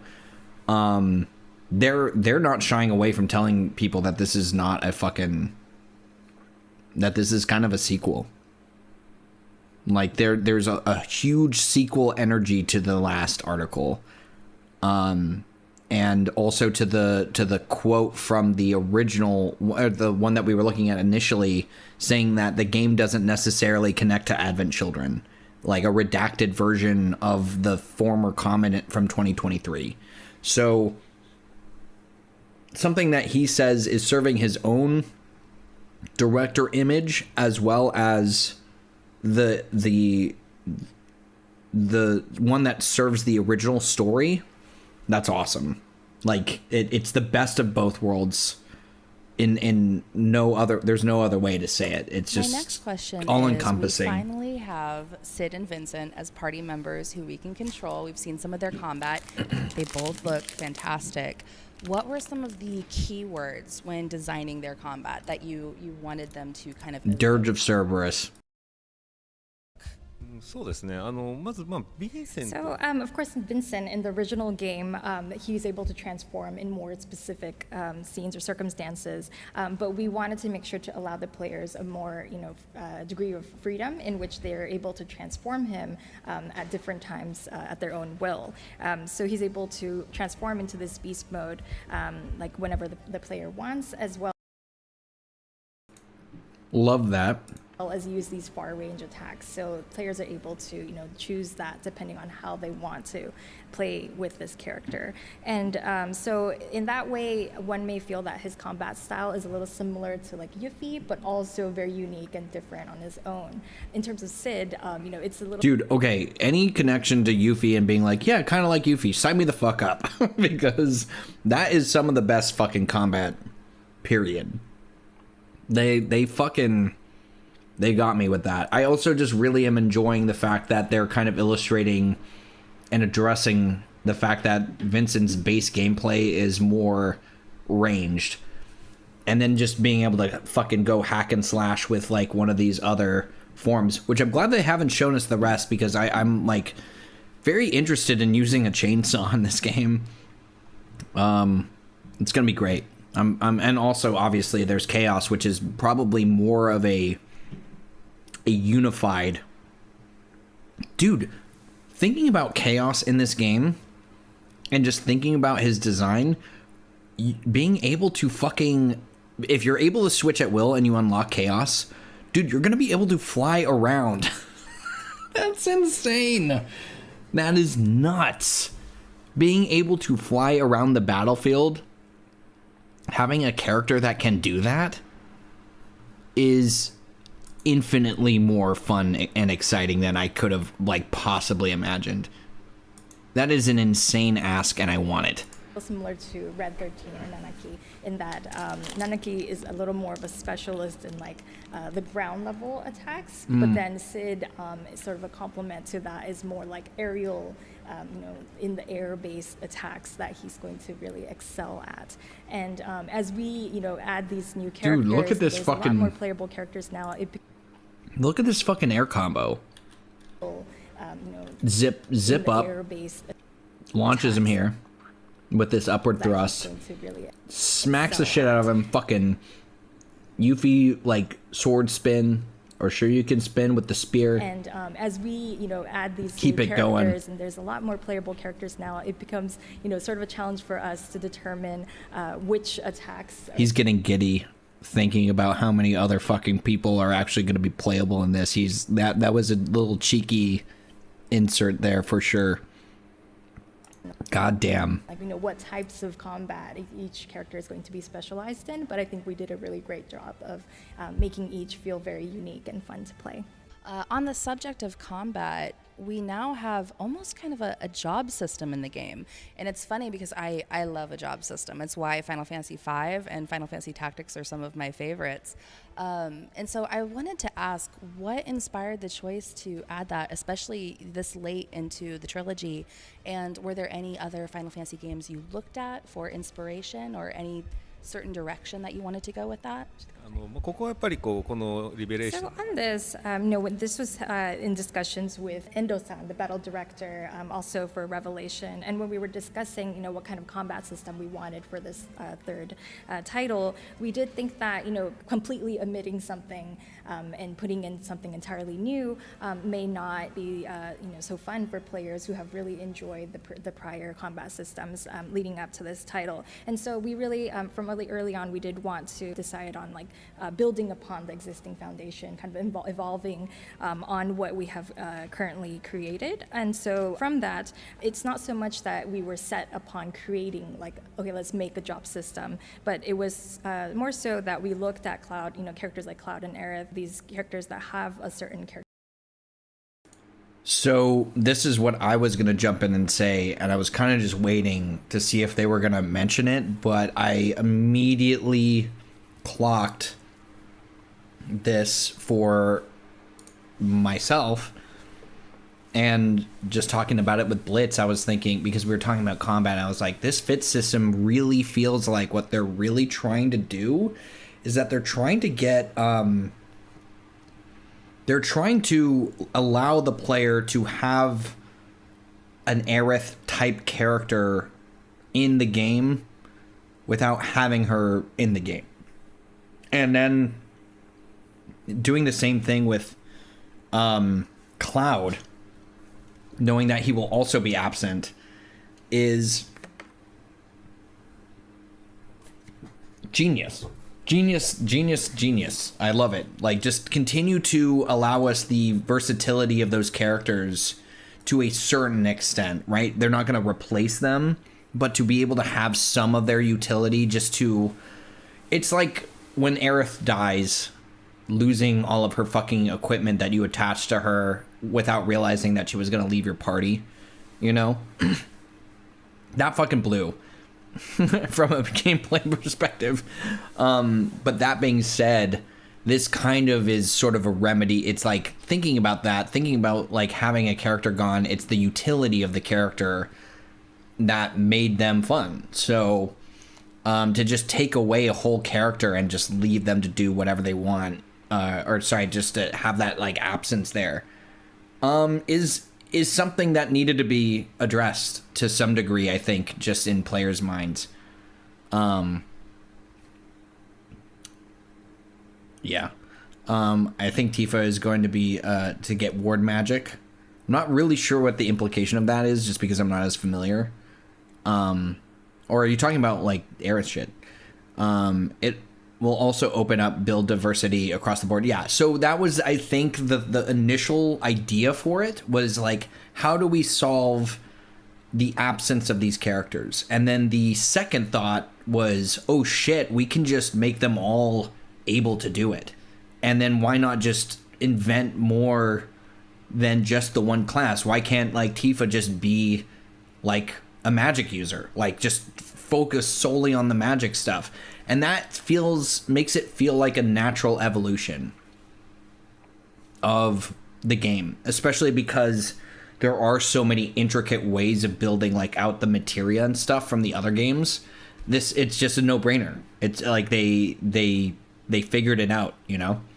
Characteristic that the players are aware of, and then usually, you know, we'll look to customize those abilities by adding on materia and such. But then for Revelation, we really wanted that like ability to customize and be able to play a character as a player wishes to be a large part. Character freedom, play how you want. It's gonna be fucking amazing. Can Revelation win Game of the Year with all these heavy hitters coming? I'm gonna be honest, yeah. I mean, there's been some fucking, I'm gonna be honest, some out of fucking pocket like wins, like with Astrobot, which I'm not saying that it's not amazing, but there were plenty of fucking games that year that could have easily taken that. That like fucking not even a question could have easily been Game of the Year that year. Baldur's Gate 3, that one, good fucking luck. That was tougher, for sure. GTA 6 is gonna be hard to beat. Unless it's just not coming out for another like 2 years, but that's probably not gonna happen. I would say it's likely, depending on how they handle the game. The game's not out, so that will make it a lot fucking easier to tell. Recent biasy be damned. Black Mage Tifa might be my favorite design ever. That's awesome. I'm glad that you like the costumes, because I'm interested to see the bigger variety of outfits. I'm also hoping that what you will be able to do in the game is unlock outfit loadouts that are like also customizable. So like switching out, and then obviously mods will do the same thing where you can just fucking put whatever you want. But I hope that is just inside of the game inherently. No way it beats out GTA. Yeah, and I love the remakes. Yeah, it's gonna be fucking tough. But I'm just saying is that, and I'm only going off of this, is saying that there's been some fucking out of pocket picks for Game of the Year. It really is just gonna be like the full spin on like what this does. I don't even care at this point if it wins. Yeah, I agree. It's not that important. I think if the game just does well enough, that will be a win. This needs post-game AC outfits. Yeah. And then also loadouts maybe for like Fusion Sword or something like that. I think Joshi Poo was like a big proponent of that thought. Was like Advent Children outfits. And then like weapons that come with those. So Zach, I don't know how much I can say about Control Resonant, but from what I'm hearing, gameplay is amazing.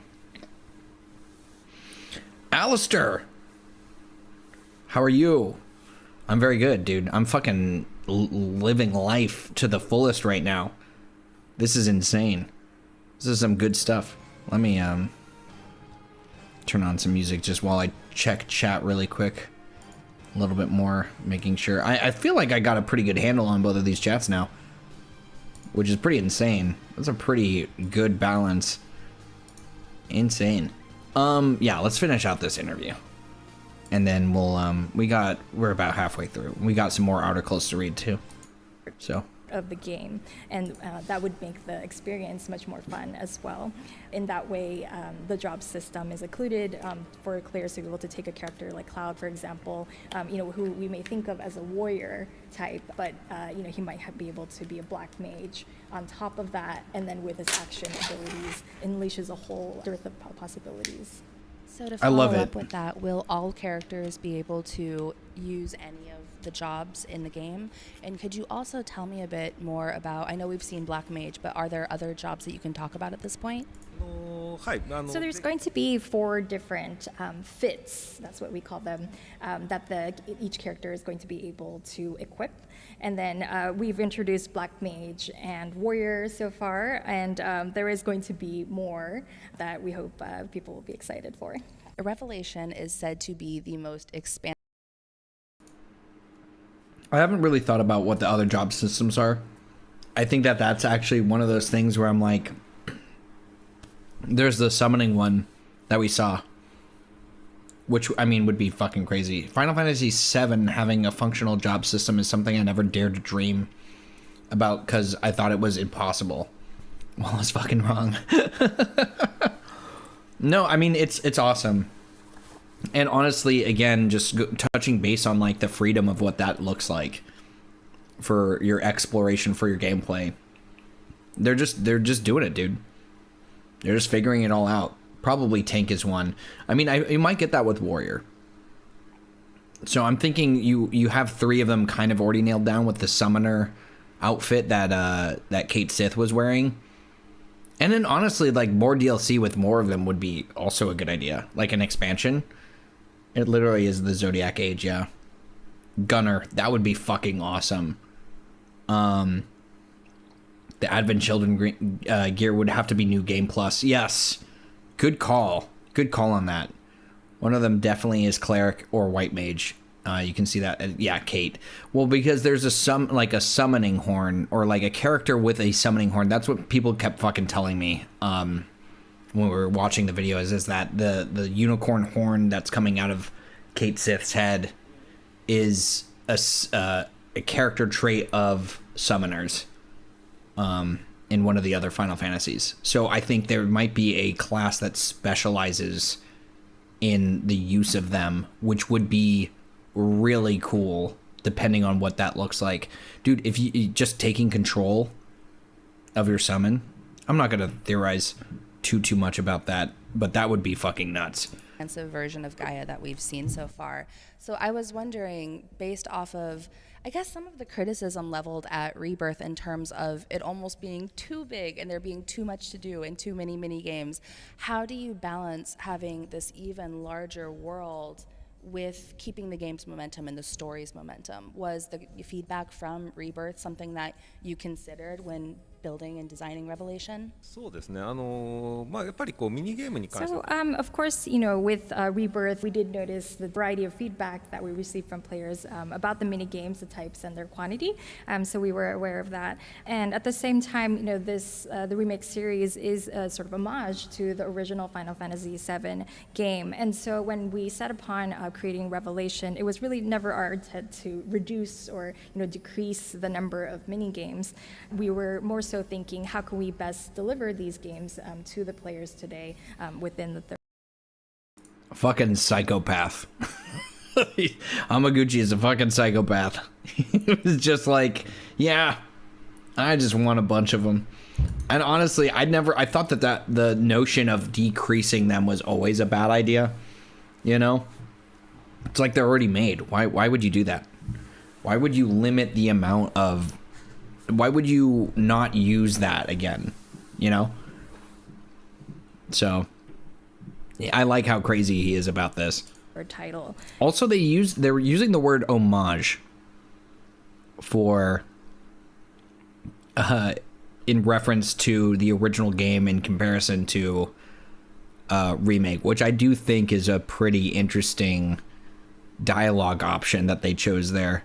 Kind of makes you think like what that might have more of what the context of that might be more of. And we felt that, if the mini games were optional, yet they were, heavily tied to character growth, and that, like, you would have to play them in order to let your character, grow some more, it would feel less optional. And so, Wait, I gotta listen to that again. Title. And we felt that, if the mini games were optional, yet they were, heavily tied to character growth, and that, like, you would have to play them in order to let your character, grow some more, it would feel less optional. And so in Revelation, we took care to kind of like lighten that necessity. This is what the entirety of what we were talking about like the freedom of exploration and how you should be able to unpack like the game and like the way that character story unravels, all of this stuff. They're freeing you up. Just enjoy yourself. Enjoy what you want to enjoy, and don't. It's deconstructing what made Rebirth feel too linear, because Remake was already like that. Remake was already very, very heavily leaning into that, and Rebirth took out a bunch of it, but there was still a lot of it that was. And this is just saying we're done. We're done building the game like that. We want to actually just continue to just offer the player what they are most interested in. Again, going back to the fact that it's like an open world game for the most part, is that that's kind of the key to that expression, you know what I mean? Of that form of game is player curiosity, being able to do what you want, spend hours if you want doing one thing, and don't worry about the rest. So if you want to seek out the mini games and just play the fuck out of them, who's gonna fucking stop you? The story. And also, if you're not interested in them, you don't have to play them. That's the good shit. That's the stuff that I'm glad about. It's easier for players to kind of play the mini games. Dude, look at the. I haven't seen. Can we, dude? What the fuck, dude? Hold on. Let me see if I can't jog the footage isn't high quality, and I might be able to pull this up. The model update necessity on to make it easier on Cloud here is different. He looks like, and it could just be the lighting, but for sure there's an insane amount more expression on his face. Like, good God. This fucking game is gonna look so pretty by the time it's released. I just caught that. I was like, I don't recognize that facial animation from the last one. For players to kind of play the mini games at their own will. I mean, the rest of the models look pretty similar. I also addressed this in the last stream, but this Genova, oh shit, dude, I'm fucking. That's that. So, bleh. So this is the Cloud model I was talking about. Right here, a bit more to make it easier for. Like, his face there looks better than it's ever looked. Like, something about what's going on here looks better, for sure. Fully open golden saucer, goddamn damn. You think that they will merge all three parts into one full game? I don't think that there's a need to, but what they might add is like an insert disc mode. Like, if you have them all bought, like, it will just be like continue to episode 2, and that's what they're calling them now too. They're calling Remake episode 1, Rebirth episode 2. Like, they're trying to give that impression. So I think something like that. Mishwish. He looks so good right here. Players to kind of play the mini games at their own will. It might be tied more to like character skins that you can gain through playing these mini games. And so players that want to, customize their characters more and are more interested in that parts of the gaming experience can feel free to, engage more in the mini games. Whereas people that might want to kind of strengthen and delve more into the battle experience, we have more of it like specifically tied to the battles. And so in that way, I think that's one point that's really been kind of updated and differentiated for Revelation.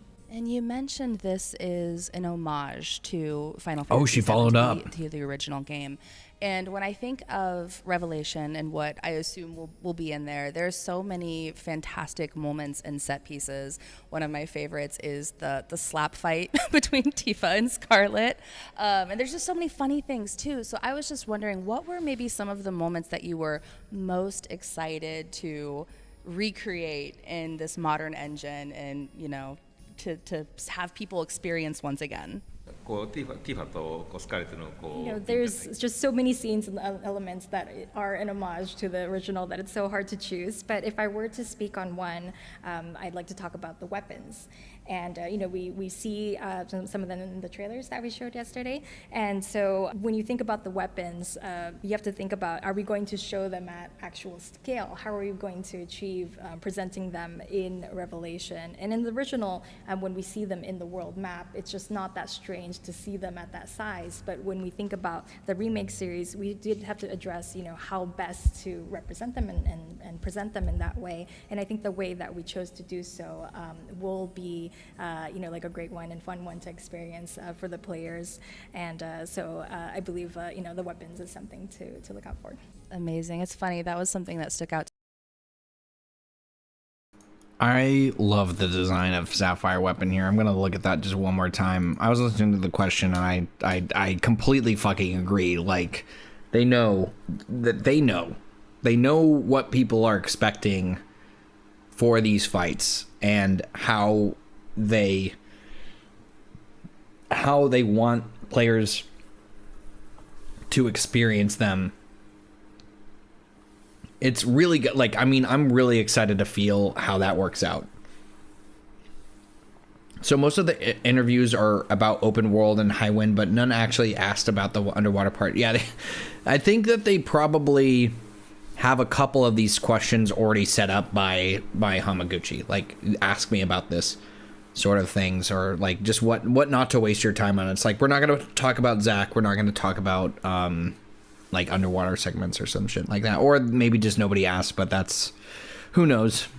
You know, like this dodge, a great one. And dude, this fucking detail, man. I honestly, all of this, let me grab my little, ooh, sorry, jump scare for the chat. This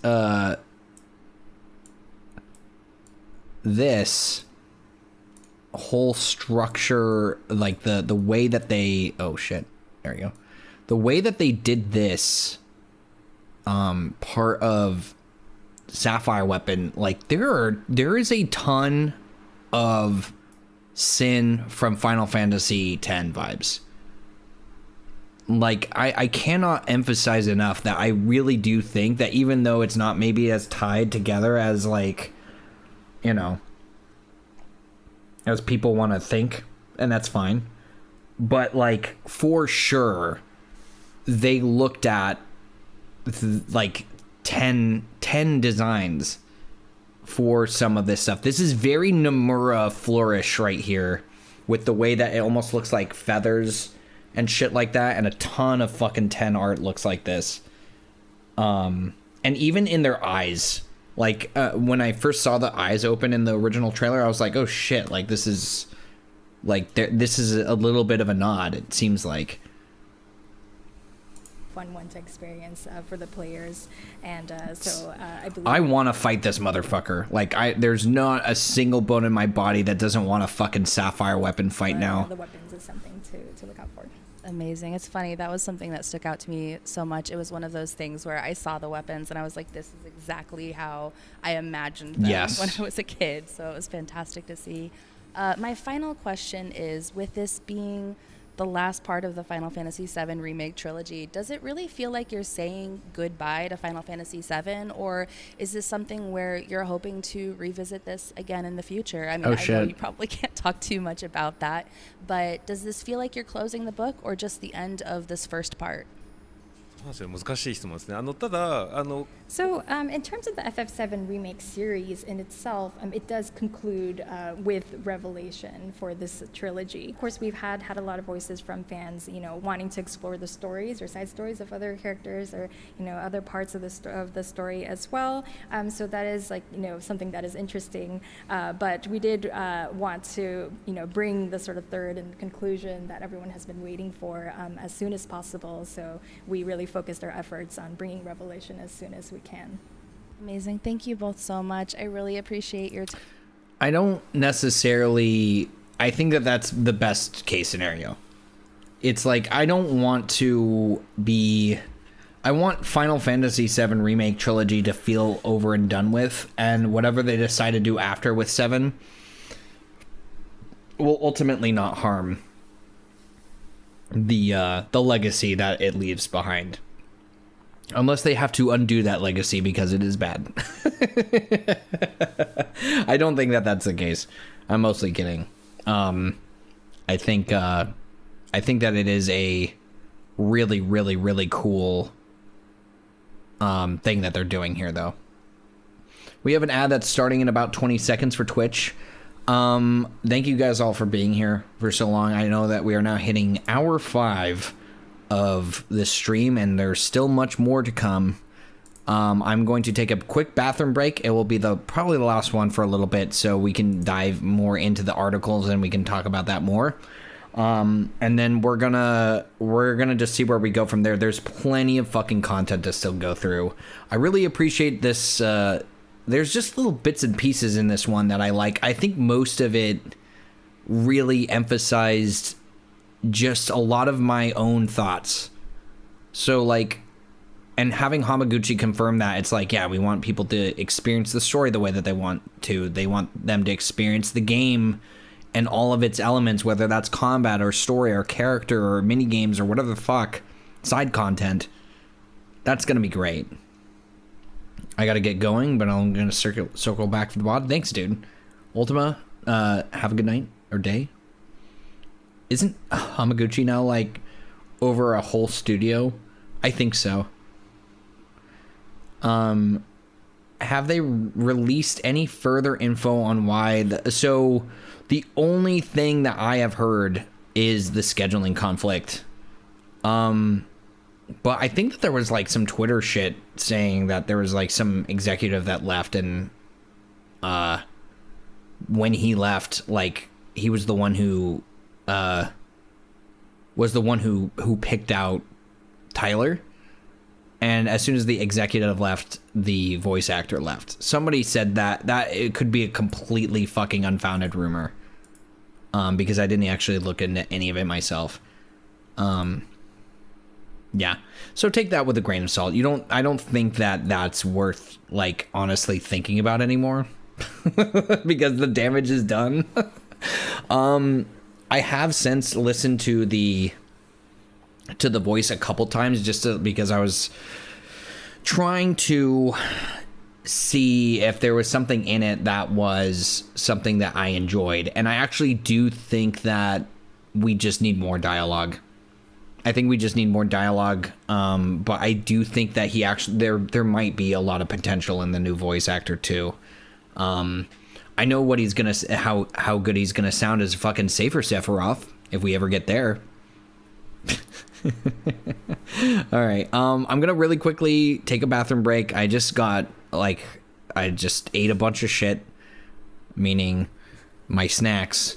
So I'm fueled up for the rest of this. I think I just need to make sure that, hydrate. Make sure that you guys are also, taking a second for yourselves while I'm also stepping away. Get yourself whatever you need, and then we'll be right back real quick with more Final Fantasy VII Revelation, Return, whatever the fuck.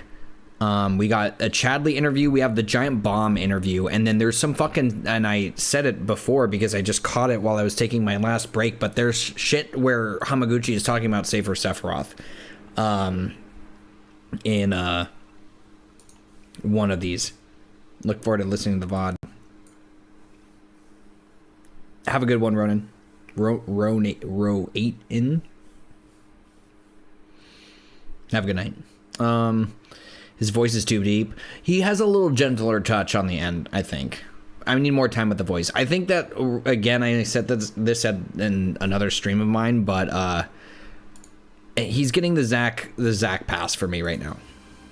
He's getting the Zach pass. It took me a while to start appreciating what Caleb was doing with the voice, just because I know that he was kind of emulating like the prior performance, which I think is just a really tough position to be in. I think it's always going to be a tough road to like adjust, but I don't think that they would take the selection lightly of who a Sephiroth would be.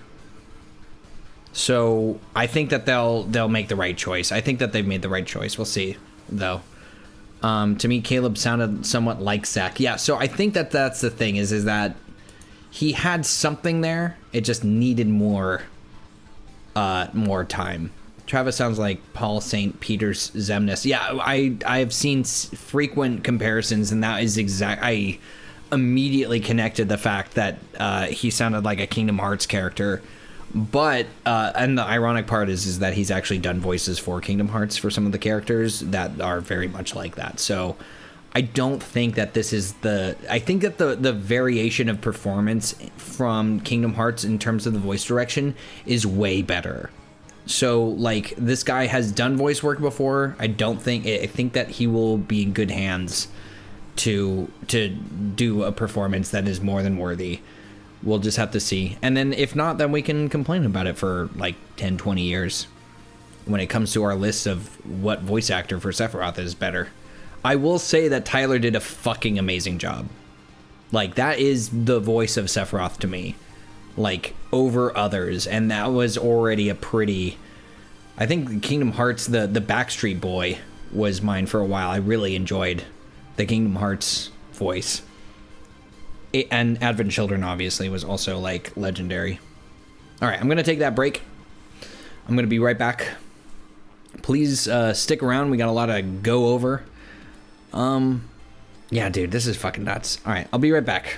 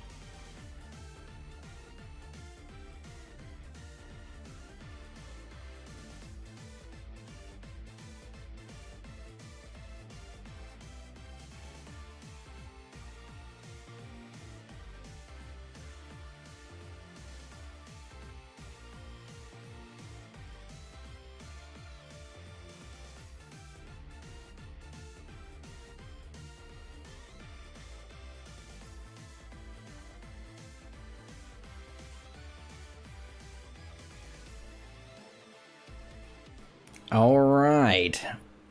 We are back with the insane amount of Final Fantasy VII content that has been delivered upon us in our moment of need. In our moment of need, we have been graced with a precious gift, chat, which is just more fucking Final Fantasy VII. It is gonna be such a treat. All right, let's see here. Let's catch up on some of the things that we will miss Tyler. Tyler, you shall be missed. But Sephiroth shall return in episode 3 of Final Fantasy VII, so I don't think we have that much to worry about. With the voice change of Sephiroth, my headcanon will be that his true voice has when he wakes, that we hear. That will be sick. Yeah, he was flawless. He was. Gotta go. Great chatting. Melt. Have a good night. Hey chat, has Sleepezi talked about his theory video at all? I have. Check out the VOD.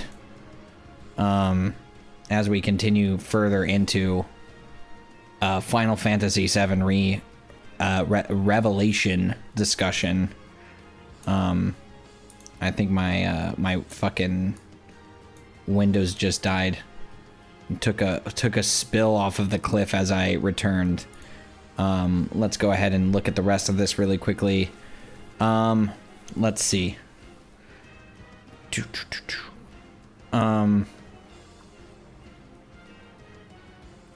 And in sync was, oh, okay, my bad.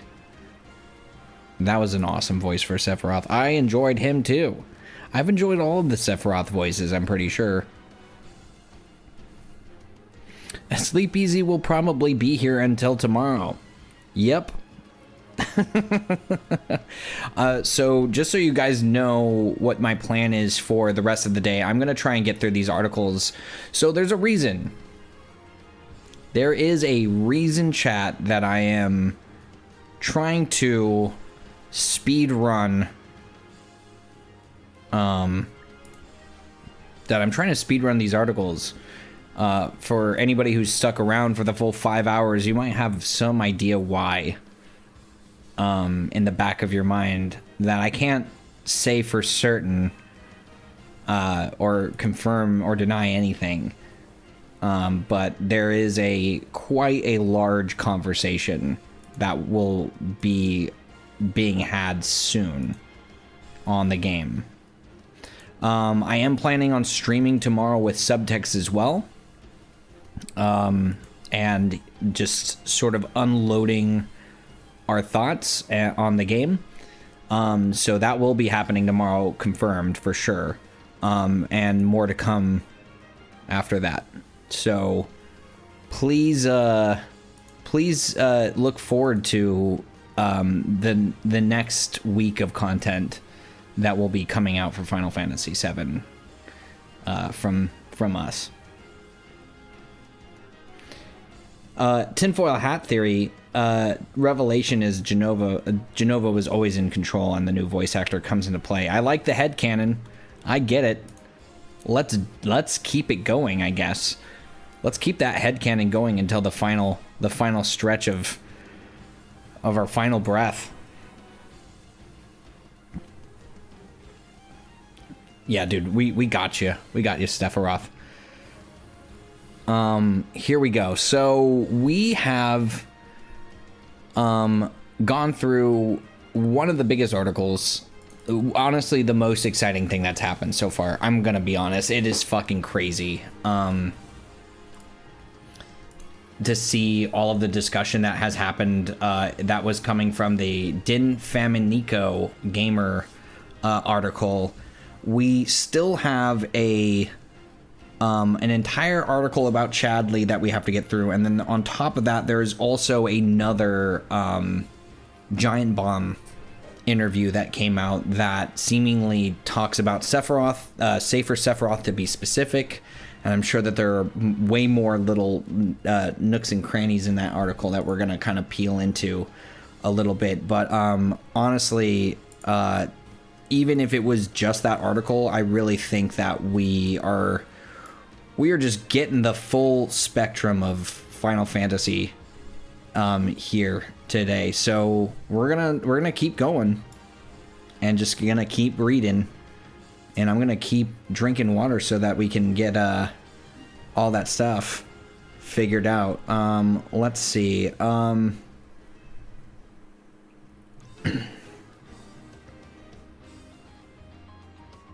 I know that the difference for the voice acting is a little jarring. I will say that I think that we just need some time, guys. The news just broke. Process it, you know. I don't know if you've seen it, but yeah. And then there's the King's Blood or Queen's Blood stuff that we need to also. That was also just released. That whole article. So we're gonna get into that as well. Insane.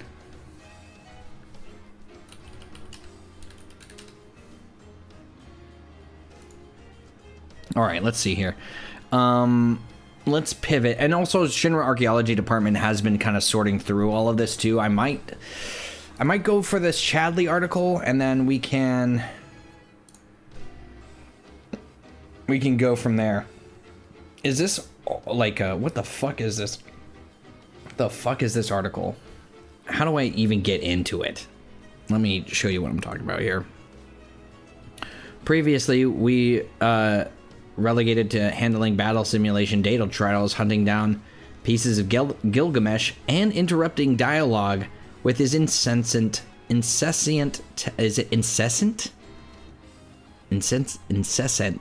chatter. According to Hamaguchi, Chadley's new role is actually on the front lines dealing with the new weapon problem. So what we were previously discussing yesterday with the boys, the Final Fantasy VII boys, was that the technology that we see demonstrated in the trailer when you are stopping the weapon, that's most likely going to be Chadley stuff. So that's interesting. So right at the beginning of Revelation, we have the black materia activated.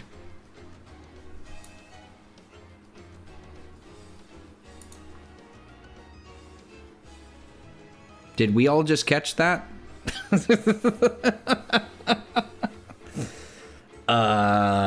What? Yes, we see. Do we see that potentially that the materia has already been activated? Right at the beginning of Revelation, we have the black materia activated. Okay. Just gonna act like that is normal. Not gonna read into that too much. And now there are weapons all over that are causing chaos. So Chadley actually has a base that he has built inside of it, and he is conducting further research on Meteor. So when he says the built inside of it, I'm assuming that the idea here is the High Wind. Is this the end of the... this is it? The fuck? Okay. All right. Hamaguchi goes on to say he does have a very important part in that's related to the main story. Okay, so I think he's talking about the High Wind when it comes to the ship. Yeah. So that's interesting for a lot of reasons.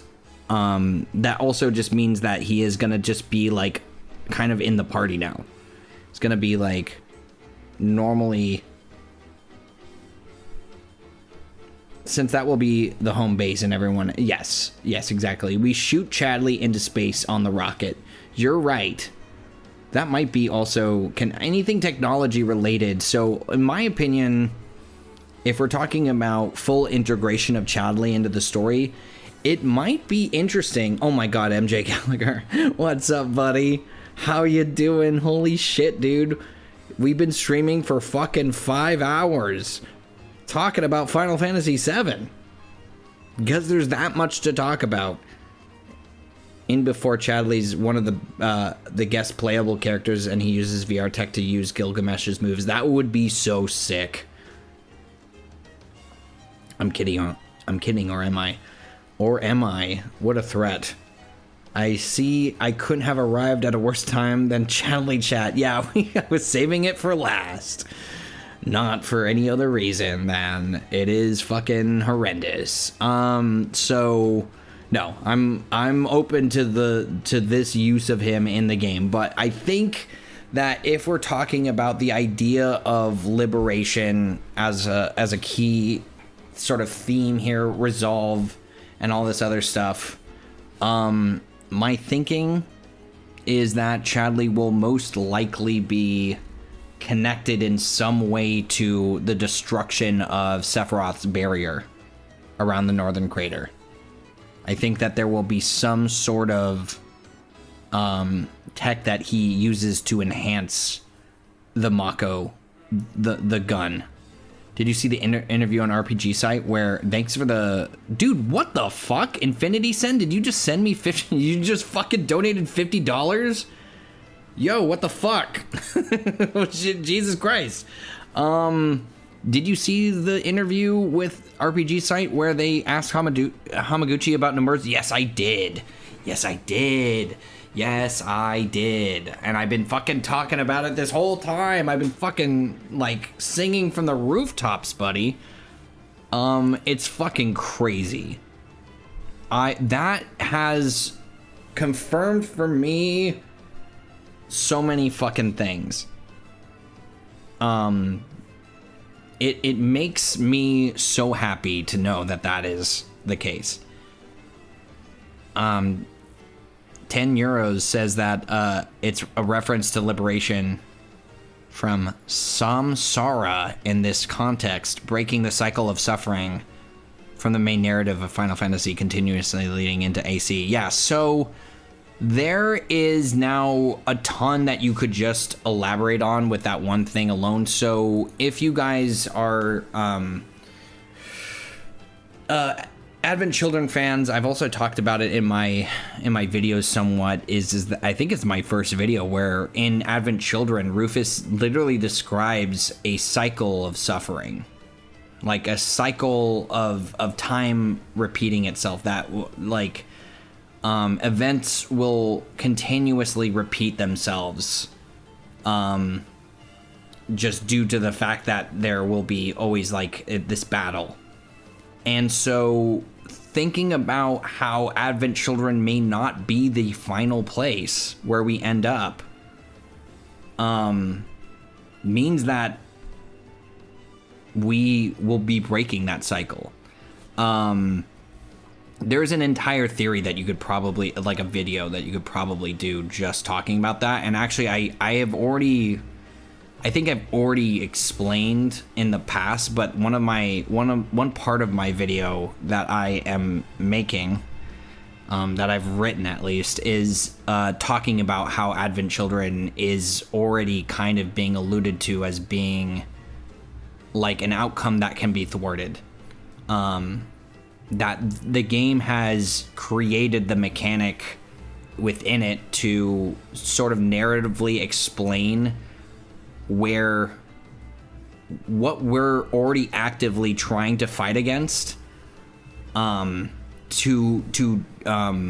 change the future, and in turn, like, removing Advent Children from that scenario. So people are like, oh well, why retcon it? It's not a retcon. It's what makes Remake a sequel rather than a reimagining or something like that. So there is that. So I guess that was all this article was. I thought it was way bigger, but then I just realized it's literally just like a little like blurb. It's like a news website. So what we're gonna do, chat, is I'm gonna go ahead and pull up, let's see, Giant Bomb, Final Fantasy 7 Why am I blanking on the Revelation?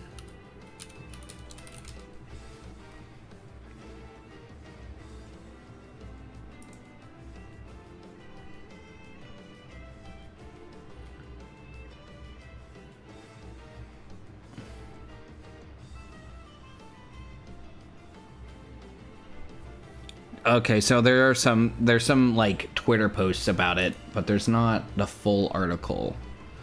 Let me see if I can't find this this article here.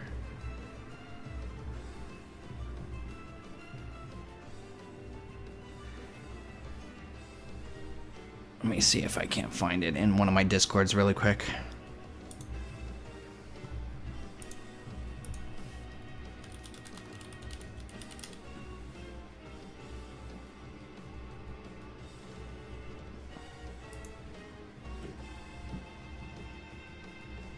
Nope, not seeing anything right away.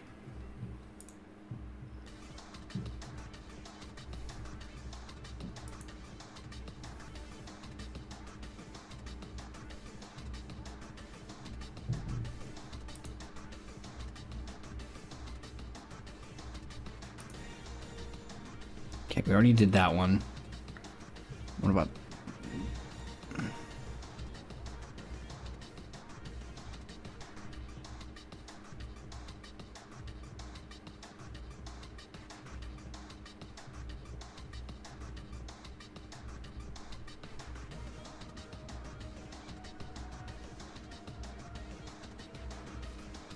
Give me a second, chat, while I find this thing. We got an ad starting anyway, so I'm gonna try and get everything set up for when you guys get back on Twitch, and then we can just kind of roll right into the next part. Two biggest pieces of information I've seen so far is that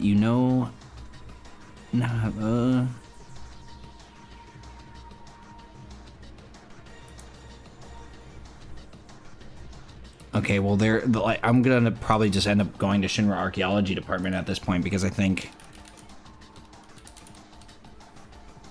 Let's see. Let's see what they have to say.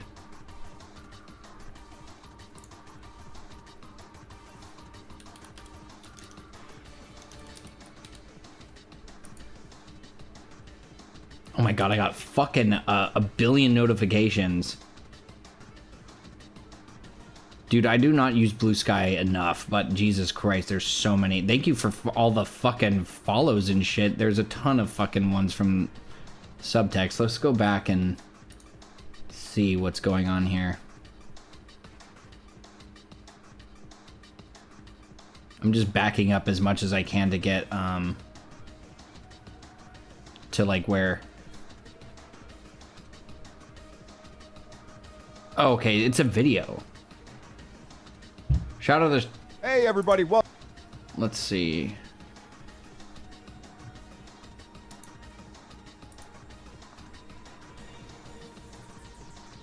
There was like a 5-hour live stream of Giant Bomb. Okay, here it is. I found it.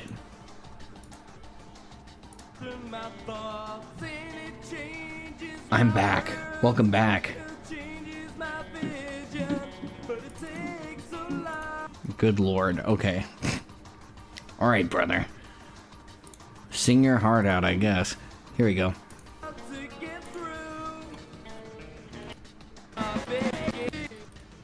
Okay. Let's tune in, fellas. Turning this off. Let's get on in. Ribs! How are you doing, my darling? I hope you are well. A good afternoon. I am grounded, and then fucking Hamaguchi just keeps throwing my head off of my shoulders. He just keeps rolling my head around.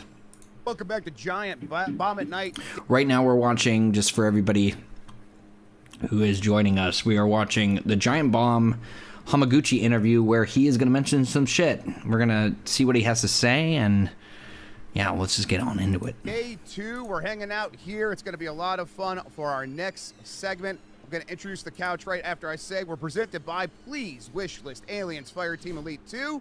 But let's get to the couch right now. Let's do that. Everybody introduce themselves. Please go ahead. Introduce yourself. ご紹介します。はい。はい。ファイナルファンタジーリベレーションの、ディレクターの浜口です。今日はよろしくお願いします。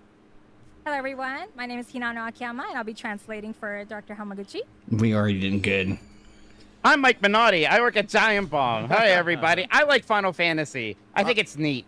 Yeah, we're like Final Fantasy. Final Fantasy 7 Remake Part 3 Revelation got announced. What was it like just to get it out there in front of everybody? レベレーションついに発表されましたが、その発表した心境について言ってください。ようやくこの完結作を発表できたっていうのはまず一つみんなの盛り上がりも含めてまず一つこう安心しました。So finally, we were able to announce, this conclusion to this long-awaited series, and so, that kind of feels relieving and like satisfying to be able to do that. Yeah, and it's going to be out on everything. Was that something that was like, oh man, we really want to make sure we hit that, make sure everyone knew that if no matter where you're playing, you're going to get to play this game? で全プラットフォームでリリースされているんですが、誰でもどこでもプレイできるというようなアイデアが。そうですね。もうあるし、やっぱり私自身クリエイターとしてやっぱ自分が作ったコンテンツをやっぱり多くの人に触ってもらえるっていうのはやっぱ非常に嬉しいことなので、はい、もう本当にどこでも誰でもどういう環境でもっていうところを目指してます。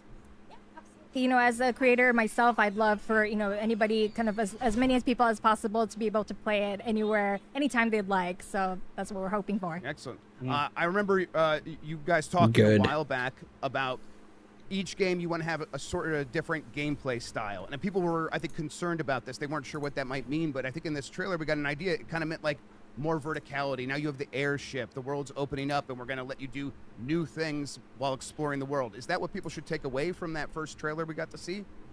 新たなゲームプレイということで、その空中の空間も使用したプレイスタイルになっていますが、そのような認識で合ってるのでしょうか？合ってます。Yes. Yeah. Is that something like should people be like thinking like Tears of the Kingdom, or what would you have a comparison point that people should look to? てか比較できるものとして例えばプレイスタイルとして Tears of the Kingdom みたいなような感じでしょうか？そうですね。なんかこのタイトルっていうかやっぱり前回のリバースってリメイクからオープンワールドで空間を広げたんですけど、今回はよりパラシュートで降りていくもそうですし、なんかチョコボンもすごくやっぱ成長させて、でなんか空を飛び回れるようになるので、なんか探索もなんか横だけではなくてやっぱ高さをすごく意識した設計にしてるので、そこは結構今回多くのファンに喜んでもらえるのかなというふうには思っています。Yeah, absolutely. We really built upon that exploration that you can do on ground in Rebirth.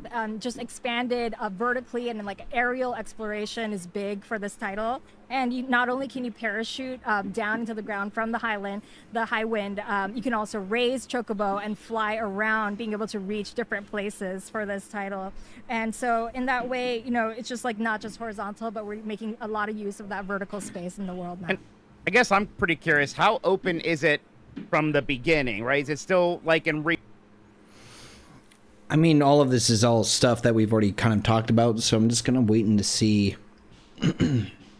I mean, there's definitely an easier way of doing this, which is just sorting it through at the Shinra Archaeology Department, but I kind of just want to watch it, so. Rebirth, you have these open zones, but one kind of leads to the other, or is that whole world a bit more open from the start since we've been to a lot of those places already?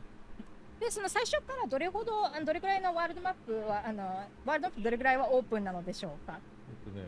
だいたいゲームを開始して5時間6時間ぐらいゲームをプレイするとハイウィンドウを入手できるんですけど、そのタイミングぐらいから多分ワールドマップの半分ぐらいに近いエリアはそのタイミングです最初から探索できるようになります。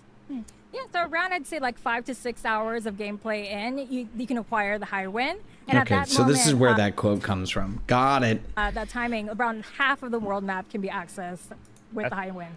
That's awesome. You mentioned Chocobo training. How's it going, Josh?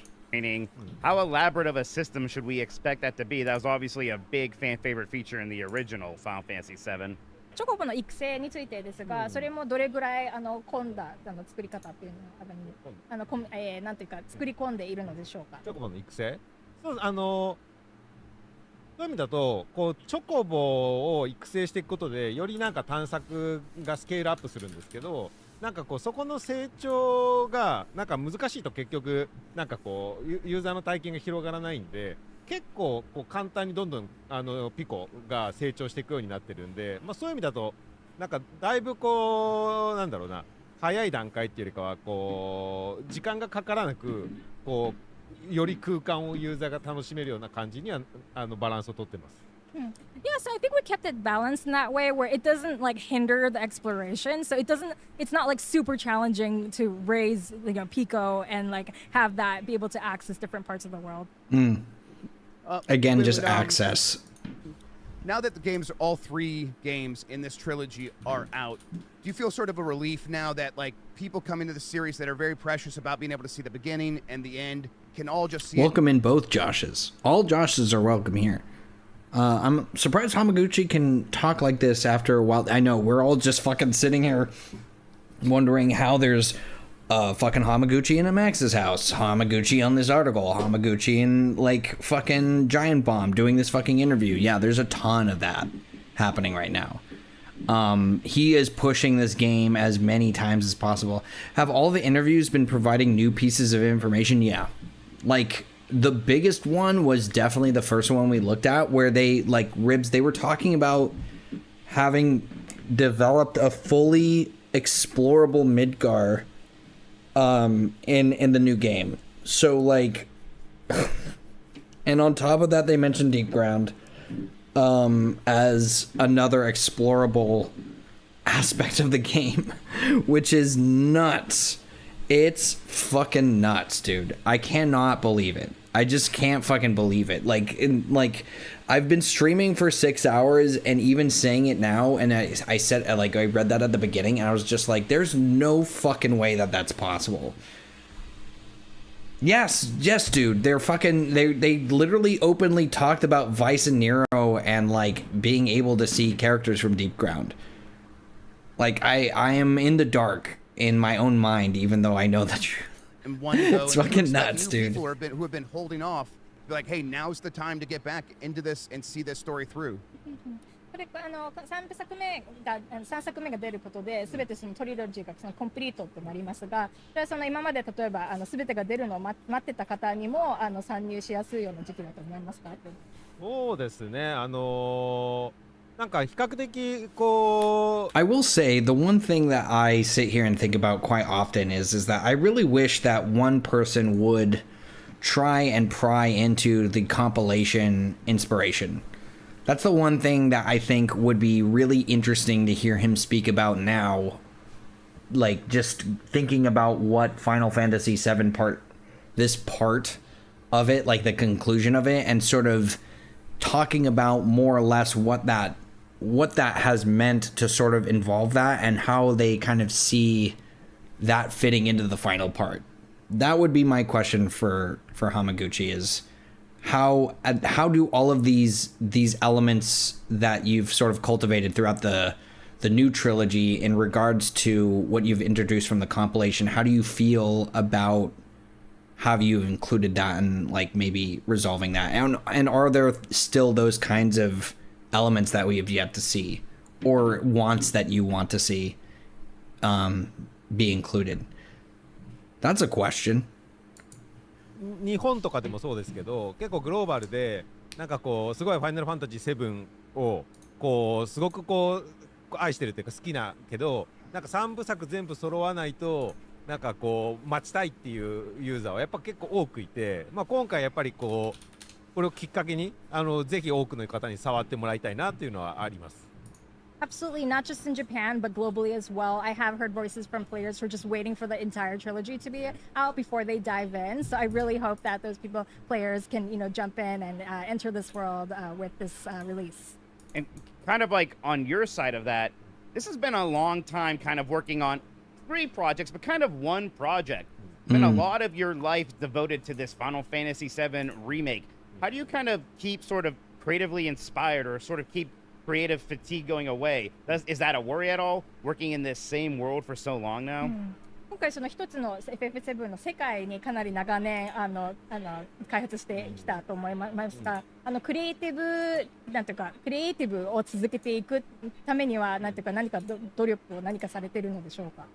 まあややっぱりこの3部作ってずっとメディアとかにもメッセージングしてますけど、なんか同じゲームデザインをそのまま焼き回していくのではなくて、やっぱり3作で進化だったり新しいゲーム性をユーザーに提供するっていうのはやっぱずっと掲げてたことなので、そういう意味でやっぱり例えばね3年なり4年かけて1本ずつ制作していくときにやっぱり今のトレンドだったり今の新しい他のトリプル A のゲームとかオープンワールドのゲームみたいなのを常にやっぱり参考にしたりとかインスピレーションを受けながら作ってきたので、そういう意味で非常になんだろうな、一作一作がちゃんとなんか今のゲームデザインというかエンターテインメント。Yeah, literally every question I have, like I'd be like, "What's up with the feathers, Hamaguchi? You want to talk about the white and black feathers and sort of what that has meant?" Not helpful. ユーザーに届けられるんじゃないかなっていうのは思ってます。Yeah, so absolutely, instead of kind of going for a more like static game design, like throughout the 3 titles, where Static game design. each experience that kind of just feels more or less the same, we wanted something much more dynamic and like fitting with the times. So, there were various like open world games and AAA titles that, we saw inspiration from that really influenced, these games as well. And we're just kind of continuously developing with that in mind. In that way, I think each title really like matches that like feel aligned to the game experience that I think players really want today. I think some of the ways you have fun is by introducing some of these new elements, new wrinkles, and even new characters. Chadley, right? I mean, everyone loves Chadley, so right? Yeah. So I'm sort of curious. Can we? What are we going to expect? Maybe that's new and different from people who are already very familiar with Final Fantasy VII going into Part 3. その新しさというと各回においてキャラクターだったりチャドリーだったり新たな要素っていうのがいつも盛り込まれていますが、今回の新しさっていうのは何なんでしょうか。それはなんかコンバットとかじゃなくゲームの要素的って感じ。Of combat and such, like something in game that's yeah, something with the story and the lore of the world. そのストーリーやロアであったり世界について新しさなんでしょうか。なんだろうな。You would just see a lifeless body sitting in this chair. If I talked to Hamaguchi, they'd be like, "Oh, I guess he just doesn't have anything to say." Yeah, that is what would happen. ありますけど、やっぱりファンが期待するっていうところだと、やっぱハイウィンドウは非常に今作でやっぱ重要な要素の一つになってるかなと思います。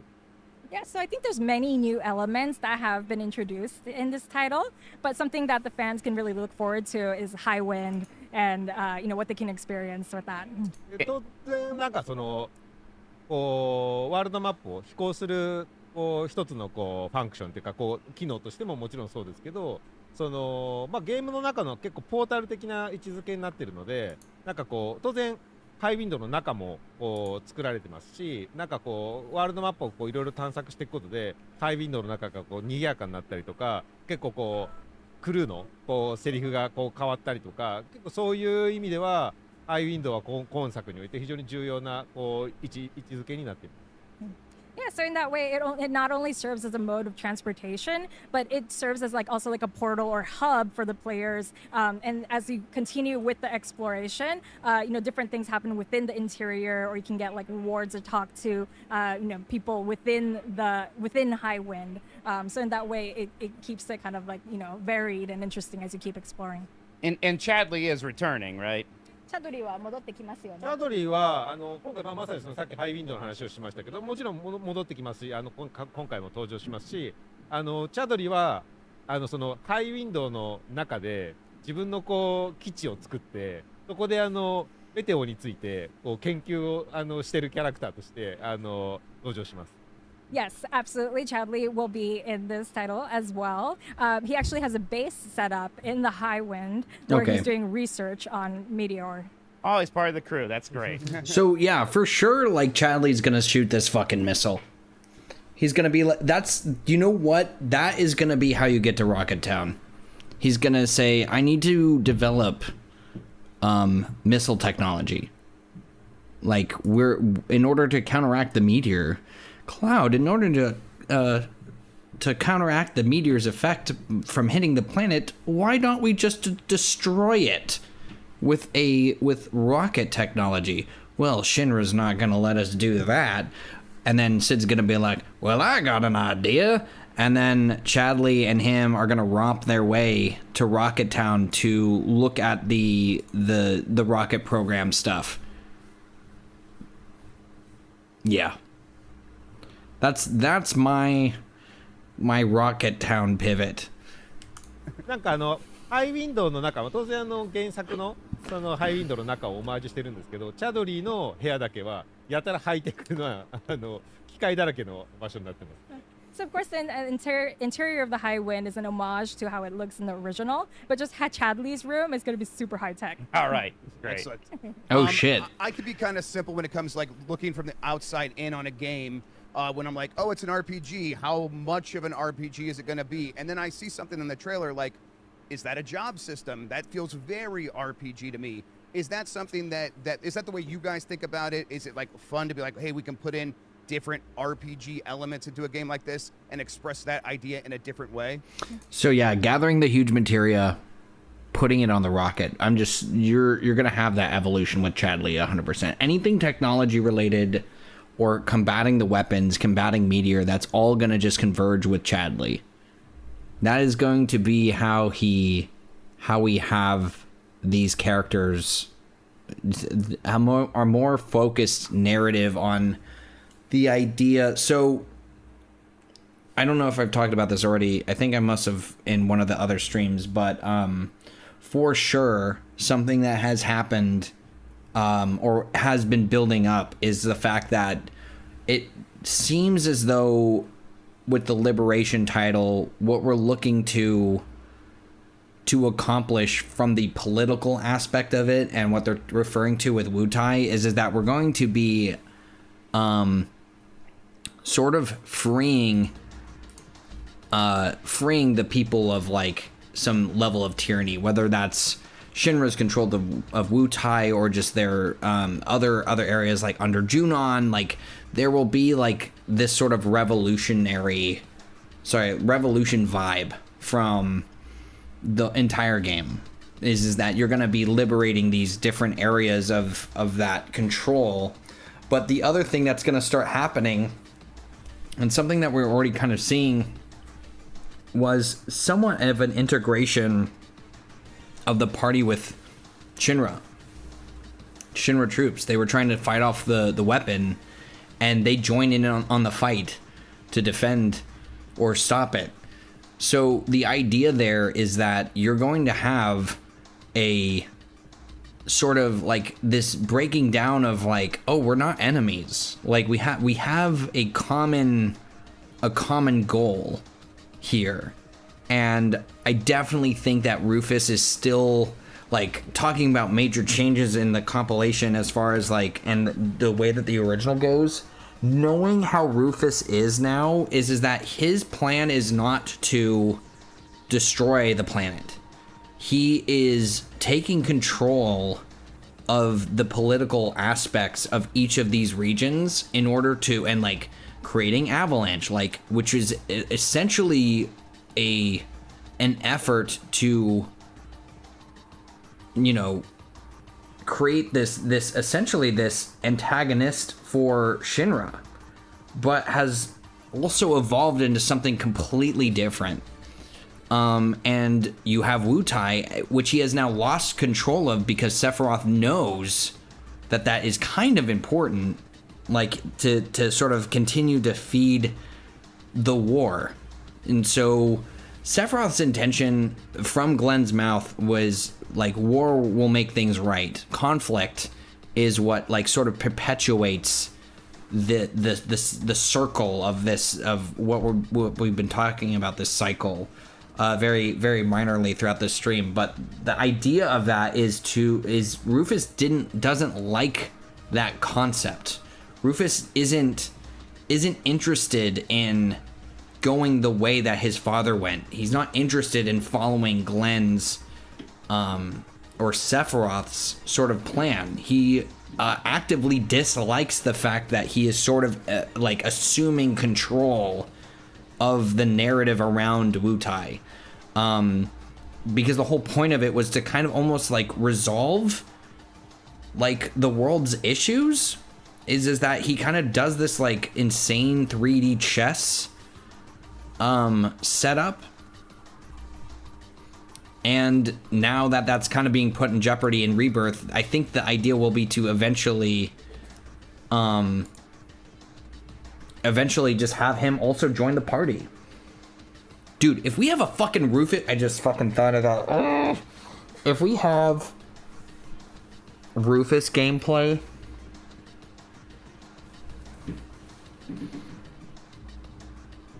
I would die. If I get to play my handsome boy, my handsome little president, I don't know what's gonna happen. Dude, imagine the fucking movement. Imagine Rufus movement. Because is he going to be a boss again? Probably not. You have a model, though, and all of these fucking... Do we ever fight Rufus again? I guess we're going to fight him most likely if we're going to fight him anywhere as Rocket Town. But I don't think that that's going to happen. Because that's pretty much the death of the lard drinker. Palmer gameplay, hell yeah. Slap your butt. Encourage your party members.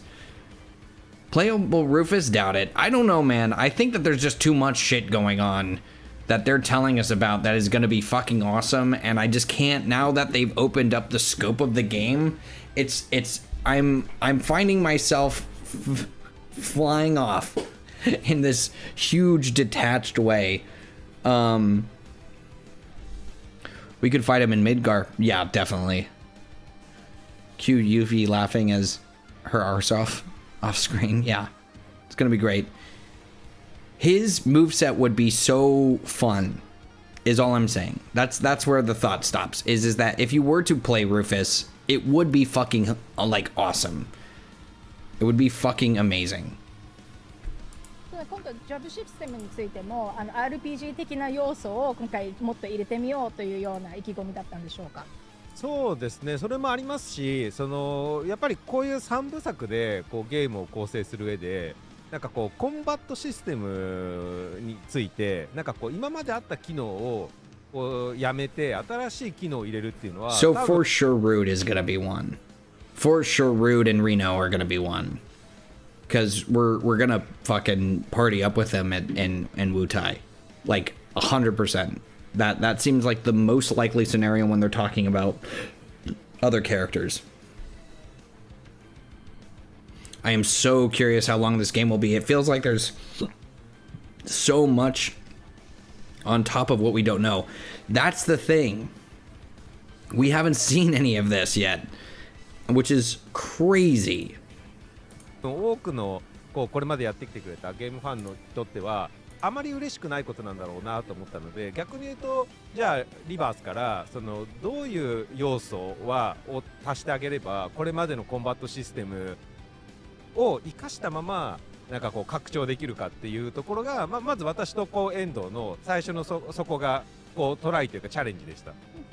Yeah, absolutely. And that is part of it. And on top of that, I think that in thinking about the trilogy, we didn't want to ever take away from the existing battle system that the players really enjoy and replace it with something like job system. So we wanted to always just build upon and add on. That was more of our thinking, and work with the existing system to kind of elevate it. Yeah.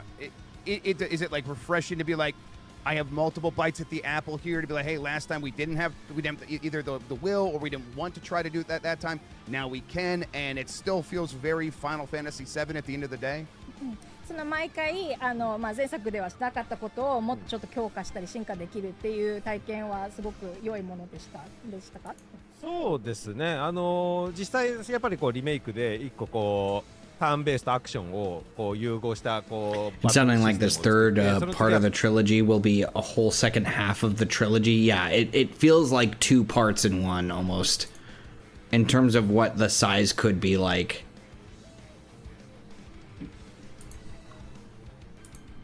I kind of feel like some of these questions maybe aren't hidden the way that I was hoping.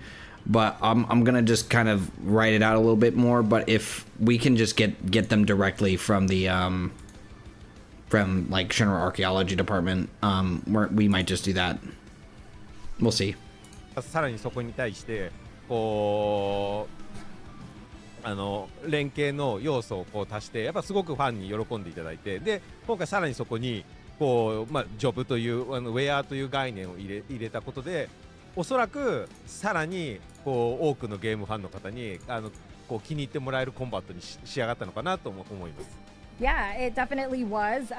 First kind of going from like the hybrid battle system of the turn-based and the action, kind of like, fusing together to something now including the job system, the fit system with the outfits. I think we've just been continuously kind of expanding and elevating on it. And so this will be something I think fans will really enjoy. Sorry, go ahead. 今回その SGF でこう映像を流してこう、当然こうそういうジョブシステムみたいなものを入れたら当然バトルのこう攻略性も深まりますけど、それとさらにその見た目の要素もやっぱこう新たに追加されて、すごくこう今回ティファの新しい衣装をすごいこう好意的に受け取られたので、他にもまだいろんな衣装があるので、ぜひぜひそこも楽しんでもらいたいです。Yeah, so with SGF, what we showed there too, like you can see the expansion on like battle strategy and how it informs that. Also with like the fits, Tifa's outfit, I think everyone loved that. So yeah, that's really exciting. Excellent. Yeah, when I see this new fit system and these costumes as a Final Fantasy fan, I'm kind of wondering, okay, so this a full-blown job system like in Final Fantasy V, is this like the dress spheres in Final Fantasy X too? Just how much does this costume change a character's moveset, their abilities, their stats? Is Tifa really becoming a full-on black mage when she puts that on? Or is it more like Tifa with maybe a bit more magical ability? そのフィッツシステムによるどれくらい変化があるのかっていう質問で、その5みたいなジョブか10-2のようなのか、もう本当に完全にティファが黒魔導士になっていくみたいな感じなのか、ちょっとどういう変化なんでしょうか。衣装は本当にただパラメーターとか見た目が変わるだけではなくて、それによって例えば黒魔導士にしたら黒魔導士のスキルツリーというもあるので、非常にこうなんていうのかな、ゲームを通しながら黒魔導士、その各ウェアに対してのアクション性もそうですし、コマンド性もそうなんですけど、非常にこう成長幅があるので、単純にこう見た目とパラメータだけではなく、本当にバトル攻略にすごく密接に関わってくるものになっているので、そこは本当楽しんでもらえると思ってます。So it's really not just about changing like just the parameter or just the looks, but there's like a fits system skill tree, for example, and so it really like changes the actions, like the abilities of the characters, and so I think it can really change the player's battle strategy, and people can have fun with that. And how many costumes should we expect each character to have? Is this a thing where maybe each character will have a few, or is it going to be like a suite of 20 that everybody walk through the story? Yeah. Awesome. And how do you gain access to these? Is it something you unlock through the story? That's a good question. For maybe a side mission or a mini game? Is it a variation of all that?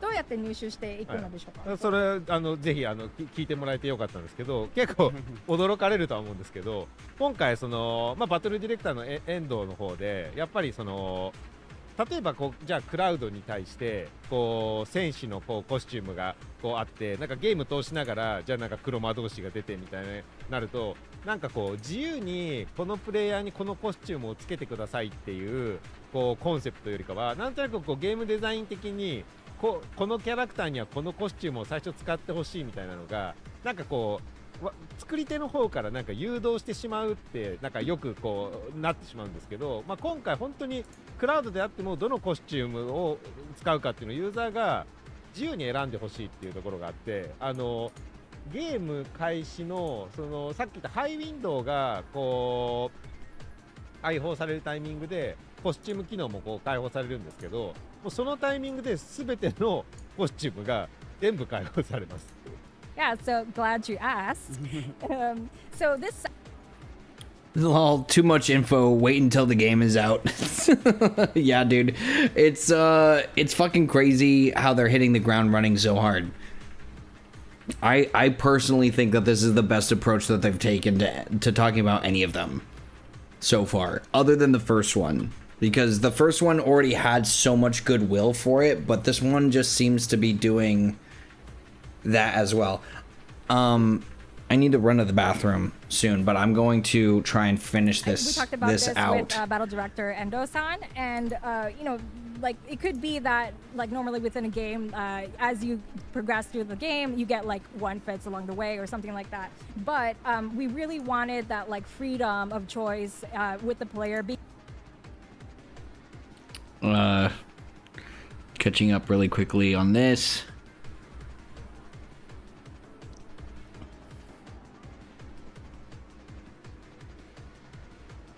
I think that this just means that there's a ton more in the game than we're expecting. Like, there already has been way too much said that is too much, way more than they were I guess, initially letting on with the... Dude, if you had shown me in that trailer a walkable Midgar, like, I don't know if I would have been able to handle that. Just looking back on how much was announced in the trailer and how much I already was excited, I don't know if I would have handled the walkable Midgar. I think that they needed to break up the... You need to see this to believe it. So even though they're talking about it, and this is like what they're saying is happening, I actually think that like it's not too much. This is more than enough to keep people invested in seeing more and really fucking excited. And we're not talking about just story stuff. We're talking about like the way that the game just inherently will be through gameplay. I think that they'll definitely show Midgard in the later trailer. You're gonna see like Scarlet and like that last suit that we fight. I can't remember what it's called, like off the top of my head. My brain is broken, but the final fight that you have with Scarlet, like you're gonna see like stuff like that probably like coming out eventually. Yeah, so glad you asked. So we talked about this with Battle Director Endo-san, and you know, like it could be that like normally within a game, as you progress through the game, you get like one fits along the way or something like that. But we really wanted that like freedom of choice with the player, being able to just freely choose between the fits and which character they want to apply them on. So at the point where you acquire the high win, you have access to all the fits for the characters, like already. Okay, so it comes with it's a Chadley thing, is what it's gonna be. Okay, cool. Yeah, I like that. It just kind of opens up right away. You get a lot of character customization. Right. They're gonna give you everything that you need as soon as you get the high wind to just do whatever the fuck you want. And for us to now know the time frame of that, and to know that it's only gonna take like 5 to 6 hours to just open the entire game up. It sounds like it's a new skill tree, yeah. No, that's not true. They already talked about the submarine underwater multiple times. Yeah, they have.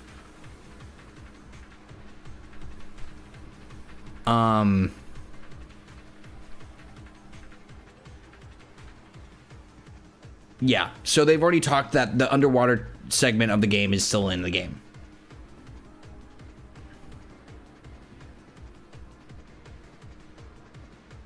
Right then. からオープンなことがカスタマイズできるっていうのが素晴らしいです。そうですね。まあさっき言ったさらにそこの各それぞれの And listen, like it seems like the amount of side content is where the like full-fledged version of the game will be explored. But if you want to just stick to the main story beats, like just flying around speedrunning the game, like I wouldn't imagine that being that difficult if you're able to just access a ton of things like very early. And then also, again, they were talking about you being able to go to areas where things were just more powerful. So if you're good enough, you might just be able to fucking like skill your way through areas that are completely crazy. Like that you like a normal player might, or a less skilled player might not be able to do. So コスチュームに対してのこう攻略の深さはスキルツリーでどんどんこうさらにこう広げていくっていう感じになってます。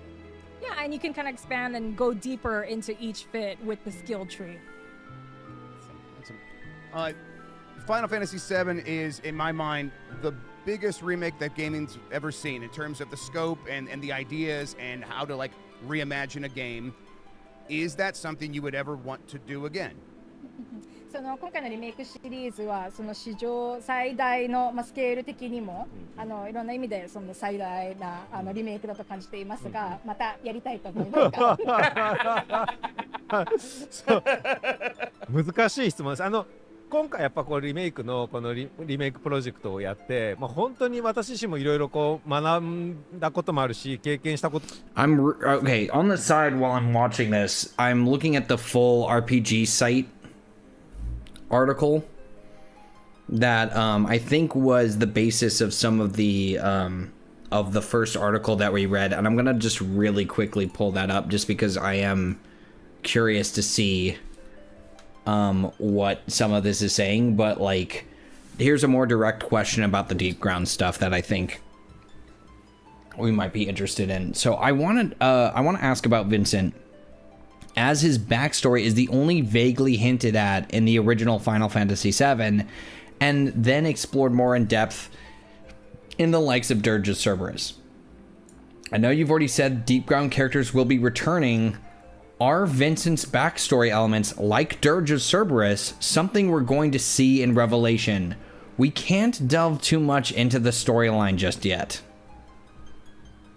But thinking of spin-offs you mentioned, like Dirge, our overall concept for Revelation is to pick up from those stories as well.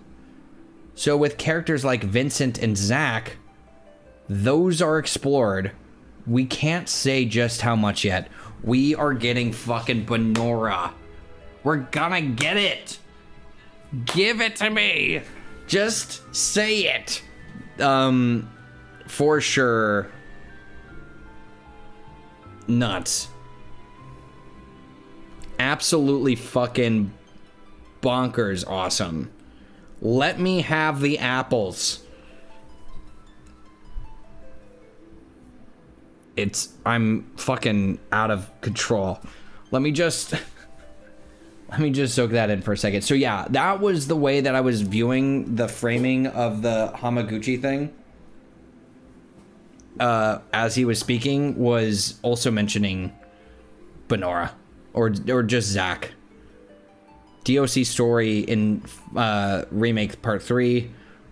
We will have no DOC remake. Come on, make a good DOC. Come on. Okay, I'm gonna take a really quick break. I need to go to the bathroom. I need to do some jumping jacks. Return to Midgar. Scarlet Awaken Genesis, dude. Listen, Mr. Soy. I mean, if Genesis shows back up, I'm not gonna be mad. All right, give me a second. I'm gonna put on some more intense music. I'm gonna put on some sort of a vid here for you guys. Let's just really quickly pop that open.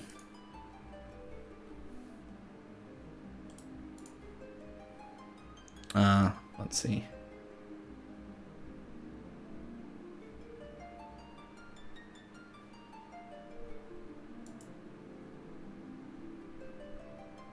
All right, we'll do the reveal trailer again since we've done the long. Okay. Got it. All right, guys. I'll be right back. Taking a moment, going to the bathroom, enjoying myself for just a moment, and then we'll be back. We're gonna read that article because it seems like it's actually following up on a lot of the things that we were the most excited about. I'm gonna try and finish up this giant bomb thing, and then we'll see how we feel after that. Okay, so those two things definitely coming up. We're gonna get through those. See what's going on. See what's going on. Thanks for everybody who's been here. Thank you also, just as like a really quick, because I need to now know how to do this, I guess. Thank you again to Josh Z, Justin W, Perrette, B Pace, Infinity Send for your donations, guys, and just your questions were awesome. I enjoyed that. We're gonna figure that out in just a moment. And then also just to all the viewers who have been with like the stream since the beginning, you guys are fucking nuts. You guys are wild. I'm feeling wild. This day has been fucking wild. 6 hours and 20-minute stream. I never do this. The spirit of subtext is flowing through me. That monster. Hope he's having a good time. Seeing a lot of fun stuff that they're up to. Excited to talk to him tomorrow as well as other stuff. I will be right back. Yeah, you're a bunch of sickos. I love it. Be right back.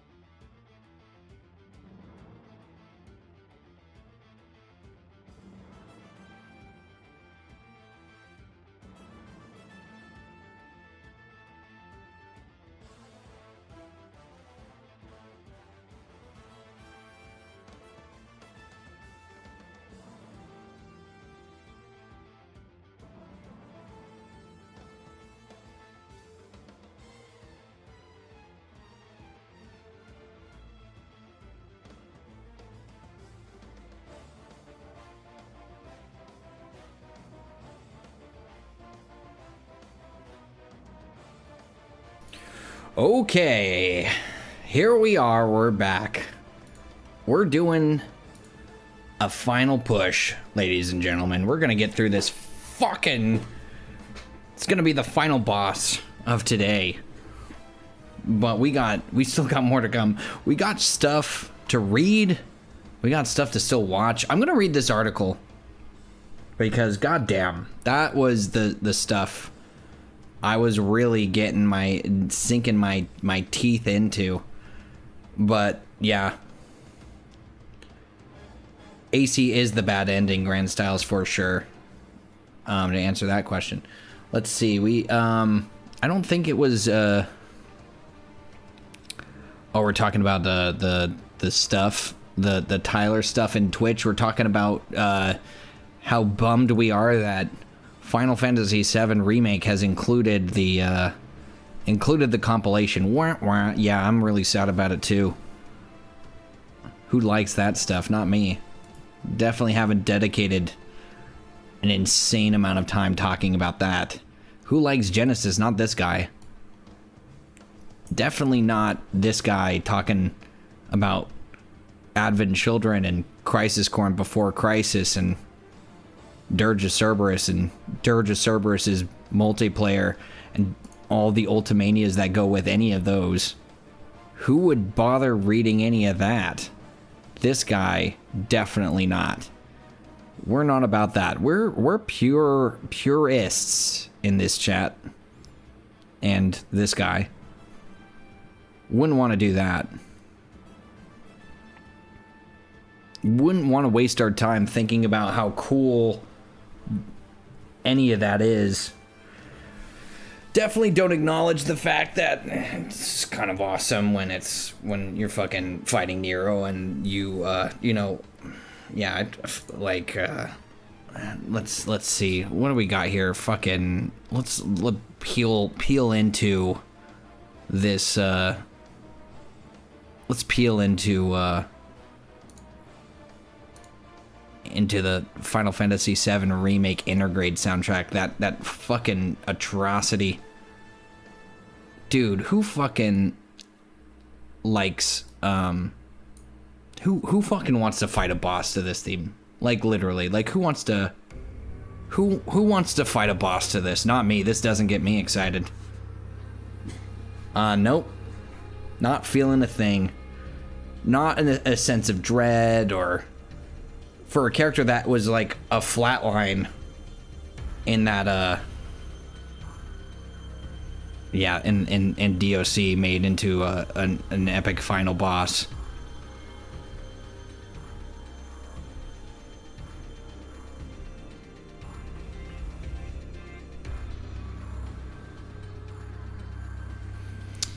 Yeah, this isn't good. Let's go to the next track, see how dumb this one is.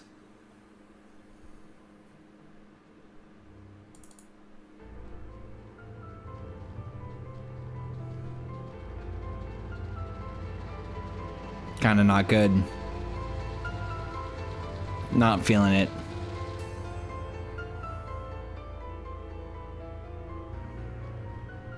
Not that slow build giving me any chills. Don't like it. This sucks. This part sucks the most. Honestly, could just like fucking puke right now how bad this is. Not some chaotic melody that is like perfectly describing the character.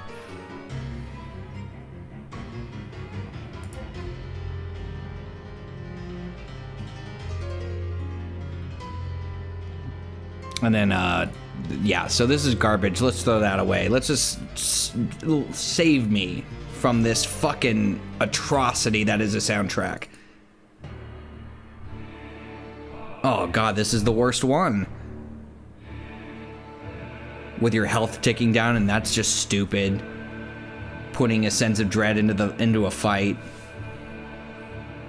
And just urgency and panic. In hard mode, this fight probably sucks so much.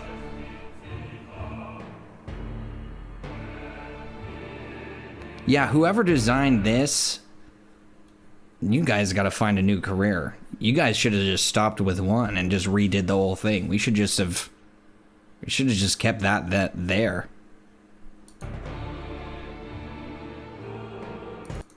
Yeah.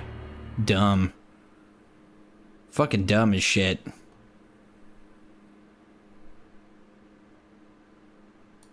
Anyway, back to like the good stuff.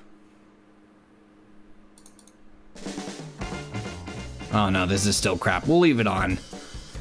We'll see if it grows on me.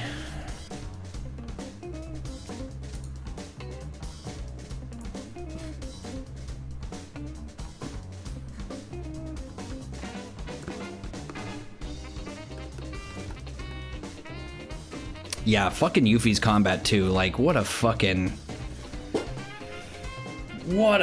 train wreck that was. I definitely didn't spend endless hours just parrying shit.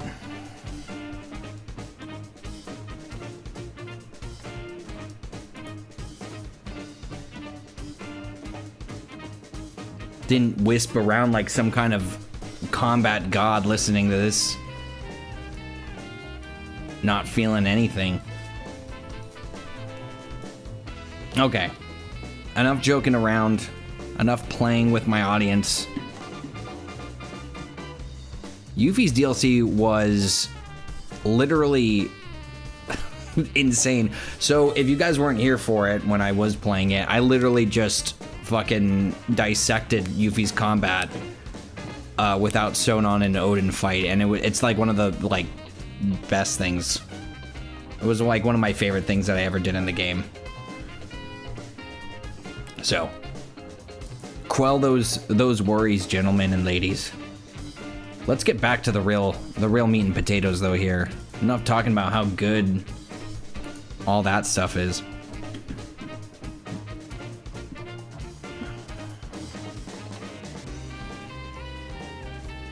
Dude, this is like it's fucking Cowboy Bebop like perfection. Like you're running around as a ninja in fucking Midgar. Are you fucking kidding me? Is that like not like the greatest fucking like I don't know what to fucking say, dude. All right, let's see. All right, so let's read this fucking article. I think we're gonna maybe we'll see how we feel after this, but goddamn, I wanna go through the bullet points of that giant bomb one, just because that it's just the pure feed, and that's just too slow for me. I gotta pick back up. We got an ad starting in a minute, so we're gonna go over RPG Site's interview with Hamaguchi. It seems as though this took place after the first article that we read from the Japanese one, which means that there's like some follow-up questions. We're gonna dive back into some of the other things that they were talking about. Just over 6 years after its release, Final Fantasy VII Remake, Square Enix has revealed the final piece of the trilogy, titled Final Fantasy VII Revelation. Launching in spring 2027 simultaneously on all platforms, this third game already looks like a drastic step up in terms of the scope and scale.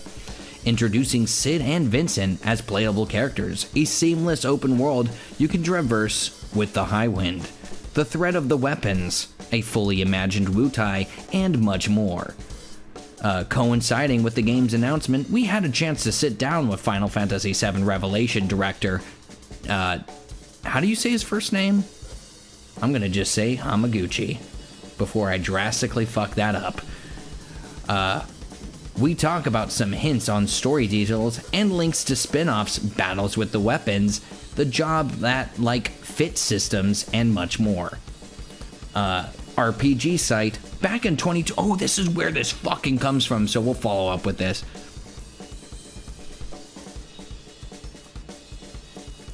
Okay, we just entered an ad. I feel like I should stop. I feel like I should take a second to just kind of give it a moment. I was kidding about YouTube chat. I was kidding about Yuffie DLC. I have the soundtrack. Can I just pause for a minute since we're waiting for them and just say that, do you think, honestly, that a man like me who has listened to the raw footage or the raw soundtrack to every one of the releases isn't in a sweet love romantic relationship with all of the Final Fantasy VII remake and compilation tracks. I just was playing G-Bike. I was playing G-Bike from a mobile game as the soundtrack to like 2 hours of this stream. 2 hours of just G-Bike. Do you think I can do that with any single track? I have a curated playlist for my video, for the new video, of just music that you probably have never heard before or know from.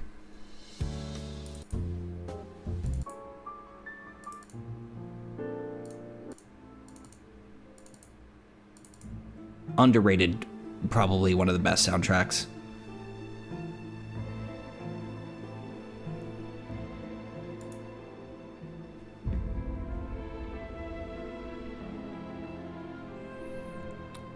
I know these fucking songs like the goddamn back of my hand. This one. Just saying. You mean you could make love while listening to this playlist? I think I have. It's called The Structure of Five on my YouTube channel, sleepezi.com/YouTube. You can watch the full series there. That's what I call making love to Final Fantasy VII. Like 11 hours of content. That might be enough. Okay, let's get back into this. Oh my god, he's got the jukebox music too, just on lineup? That's stupid. That's a nerd right there. Okay.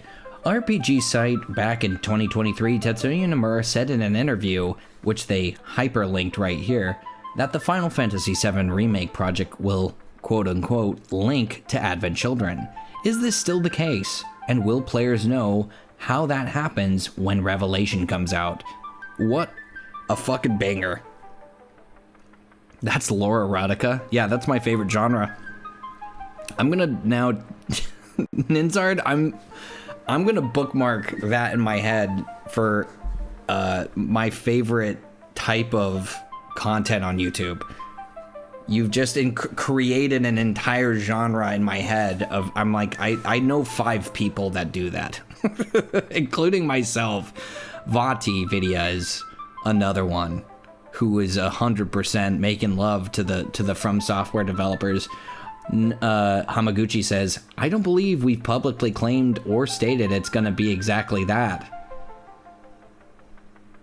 So I'd like for players to play Revelation and see for themselves what the conclusion of the journey holds, and see about that.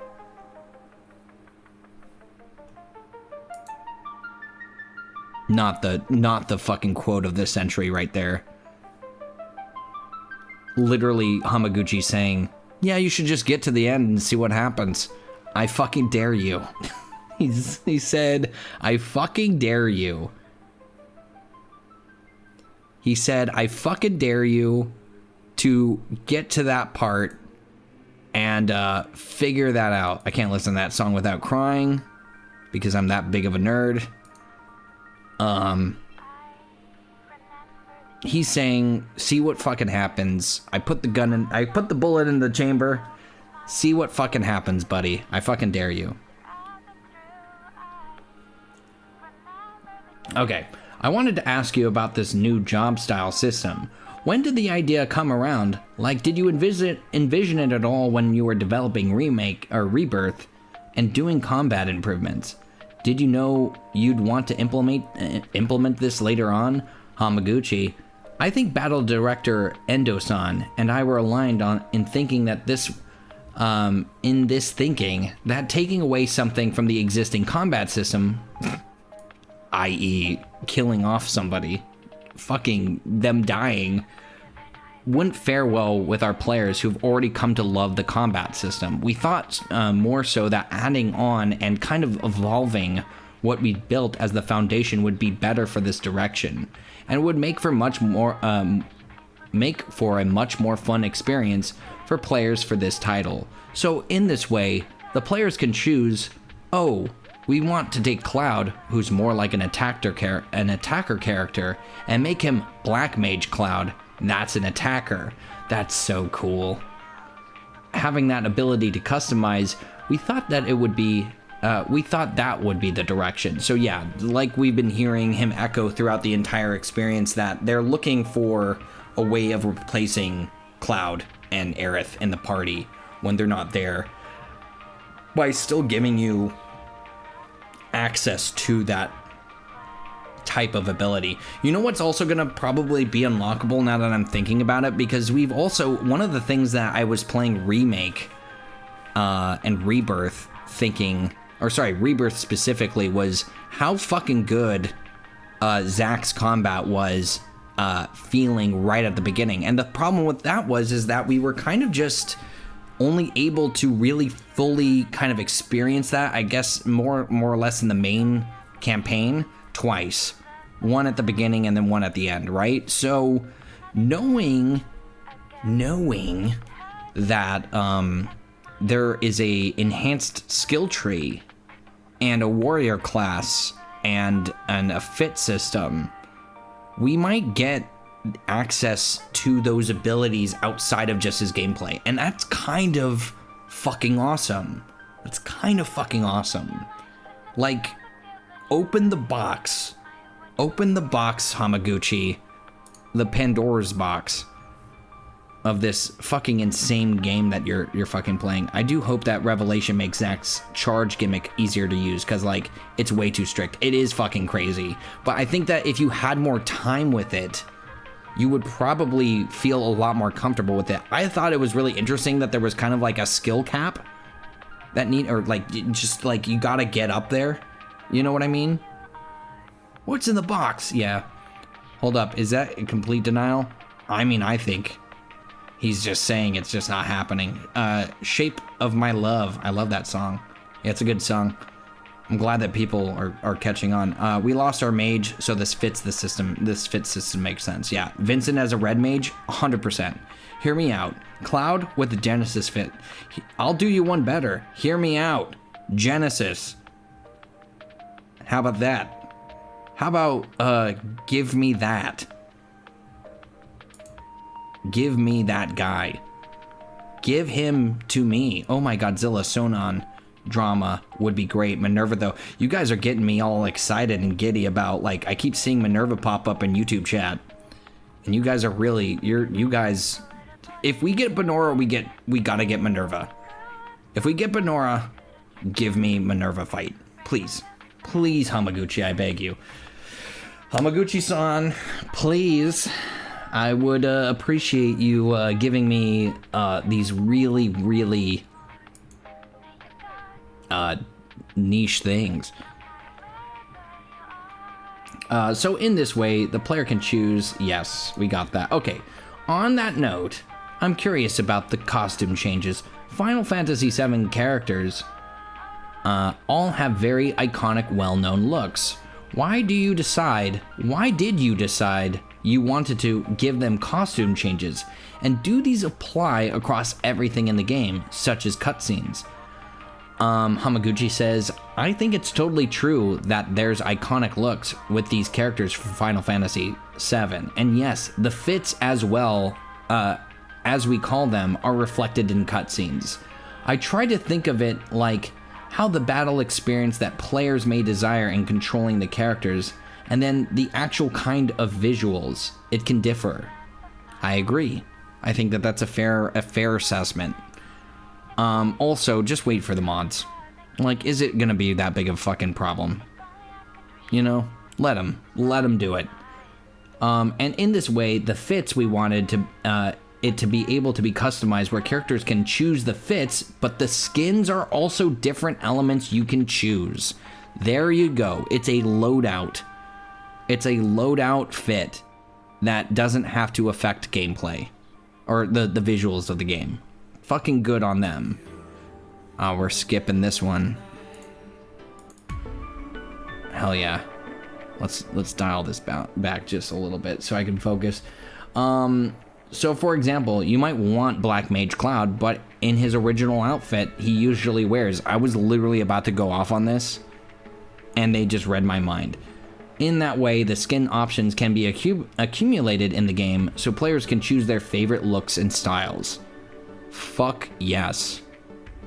I want this outfit in Street Fighter 6. Oh my god, I just fucking realized in fucking Street Fighter 6, are we gonna get fucking the cowboy fit? We get multiple costumes, right? Like, what the fuck are we doing? What the fuck? I am... Okay. Crazy thought. Going back into it.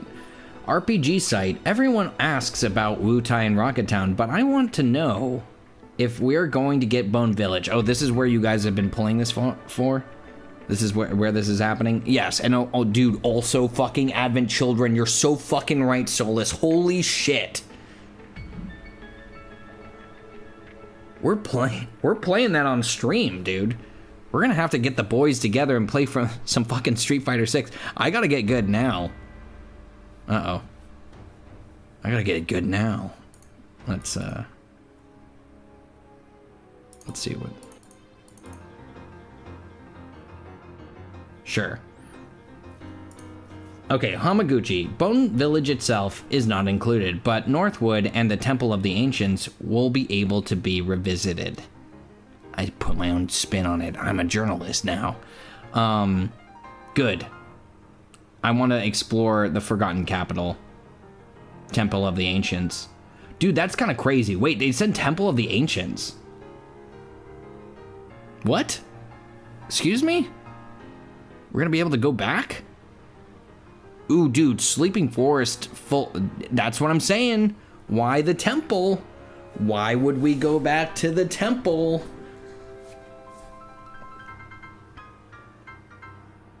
Yes, so like everything connected. The map should be, when we get done with it, fully connected. Well, who knows now, Shadows Fall. Welcome in, by the way. I see you. No Bone Village. Oh, don't worry about it, guys. It was boring anyway. You can dig... I'm sure they're going to let you dig up all sorts of stuff. They might even put that at the Temple of the Ancients. Who fucking knows? We'll get there. Okay, I want to read this again because I still don't fucking believe it. I want to ask about Vincent, and as his backstory is only vaguely hinted at in the original Final Fantasy VII, and then explored in more depth in the likes of Dirge of Cerberus. I know you've already said deep ground characters will be returning. Are Vincent's backstory elements, like Dirge of Cerberus, something we're going to see in Revelation? We can't delve into the storyline just yet, but thinking of spin-offs you mentioned, i.e. the compilation of Final Fantasy VII, the fucking full thing, all of them,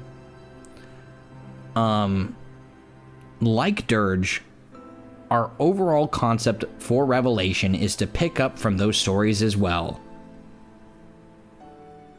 So with characters like Vincent and Zack, those are explored. We can't say just how much yet, but you fucking teasing son of a bitch. You're gonna give me everything I want and more, and I'm gonna like it. That's what I'm getting.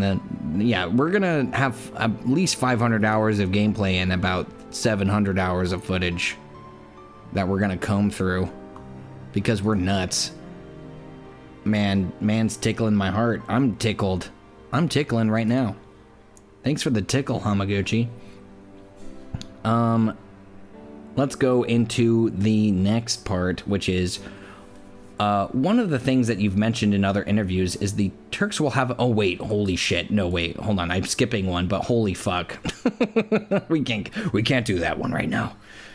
It would be too exciting. Man's tickling my heart. Hamaguchi's got his tickle right in the hearts of all of us. We saw Vincent and Sid had a lot of synergy abilities together in the trailer. Are you already and you already have this huge cast of characters with a bunch of synergy abilities together. How did you decide how to integrate Vincent and Sid into the part and who they'd interact with?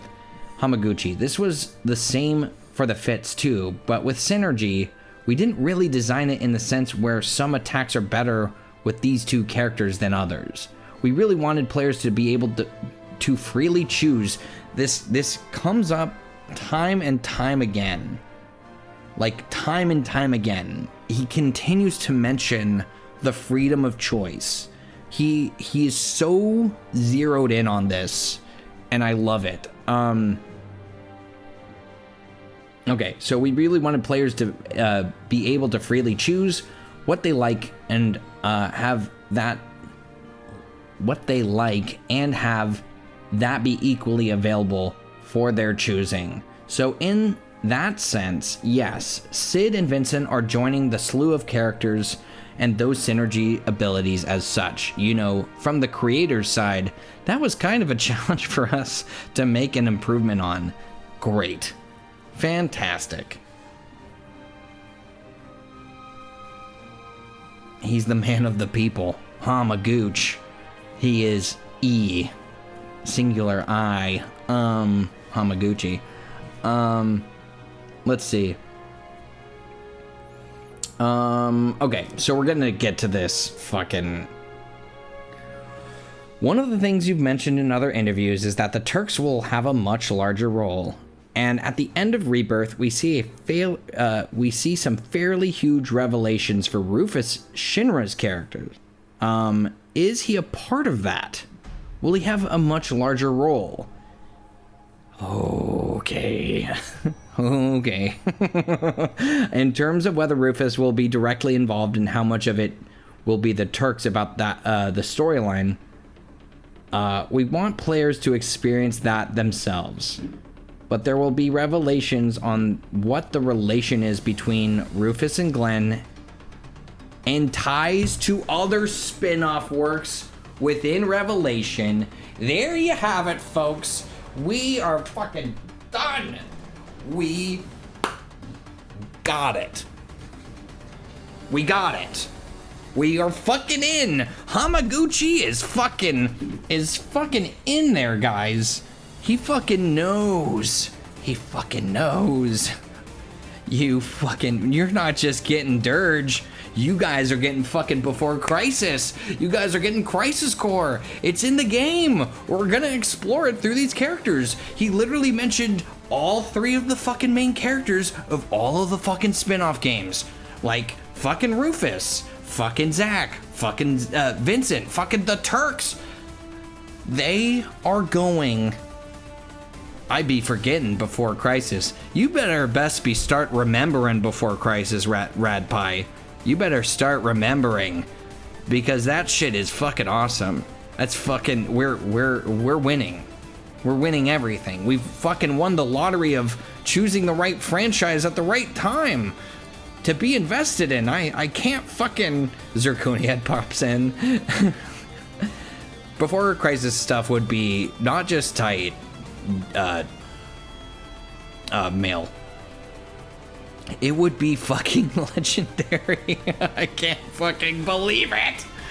I can't fucking believe it. Alfie, please, somebody, who do I have to heart tickle? I gotta heart tickle Hamaguchi back for this Alfie cameo. For the love of God, give me something. More Sisane, more everything that everybody loves. All of this compilation nonsense that I can't even fucking pretend. It's fucking unbelievable. Dude, what was this fucking fight song that I had on? Dude, I can't fucking believe this. He's just fucking confirming everything. He's just fucking coming out and saying, hey, all the shit that we were dancing around for years, yeah, it's kind of gonna be a part of the game. Yeah, it's kind of gonna be. You get a crisis core. You get a crisis core. Everybody fucking gets their compilation shit. Do you like Dirge of Cerberus? Here's your Dirge of Cerberus. Before Crisis, just throwing it out into the crowd. Some earlier in the chat said Queen's Blood is tied to Red 13. He's getting a campaign. That is another article that just came out. This is crazy. This is nuts. I mean, it's the final game. We gotta have it all. We gotta have it all, Ribs. We're gonna fucking get all of our shit together. I'm gonna get the fuck out of here once you give me all of my shit. I don't even have to worry about it no more. I just want to say that I've been a fan since the beginning of this nonsense. We gotta get Genesis. We gotta get Genesis. That's the only one I'm fucking afraid of. Elfie and Genesis are the ones. I wish this game came out tomorrow. I don't, dude. I can't fucking... I don't think I gotta live. My heart rate can't handle Revelation releasing on 7 Blu-ray discs. I'm gonna need all my paid time off for this release. You're absolutely right. I should probably put that in myself. It's far enough in advance. PC day 1. Switch 2 day 1. If this game came out, yeah, dude, I would be fucking losing it. I would be levitating right now. Can we just... Am I just losing it? If this game came out tomorrow, yes, he would. I hope this isn't just a VR battle. I don't think that it will be. Are you talking about Genesis? That's fine. Shalua? Maybe. I got some thoughts. I think we could just hope for the best from here on out. They're really making this easy for me to just kind of fucking lose. Sky's the limit, man. Sky's the fucking limit. So players will be able to have a better understanding of the world and the story. Okay, let me read that part again. So, but there will be revelations on what the relation is. That's just fucking crazy. Is between Rufus and Glenn and ties to other spin-off works within Revelation. It'll also be a, revelation, so players will be able to have a better understanding of the world and the stories of these characters.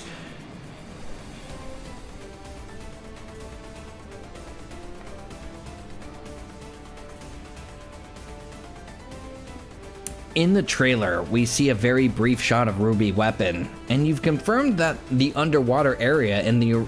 Okay.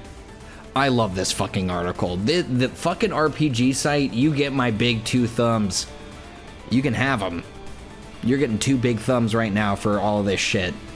In the trailer, we see a very brief shot of Ruby Weapon, and you've confirmed the underwater area. In the original game, Ruby and Emerald Weapon have specific gimmicks, like the time limit. Is that an element that you've thought about carrying over? Will Ruby and Emerald have these unique gimmicks or mechanisms in their fights? Hamaguchi, for the specific battle logic of Ruby Weapon and how much of it is an actual homage to the original game, we'd love to see for players to see for themselves. This is the same... Okay.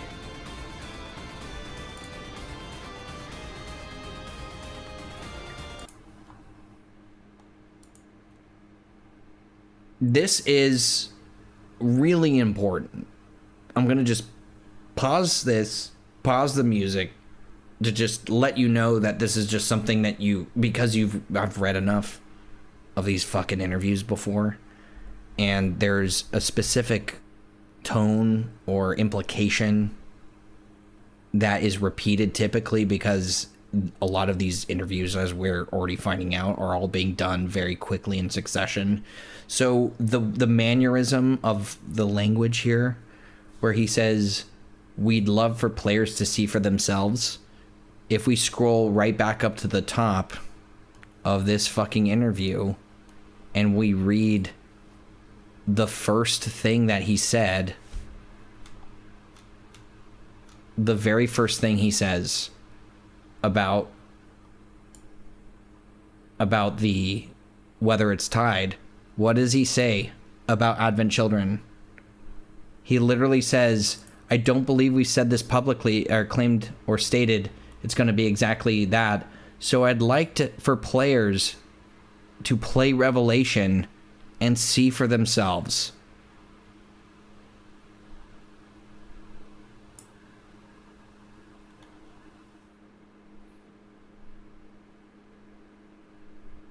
I'm saying is that he's implying heavily that in the Ruby weapon part that they're gonna see it and they're gonna know. They're gonna know by just looking at it that it isn't what they're expecting. Meaning the ending, meaning they can't expect Ruby weapon connection. Meaning they can't expect some fucking thing to happen at the end of Remake or the Remake trilogy that will be.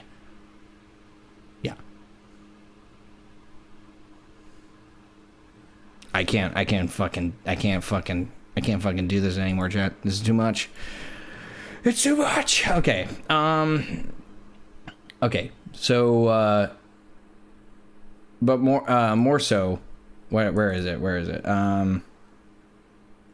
Wait. Okay. We'd like to see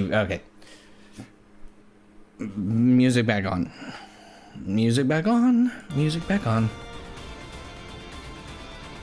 We got an ad that starts in 3 minutes, chat. Unfucking believable. But I will say that players will be kind of engaging with the whole world map that's going to be part of the battle with Ruby Weapon. What? And in terms of the battle design, we could have made it into something more like a minigame specific to the weapons, but we wanted to go in the direction more so of taking the foundational battle-like elements and then adding unique mechanics that are specific to each weapon. So yes, in that sense, players can enjoy that. Ruby Weapon looking like a fucking master. Master of the world over here. I'm thinking the tendrils will come up in multiple areas. So if we are familiar with the fight, he's got tentacles that come out of the ground. So he's saying that you're going to engage that fight in a fucking crazy amount all over the map. All of these fights are going to be fucking legendary.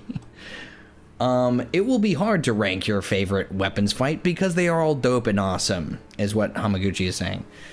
Okay.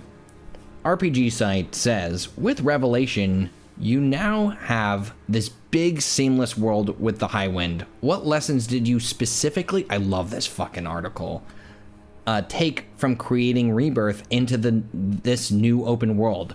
What did you learn from the process of crafting Rebirth? This is such a fucking good question. They've literally asked every fucking question I want them to ask as follow-ups. Okay, so I got a minute.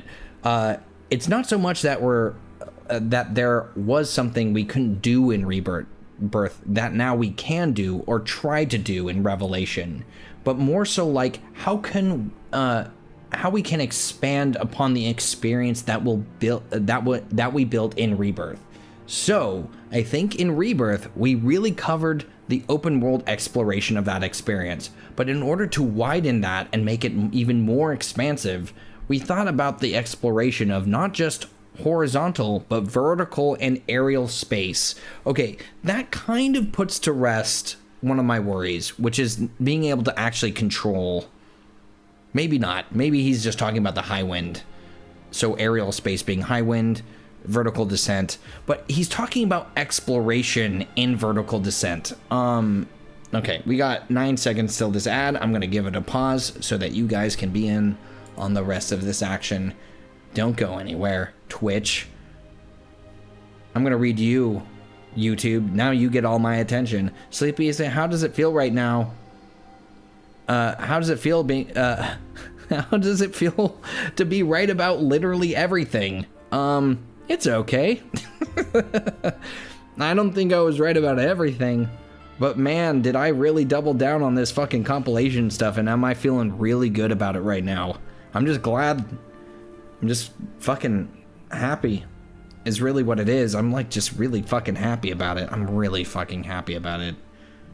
I just am so glad that, like, there's just one guy who is just manning all of this stuff, just saying the right thing. He's just taking control of the narrative of what this game should be like, and he's just telling us all the fuck about it, dude. Just insane. Okay, we got like a minute left. We're gonna wait for all that to be back.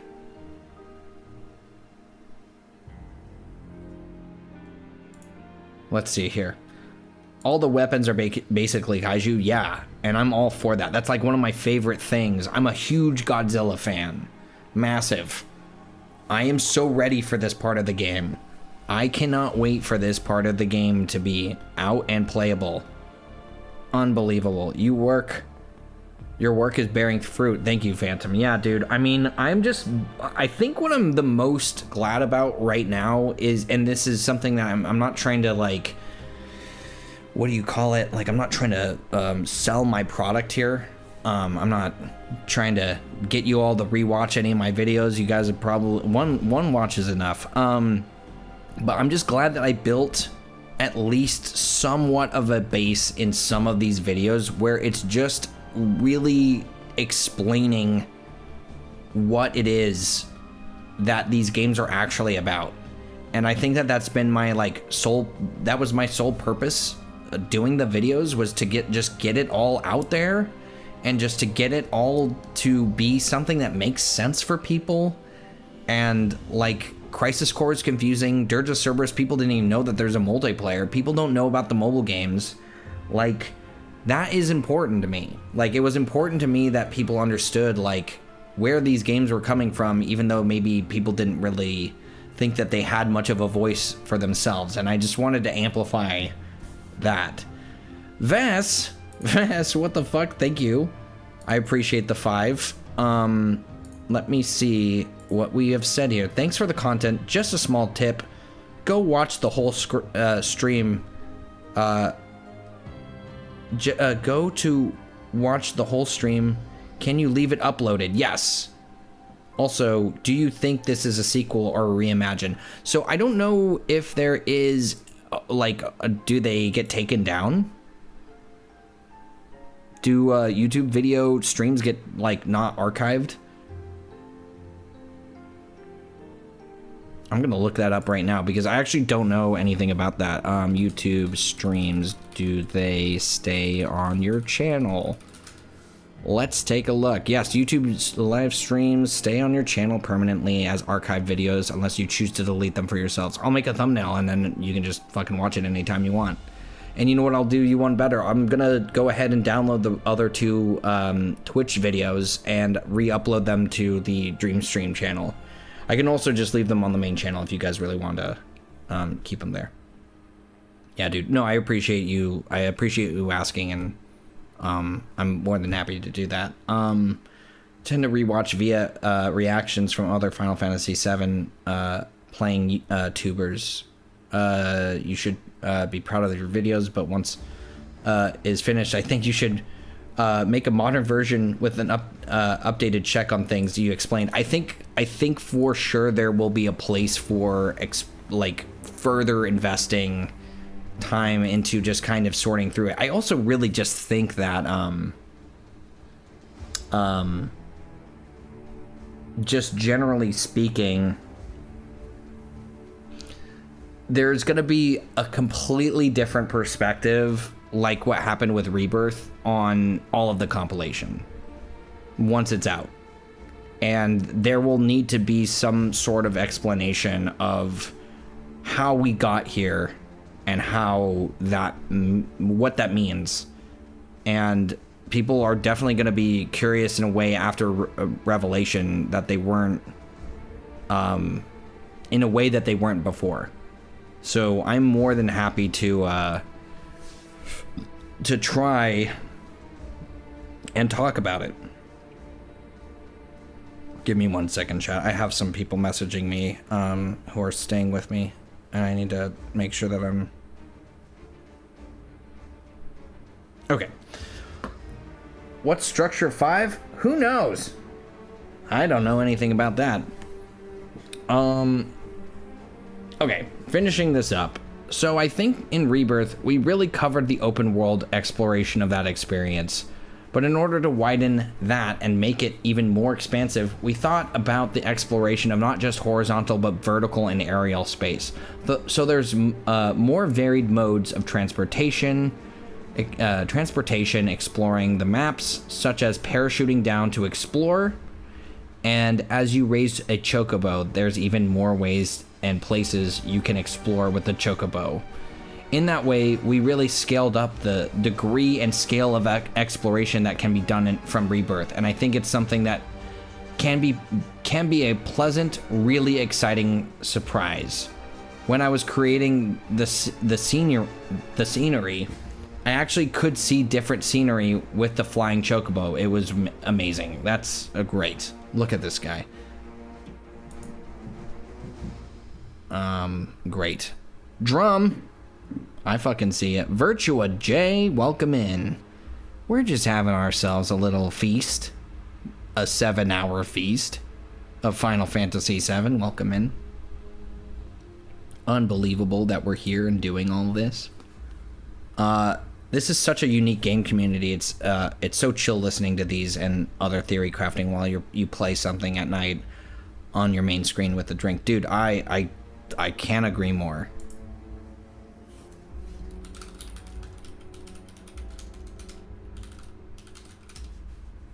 Okay, let's see here about getting through this.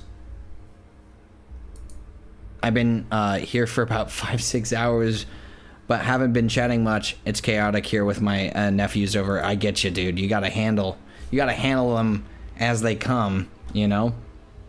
Glad you're here, though. Glad to see you.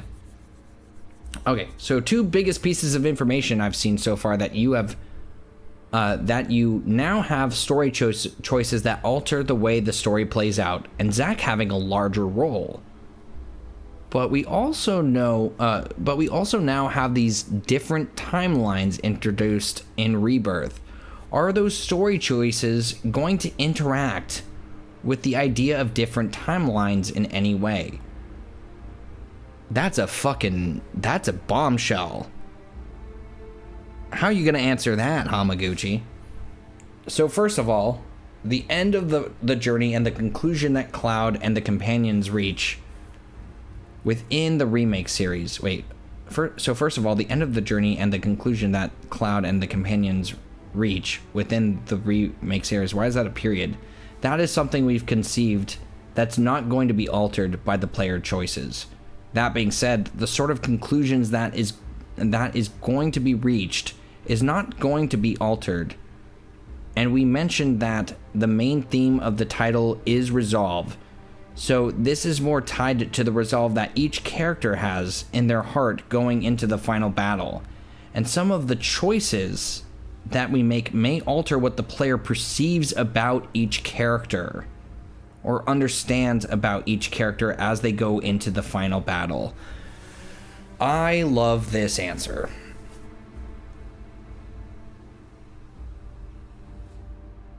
Those are not so much related to the core storyline, but it's more about what we see and what we experience about the characters. Fine by me. And also what is very, to me, coming very loud and clear here is that which part of that was I about to expand on? I literally had the thought and it just drifted out. Is that when he says resolve, I'm getting the sense that he is talking about specifically the choice that they made for the ending. We are showing you resolve, that we have decided what this is gonna be, and that is them trying to exercise that they know best. Stink duck, what the fuck, dude? That rolled off the tongue. That's insane, dude. Thank you for $50. That's insane. That's absolutely nuts. I'm going to appeal to your height and excitement, and I'm going to beg you. I need a one-on-one breakdown and implications of all of this with subtext and Baby Seal. or better yet, crash their breakdowns. My soul has left my body since Friday.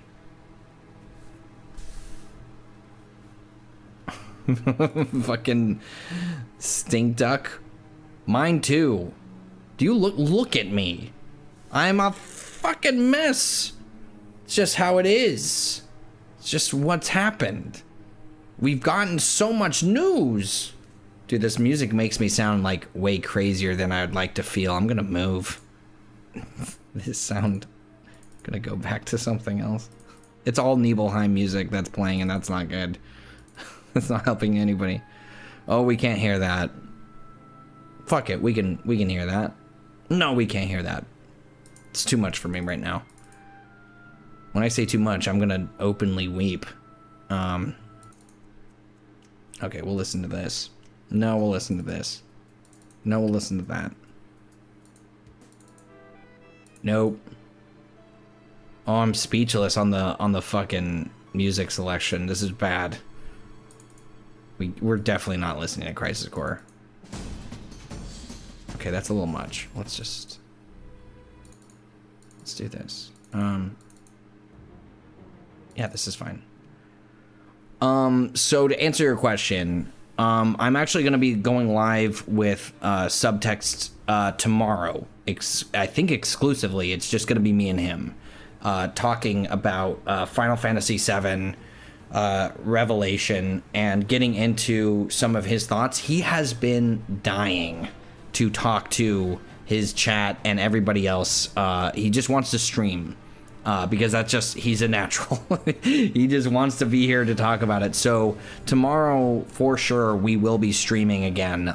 This time I will be joined by subtext, so that we can go over all of these things and making sure.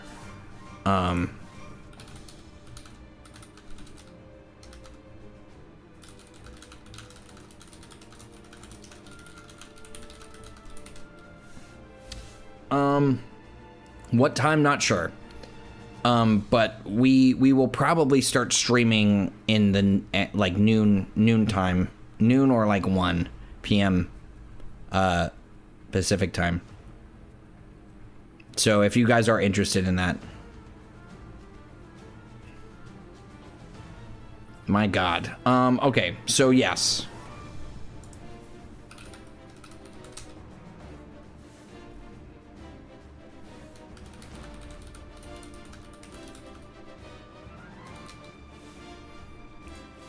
Okay. And then also we'll probably be streaming at a different time with everybody else. And maybe some more.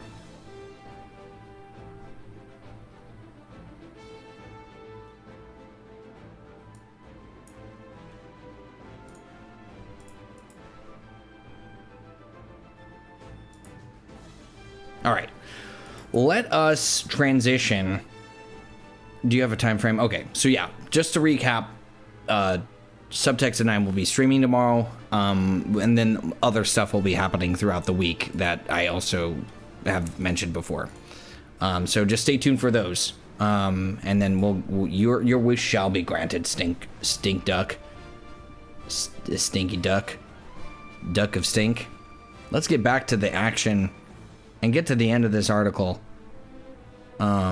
See what else it has to offer us. Okay.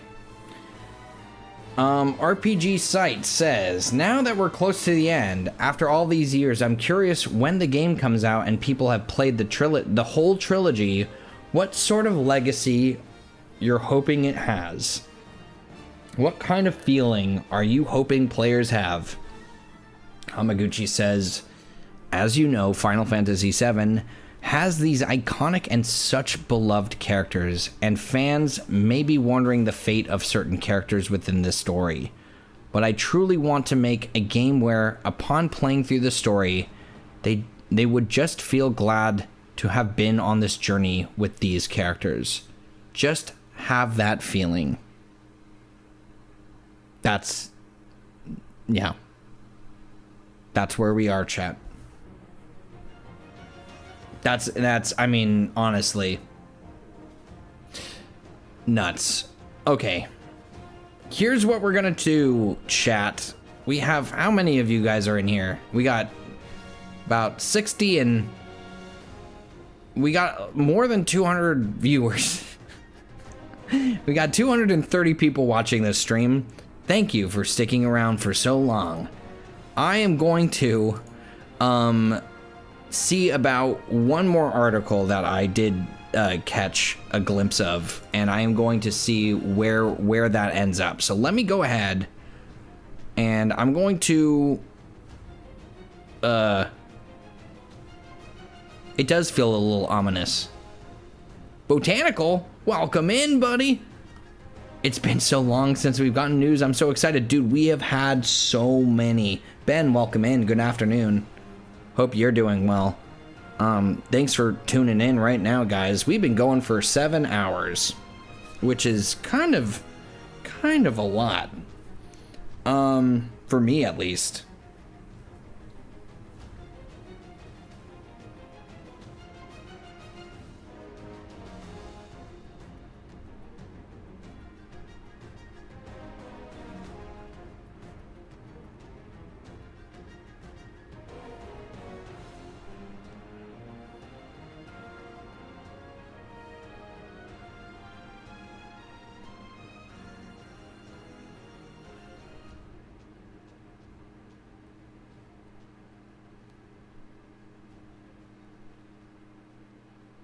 Let me go ahead. I got some things to coordinate for tonight, guys. I know that I said that I wasn't going to try and take another break. We did get to the end of this insane fucking thing. It is a perfect answer, Zach. Like, I completely agree. Sorry that I keep stopping. I don't want to. But I just have just one more break that I should probably take, and then maybe we'll come back. We'll find this Safer Sephiroth fucking quote that I've been sort of dancing around because it's just so fucking good. Let me see if I can find it on Shinra Archaeology. We should just read through Shinra Archaeology tweets, honestly.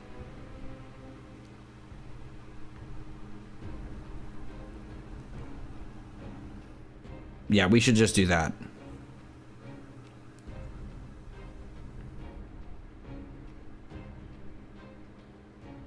Yeah, we're definitely going to read through this and just kind of do like a little comb through.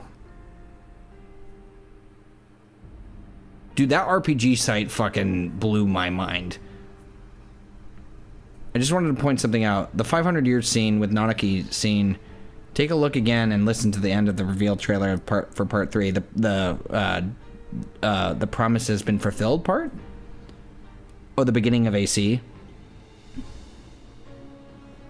I'll give it a look.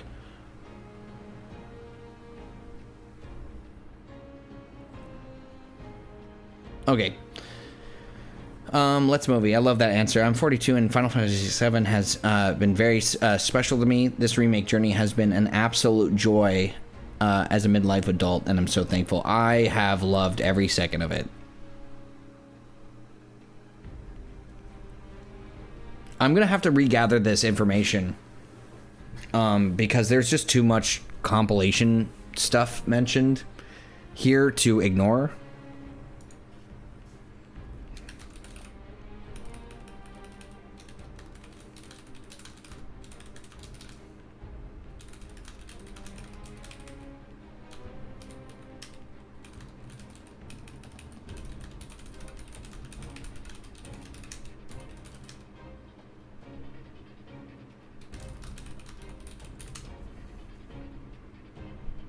Okay, give me 1 second, chat. I'm gonna figure out some of this stuff because people are trying to.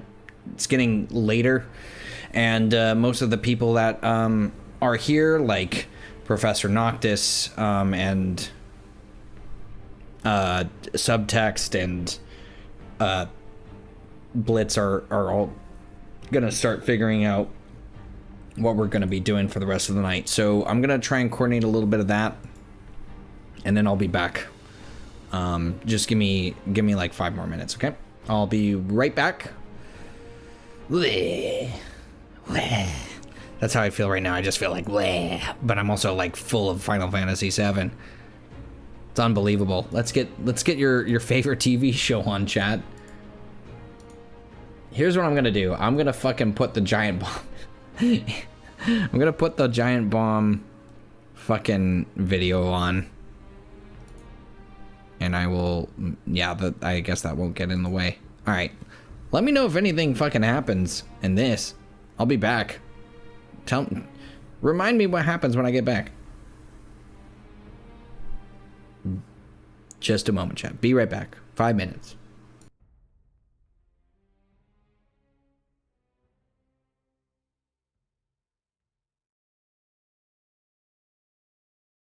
こともあって、本当にこのプロジェクトと関われてよかったっていう気持ちは本当にありますが、もう一回こうやりたいかとなると悩ましいところですね。まあそうだな。よくこう他のナンバリングをこうリメイク浜口さんやりませんかって言われることはありますけど、その時はもう明確に私じゃない誰か違う新しいこうクリエイターディレクターがこう次はこうそこは指揮をすればいいのかなというふうには思いますね。はい。He's saying a tricky question. Yeah, sure. I understand. And I had so much different learnings, working on this remake series over the years. And I'm truly grateful for that. At the same time, if someone were to say like, hey, do this again, I might say, I think this time maybe like a new creator should take the helm. And yeah.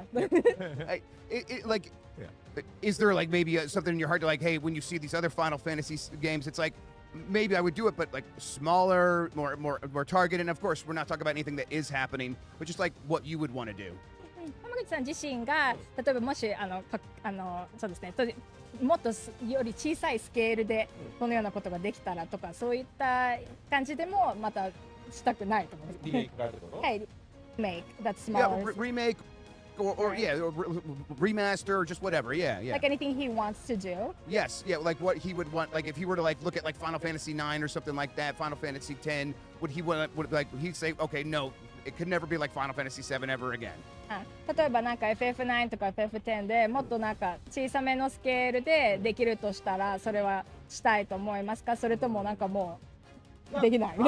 別になんかこうリメイク作品をこうやりたくないみたいなこう気持ちがあるわけではなく、こうファンの方々がこう求めたり、こう機会とかタイミングがあればすごく前向きにこうチャレンジングしたい気持ちはもちろんありますが、それと同時にやっぱりこう新しいファイナルファンタジーのフランチャイズをより広げていくっていうこともやっぱりこう見ていく必要があると思うので、そこはやっぱりなんか新しいこうファイナルファンタジーを作っていく選択肢も、これまでのこう既存のファイナルファンタジーをもう一度こう再創作するみたいなのも含めて、こうなんだろうな、天秤にかけながらこう今後の選択を決めていきたいなっていうのはあります。Yeah, absolutely. Of course, it's not then thinking like, I'd never want to work on another remake again or nothing like that. Of course, if, there's so many like, amazing titles within the series as well. And if there's like a big, wish from the fans for it to turn into a remake, that's an excellent idea, I think.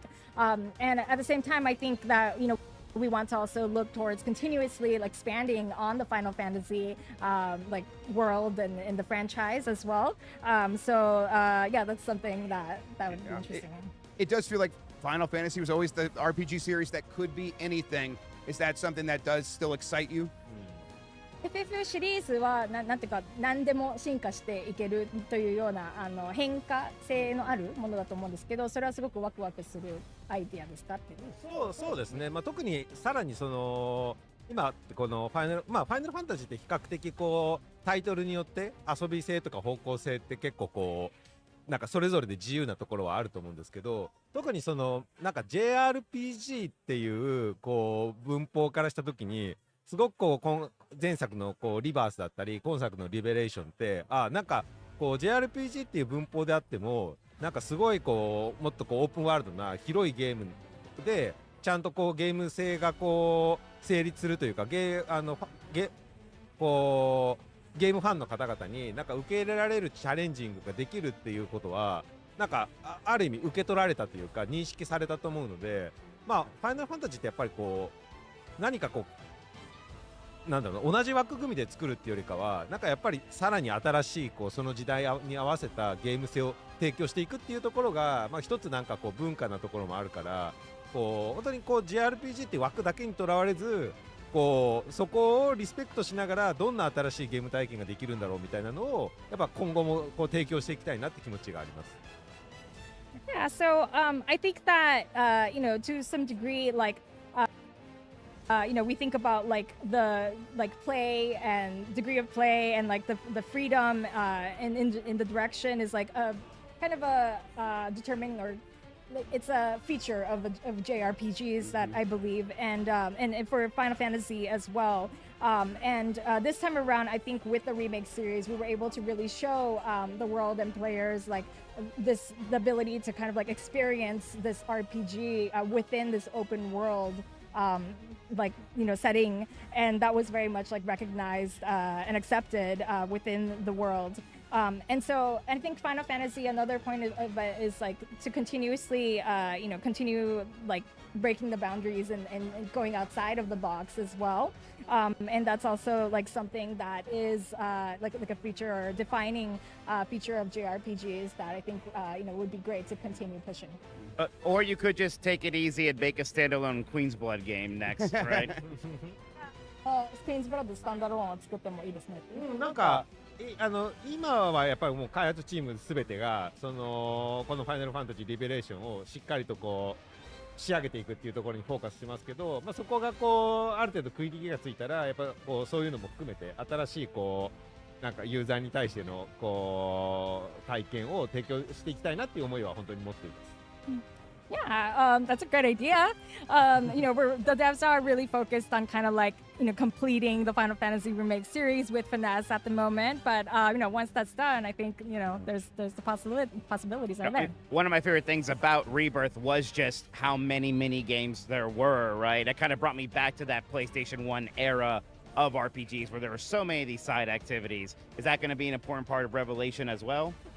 リバースでは本当にそのミニゲームの多さからその、原作を思い起こせるような感じでしたが、リベレーションによっても同じなのでしょうか。そうですね。もうそこはもうやっぱりこう原作のそのミニゲームがすごく多いっていうのがやっぱりこのこう原作のそのなんだろうなその原作の特徴だと思うので、やっぱそこをオリジンにこうしてるリメイク作品なので、本当にリバース同等もしかしたらリバースよりも以上かもしれないですけど、やっぱこうミニゲームの多さっていうのはちゃんと踏襲してます。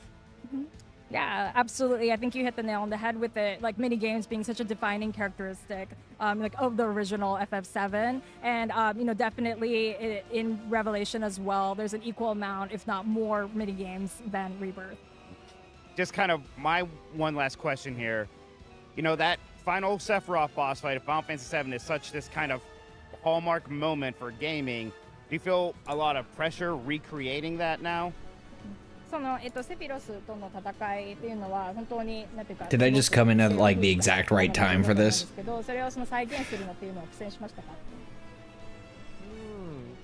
そうですね。Oh, he's thinking. どうなんだろうな。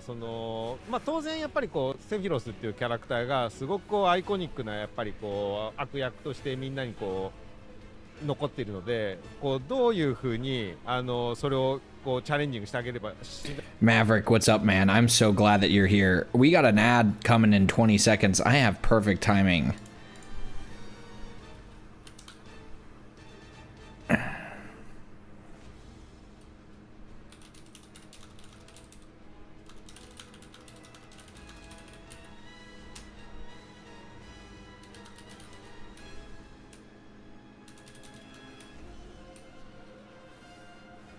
Okay, let's wait for the Twitch chat to come back. I would have paused the ad, but I can't. I'm back. We do have some. I have some things that are kind of happening in the background. I'm going to try and see how much time I have left to stream before I get whisked away by the fates that be. And yeah. But we'll definitely, okay, so just to reiterate, tomorrow there might be some things happening tomorrow that kind of make it difficult to stream. So I know that we were talking about the subtext thing, but you'll hear about it eventually. But some other things are moving in the background that need attention, and possibly me away from our stream. So we'll see what happens. We got 20 seconds on this.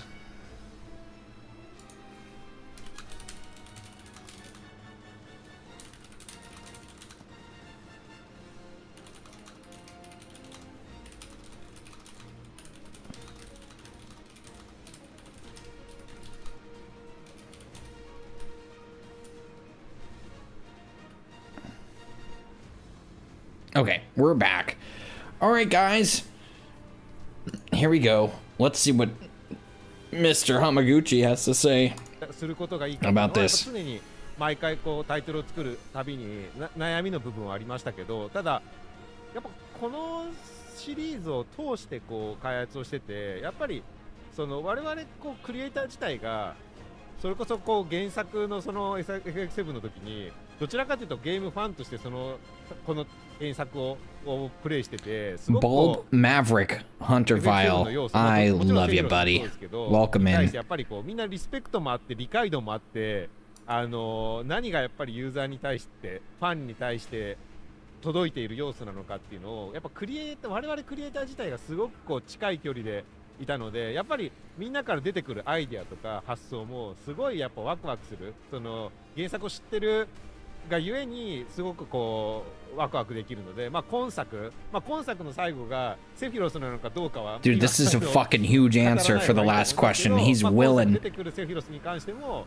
ものすごくこうやっぱこう作り込まれているというか、我々に対して愛情をしっかり注いでいるので、きっと多くの人たちがまた新たなセフィロスの一面を見えて喜んでくれるとは思います。Yes, absolutely. I think, I think like that's certainly a hallmark moment, the Sephiroth battle. And I think that, in portraying this iconic like antagonist, right, we really had to like kind of rack our brains about like how can we like best represent him in this third title. And I think that, myself included, a lot of the team members, played the game like as real fans, like the original. And that's how we kind of like got into this title. And so we all like feel a kind of closeness or have kind of a deep like understanding or feeling of like who Sephiroth is and his character. And we all like had these ideas and thoughts of it just being so close to us. And in that way, I think we were able to create this Sephiroth for this last title that's very exciting, that we put our love and passion towards. So we hope that in this title, players can see a new side of Sephiroth that they can appreciate. As long as he's still just...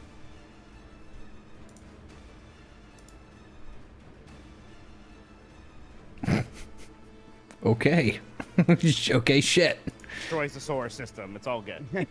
星を破壊してくれればそれでいい。結構セフィロス No の fucking way is this where this comes スーパーノ from. ヴァとかどう再創作されるのかっていうのすごい期待されてると思うんで、我々としては自信を持ってそこに応えたいと思っています。Excellent. Thank you so much. It was really excellent speaking to you. We're very excited about the game. Fucking what? Let him what? と思うんで、我々としては自信を持ってそこに応えたいと思っています。Excellent. Thank you so much. No, shut the fuck up. Whoa, no, let him finish. It was really excellent speaking to you. We're very excited about the game. What are you Looking forward doing? To it. Out on everything soon. Don't you fucking thank dare. Thank you, everybody, for watching this segment. We're going to be back with more Giant Bomb at night right after this. We'll No. see you then. Shut up. You fucking no. What? What is this? No. You can't do that. You can't Yeah. I guess we're cutting away now that the most important question has been asked. Cutting to commercial. See you later. You son of a bitch. Let him finish. You're not gonna fucking go. Let her speak.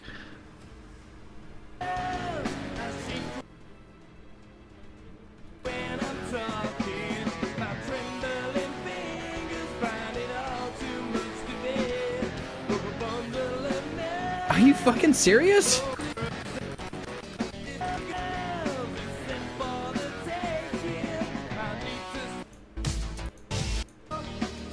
That is so fucking upsetting. Who the fuck? Okay, well, he said it. Okay, so that is the thing that I saw. Okay, I'm only listening. He gave an answer. He gave an answer to the solar system thing. And they just cut out the whole thing.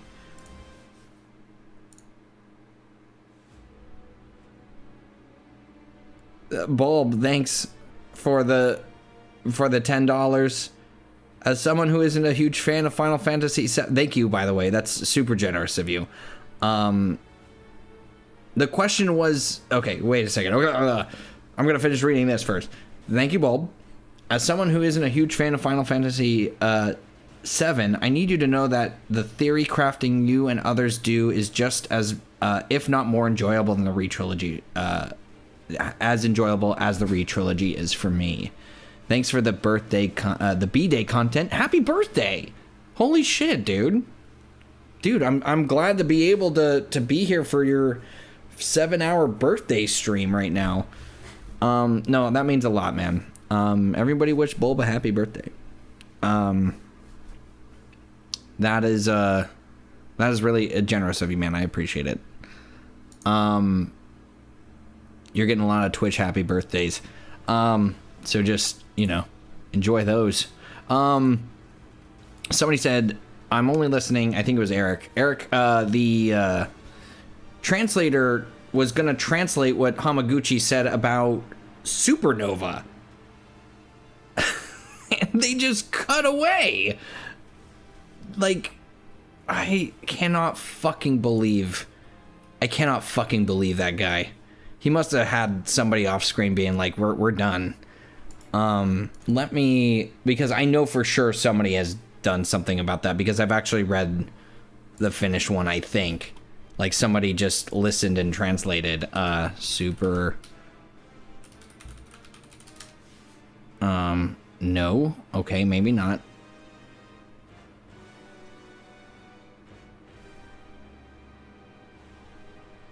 Okay. So, all he said, because fucking, of course, Final Fantasy, sorry, Shinra Archaeology Department fucking picked that up. Let's look at their, let's transition over to Shinra Archaeology Department. So as you know, Shinra Archaeology translates all of the stuff from Japanese into English, whether it's an article or like Ultimania. So I guess they fucking got it on lock. So Final Fantasy VII Revelation director Hamaguchi is sure people are really looking forward to how that final stuff like Supernova will be reimagined. And he says with confidence that they've got something lined up there. Let's see if there's any other, like, so he was just confirming. Okay, so it wasn't anything fucking crazy. You get the high wind in 5 to 6 hours.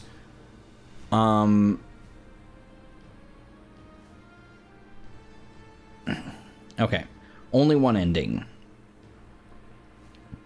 Hamaguchi says that including far more sections in this game where players' choices are so crucial that they can alter not only their how they progress through the game, but even the direction of the storytelling itself. I'm really interested to see how that works.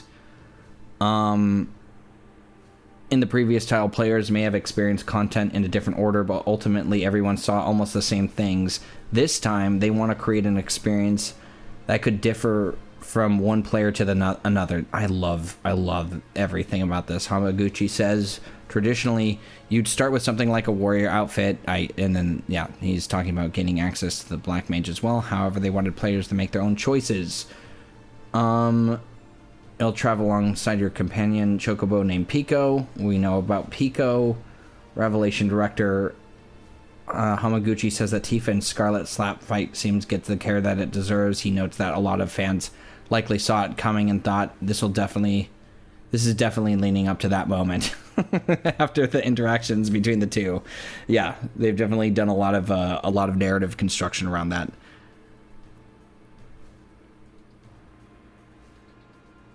I'm thinking it's a revision of the Forgotten Capital as well. Something on the revisit. Sorry.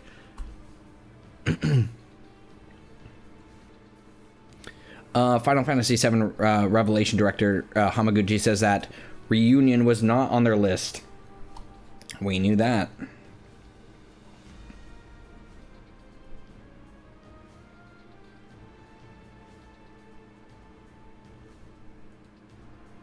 Asked if Chadley will be playable in Part 3. Hamaguchi says they understand many fans are fond of Chadley, however, they are unable to comment on that at this time. That said, he will continue to play an important role. What the fuck? Are we gonna just be able to play as fucking everybody? What the fuck? The fuck? If Chadley... Okay, chat. If Chadley is fucking playable in this game, if fucking Chadley is playable, you're telling me that Rufus wouldn't be playable too? Telling me that a fucking better... Like, just... I'm not trying to shit on Chadley, but come on, guys. I can 100% see that happening. It's fucking crazy. It's fucking crazy. Localization says that the team once again had to be mindful of depictions of blood and violence. However, with the addition of Costa del Sol, they'll make sure characters didn't show more skin than their rating criteria allowed. Wah, wah, for all of those people who just want to see Cloud naked. That's not happening. Sorry, fellas. Love Chadley, but please no. Seeing no Chadley in the trailer is highly sus. They want to save the new elements for later. Definitely only focusing on OG like reenactment right now to get people more hooked on the gameplay. So they'll talk about the outfits and shit like that. They're not going to talk anything more than that, which I think is the right move. Johnny confirmed playable character. Hell yeah, dude. And the legendary sex scene. Yep, that legendary sex scene at Final Fantasy VII where the screen fades to black. Right?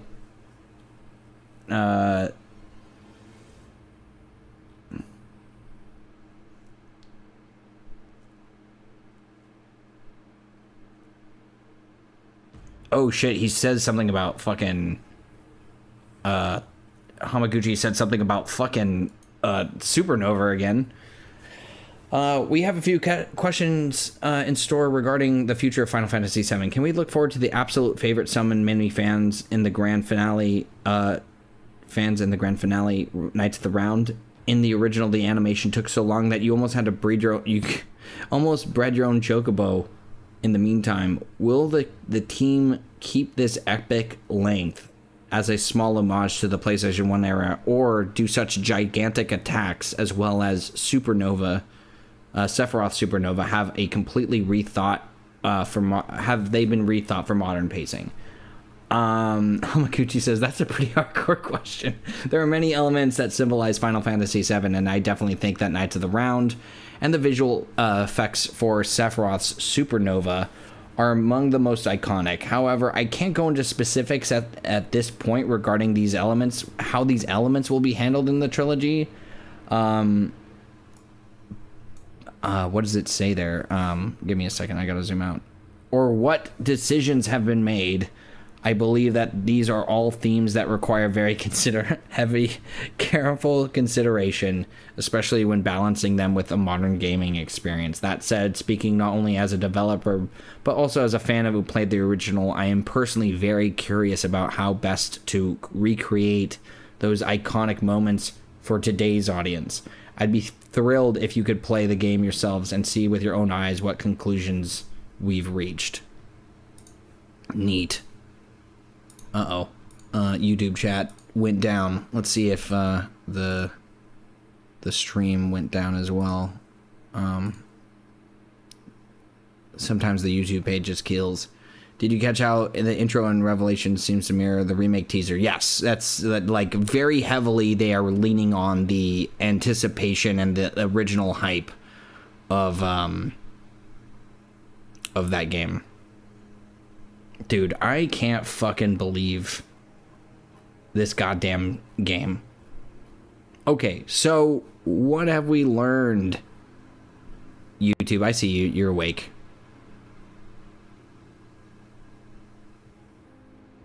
Let's see.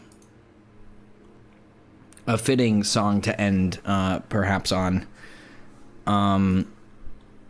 Okay, so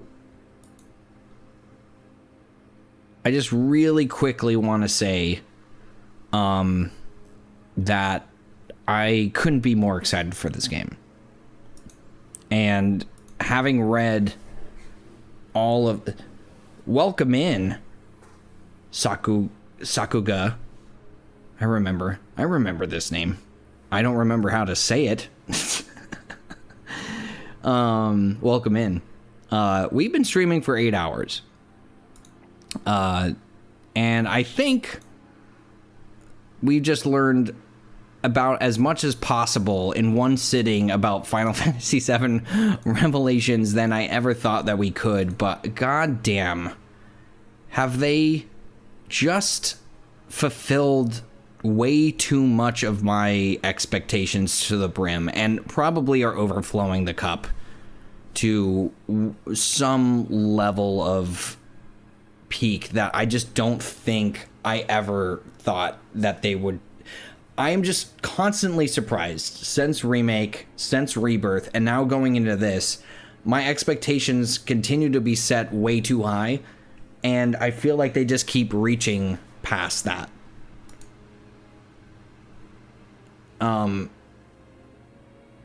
It's been an insane like 3 days for me. I saw the release of this in the theater at Summer Games Fest.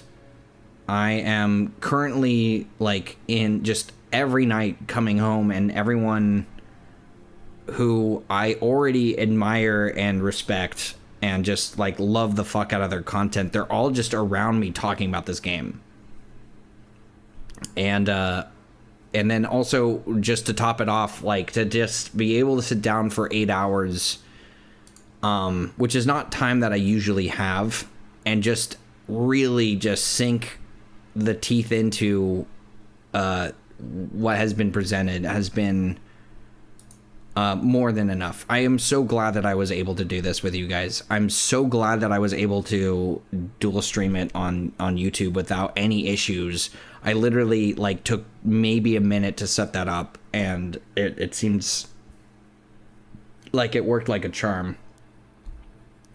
I know that there's like one last article left, and it's mostly about just saying that Red 13 will have like a more dedicated plot to a Queen's Blood, because I'm assuming because, you know, there was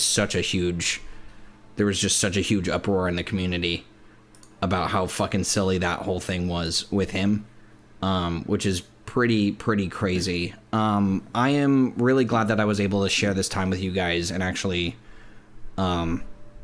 enjoy it, and enjoy the game, and enjoy the experience of the reveal of the game. And I'm gonna do my best to continue to keep up and explore this with you guys in all sorts of different ways. So tomorrow we have, I think if subtext is around, we're gonna stream tomorrow, and then also there will be another thing to expect later this week. I am pretty sure. Can't talk about that right now as to what that is. I'm just really excited for all of the things coming for the rest of the week. And you'll hear about it eventually. Dude, fucking Crisis Core, fucking Dirge of Cerberus, and fucking Before Crisis mentions, like, in Revelation as the very first thing that we get in terms of, like, the news, like, a day after the trailer comes out. I am going to be singing from the rooftop for a long-ass time. We just fucking did it, dude. We gave a shit about these things. We dug into them, and like, yeah. And if this game does what it's saying it's gonna do, I think we're all gonna be very happy. I'm gonna be fucking happy how all this plays out. Okay, so that being said, I think it is time to wrap up. So I really, really appreciate everybody being here. I'm going to do some last minute. Let me make sure that I do this correctly because we are doing the multi-stream. Let me just really quickly thank from the top Josh Z, Justin W, Purette, B Space, Infinity Send, Vez Malo, Stink Duck, Bulb Sweet. It's not letting me see the rest. Bulb Sweet Bulb. Thank you guys for your donations. Thank you guys for your comments. Thank you guys for the engagement too. Like you guys had like a lot of some really interesting insights, and just I enjoyed the conversation. Yeah, I'm at my happiest state talking about this stuff. Signing off for the night. I will update my Twitter if there's anything else. I'll post something on Twitter, and then the video and the VOD will be up for you guys all to see whenever you'd like. So, take it easy, guys. See you later this week with something. Who knows what that is? Have a good night, guys. See ya.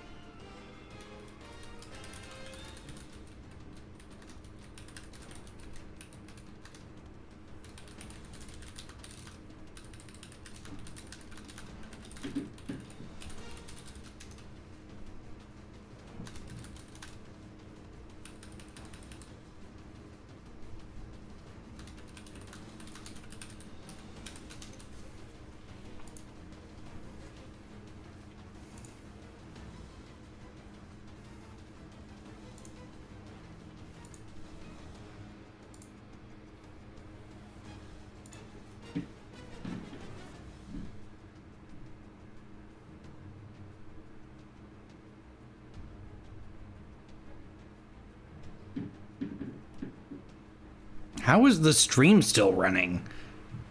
That doesn't make no sense. Guys, how did that happen? How do I go? How do I? I knew there was gonna be something.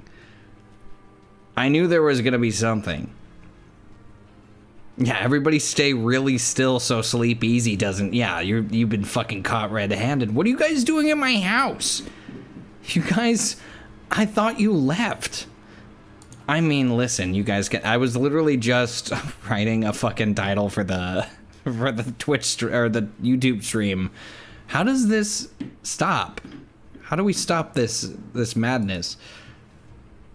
Let's figure this out together because Jesus Christ. Okay, do I just go to create, go live later? Streaming software. So it says I'm live. Connect your encoder live. That doesn't make any sense. Glad you didn't fart or anything. I'm glad too, dude. I was wondering, I was even looking at the analytics and I was like, all right, you're stealing toilet paper? No, you're not. You're getting out of my house right now. All you guys, massive trouble, all right? If I see you in the next stream, we're gonna talk about this. Turn it off and on. Did I unplug it? I should just get under and just unplug the computer off. Oh, there's the switch. Oh, shit. Okay, just gonna unplug that just with a good yank and just tug.